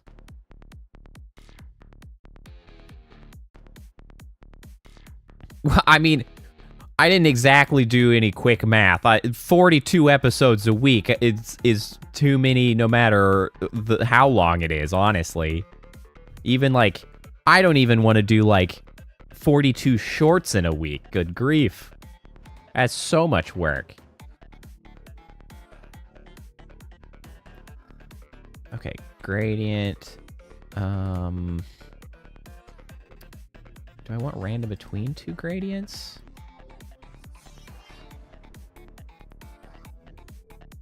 Okay, so if I blend and I make it like cyan, how does that start shaking out?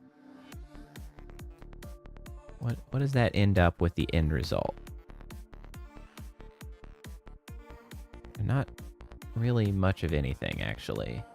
Fixed?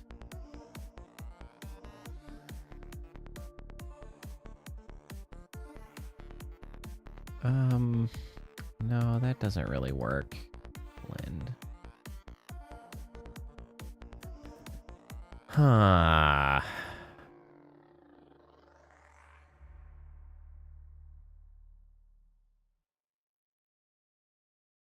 Okay, hold on.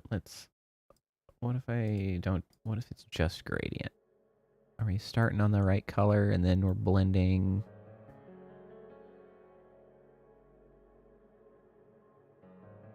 Sort of.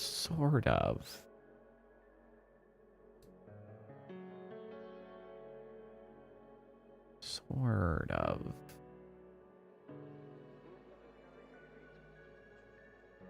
Okay, hold on. So if we say that this is just color and this is just white. Now if we do random between two gradients and now we make this gradient.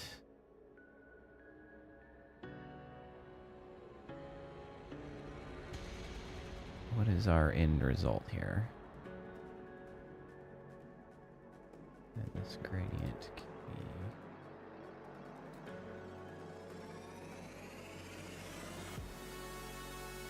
be... No. Failed to listen. This color to this color.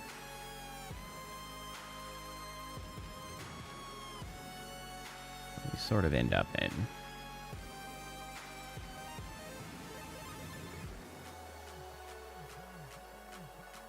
That's in the right color space. I think that's fine. I'm growing weary, so I'm just gonna have to wrap this up soon.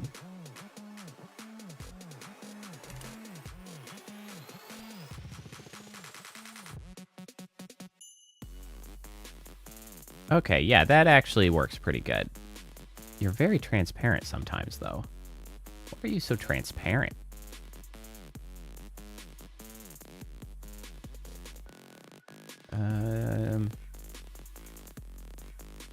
What if I don't do this additively and just make it like a transparent?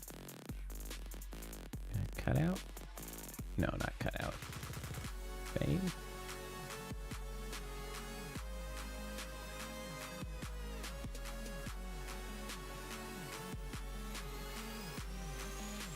Alright, this is too damn dark. What is happening with how dark this is? Let's lighten this up a little bit. It's too much.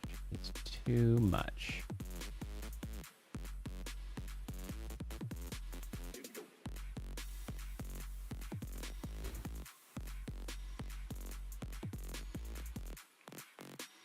You know, honestly, as unfortunately, as much as I have left you all to your own devices, I do actually really appreciate that you all chose to, like, hang out and stay even while I'm not playing a game, because, you know, I don't think I'm that interesting if I'm not playing a game, but I am pleased to see you all still choosing to spend your time here. That does mean quite a bit to me. Makes me feel like I am actually accomplishing something on the channel. All right.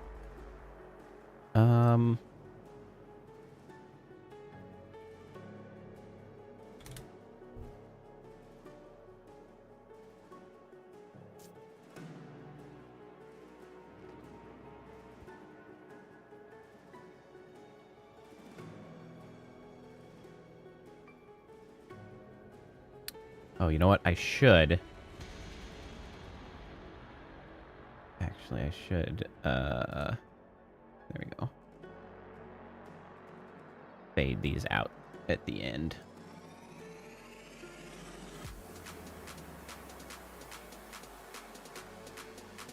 That is something I should do. Fade them out. There we go. Well, good. I'm glad that I am providing adequate vibes.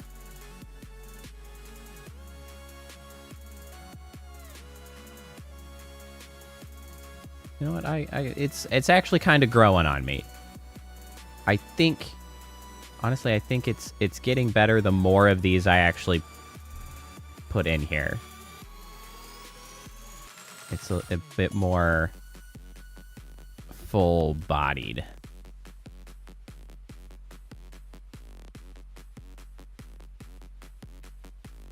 All right. You know what? That's pretty good. I need that bigger. I need the source to be a little bigger, actually, I think. I think the source should be bigger. Shape.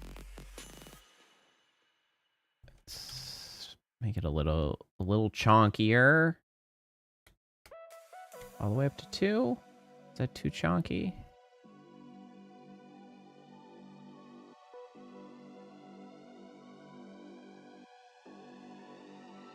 That's a little too big. Oh.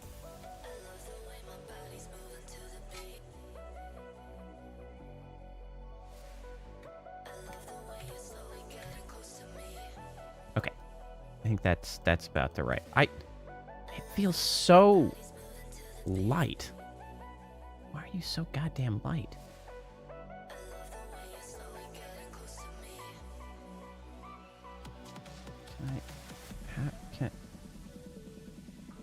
Do I have HDR down here? Can I make this any brighter? Jesus. You're just not that bright.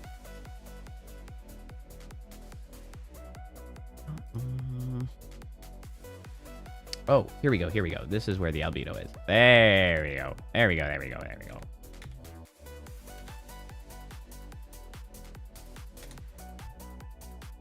There we go. That's where I had to pump the color a little bit. That's better. I fixed it, and you guys can't see it because it's behind my big dumb head. There we go. Now we're talking.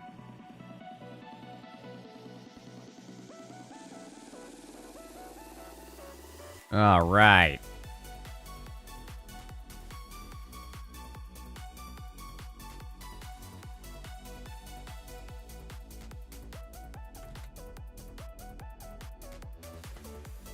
Okay. Now, I think we can wrap it up for today. I think we finished Mel, so let's see it in action.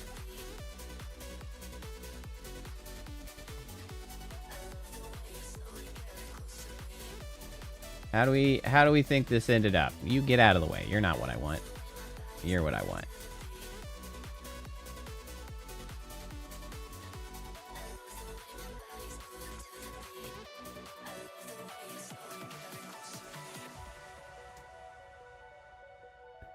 All right, you lot, pay attention for a second. I know you're planning a cult and everything, but do we think this wrapped up as recognizably Mel? So we got the bow up at the top. We've got the belt, which honestly is not like the amount of time that I had to like actually do this damn thing is so unreasonable. Because it's like, this shouldn't have taken this long. It's not like that notable, but it's like getting all of these little bitlets in place, man. Jesus. I do notice that I actually do want to fix this, because you can tell that this is rotating the same way. I'd like them rotating in... Well, actually, do I want that? Because if it's supposed to be emulating like a tied bow... it could potentially cycle around in the same direction. I feel like it would feel more natural if I resolved that, though.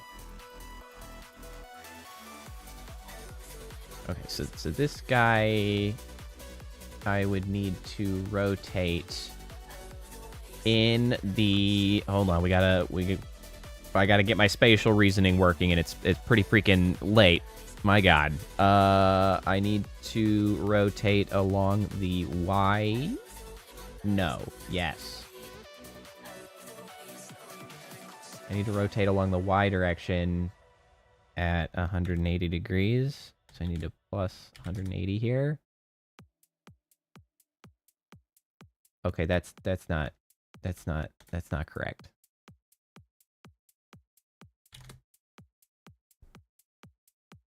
That ain't correct. Wait, I can just do this. I could just grab it and turn. Well, yes, that's the point. There is no person part of Melody. That's the point of the fan bits. There we go. I fixed it. So now they both rotate. They give the appearance of rotating in the same direction. That's better. I like that better. All right, awesome. I'm happy with that. Very, very notably distinct from... I think I want more particles, actually. I still don't think this is quite enough. I want like a shit ton of particles, is really what I want. Shit ton of particles is what I want. Not enough. More shit tons. Give me more.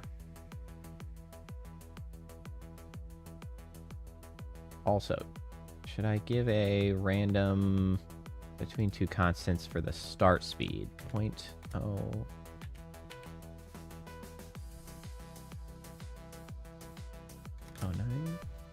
It gives a little bit further variance. And then shit tons. Give me shit tons. I just want a shit ton of them. Always more particles. Wonderful. I love it.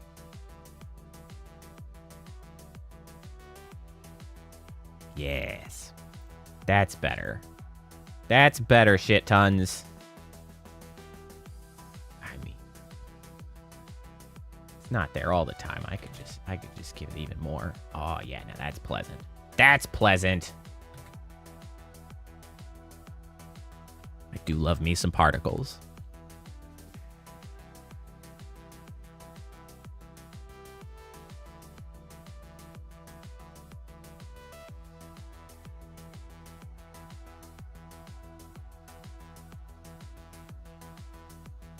Pretty sure -0 just counts as actual 0 to Unity. Nice.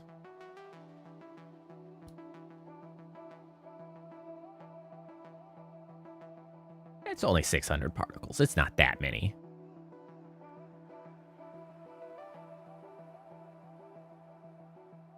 I mean, I can do more.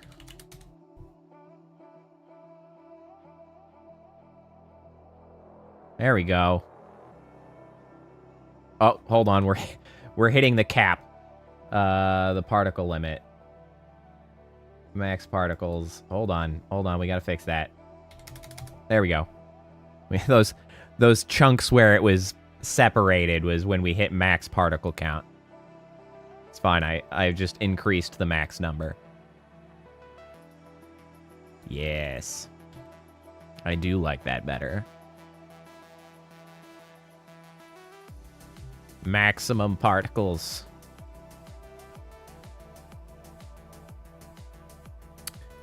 It's fine. They can start up. I do feel like I should actually...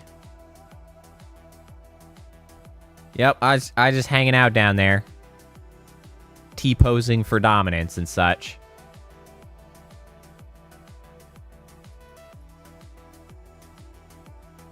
Yeah, that looks nice. That's nice.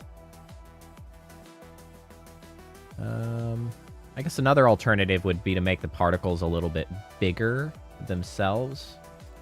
Whoopsies. That's something I could also do.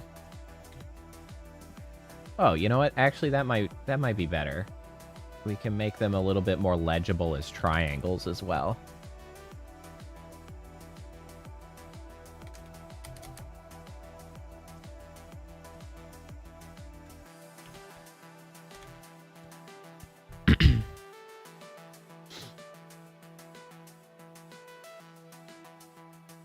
Yeah, bigger actually makes it a lot more legible of what's going on. Okay, that's good. All right. All right. Now for real. For real, for real. Now we've finished up Mel.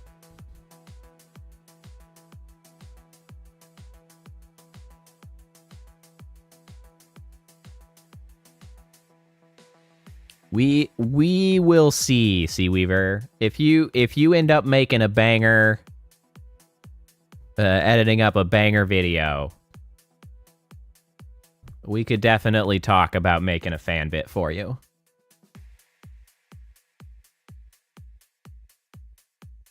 I think that's a reasonable way to get jumping the line. No, but seriously, you know, if you normally, you know, you can earn your void orbs, but also if you really do make a banger, I think that would be more than deserved.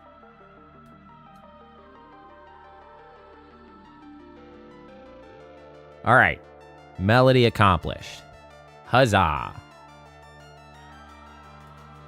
Okay. My brain's tired.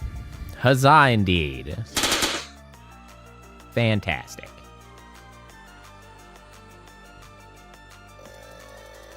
All right, back we go to the normal screen, I guess. This is too far. I'm too far away. This is better. All right. Thanks, everybody, for hanging out, spending your Saturday evening with me. I certainly appreciate it. What a wide-ranging evening we've had. Like, we beat a game. I did a tutorial. I freaking read a Lovecraft story, and then I made a fan bit. What a remarkable day this has been. What the heck? I feel like that's the sort of shit you end up with in an endurance stream, and I'm just here doing a Saturday night. Well, anyway, it was productive, man. We covered a lot of ground. Okay, so... as has been mentioned, we're going to be moving into new game territory. So Tuesday, we will be moving into Portal 2 in the hopes that, I mean, one, it'll be fun, but also we're going to be continuing to try to ride that popular game train to see if we can't pull any new victims / visitors to join the regulars, right? That's the goal. Expand the cult. I mean, collection of yahoos. Expand the network. We'll go with the network. It's fine. We don't need any whatever terminology. We're just hanging out. That's the goal. But also, we're gonna have a good time. So I look forward to that. I hope to see you next Tuesday. Tomorrow, there will be another Eldritch Storytime coming out. That'll be Nyarlathotep, so look out for that. Oh, co-op for Portal 2? Yeah, we could definitely talk about that for later, for sure. Absolutely. But with that, we'll call it an evening. Thanks, everybody. I hope you have a good rest of your weekend. Get some sleep. Have good food. Everybody try to get a cheesecake. And I'll see you next time. All right? Bye.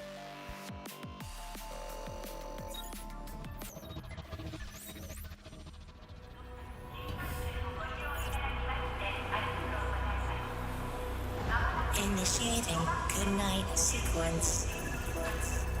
Dispersing appropriate dosage of compound 347. Initiating phase 1 of memory calibration. This won't hurt a bit. Just close your eyes.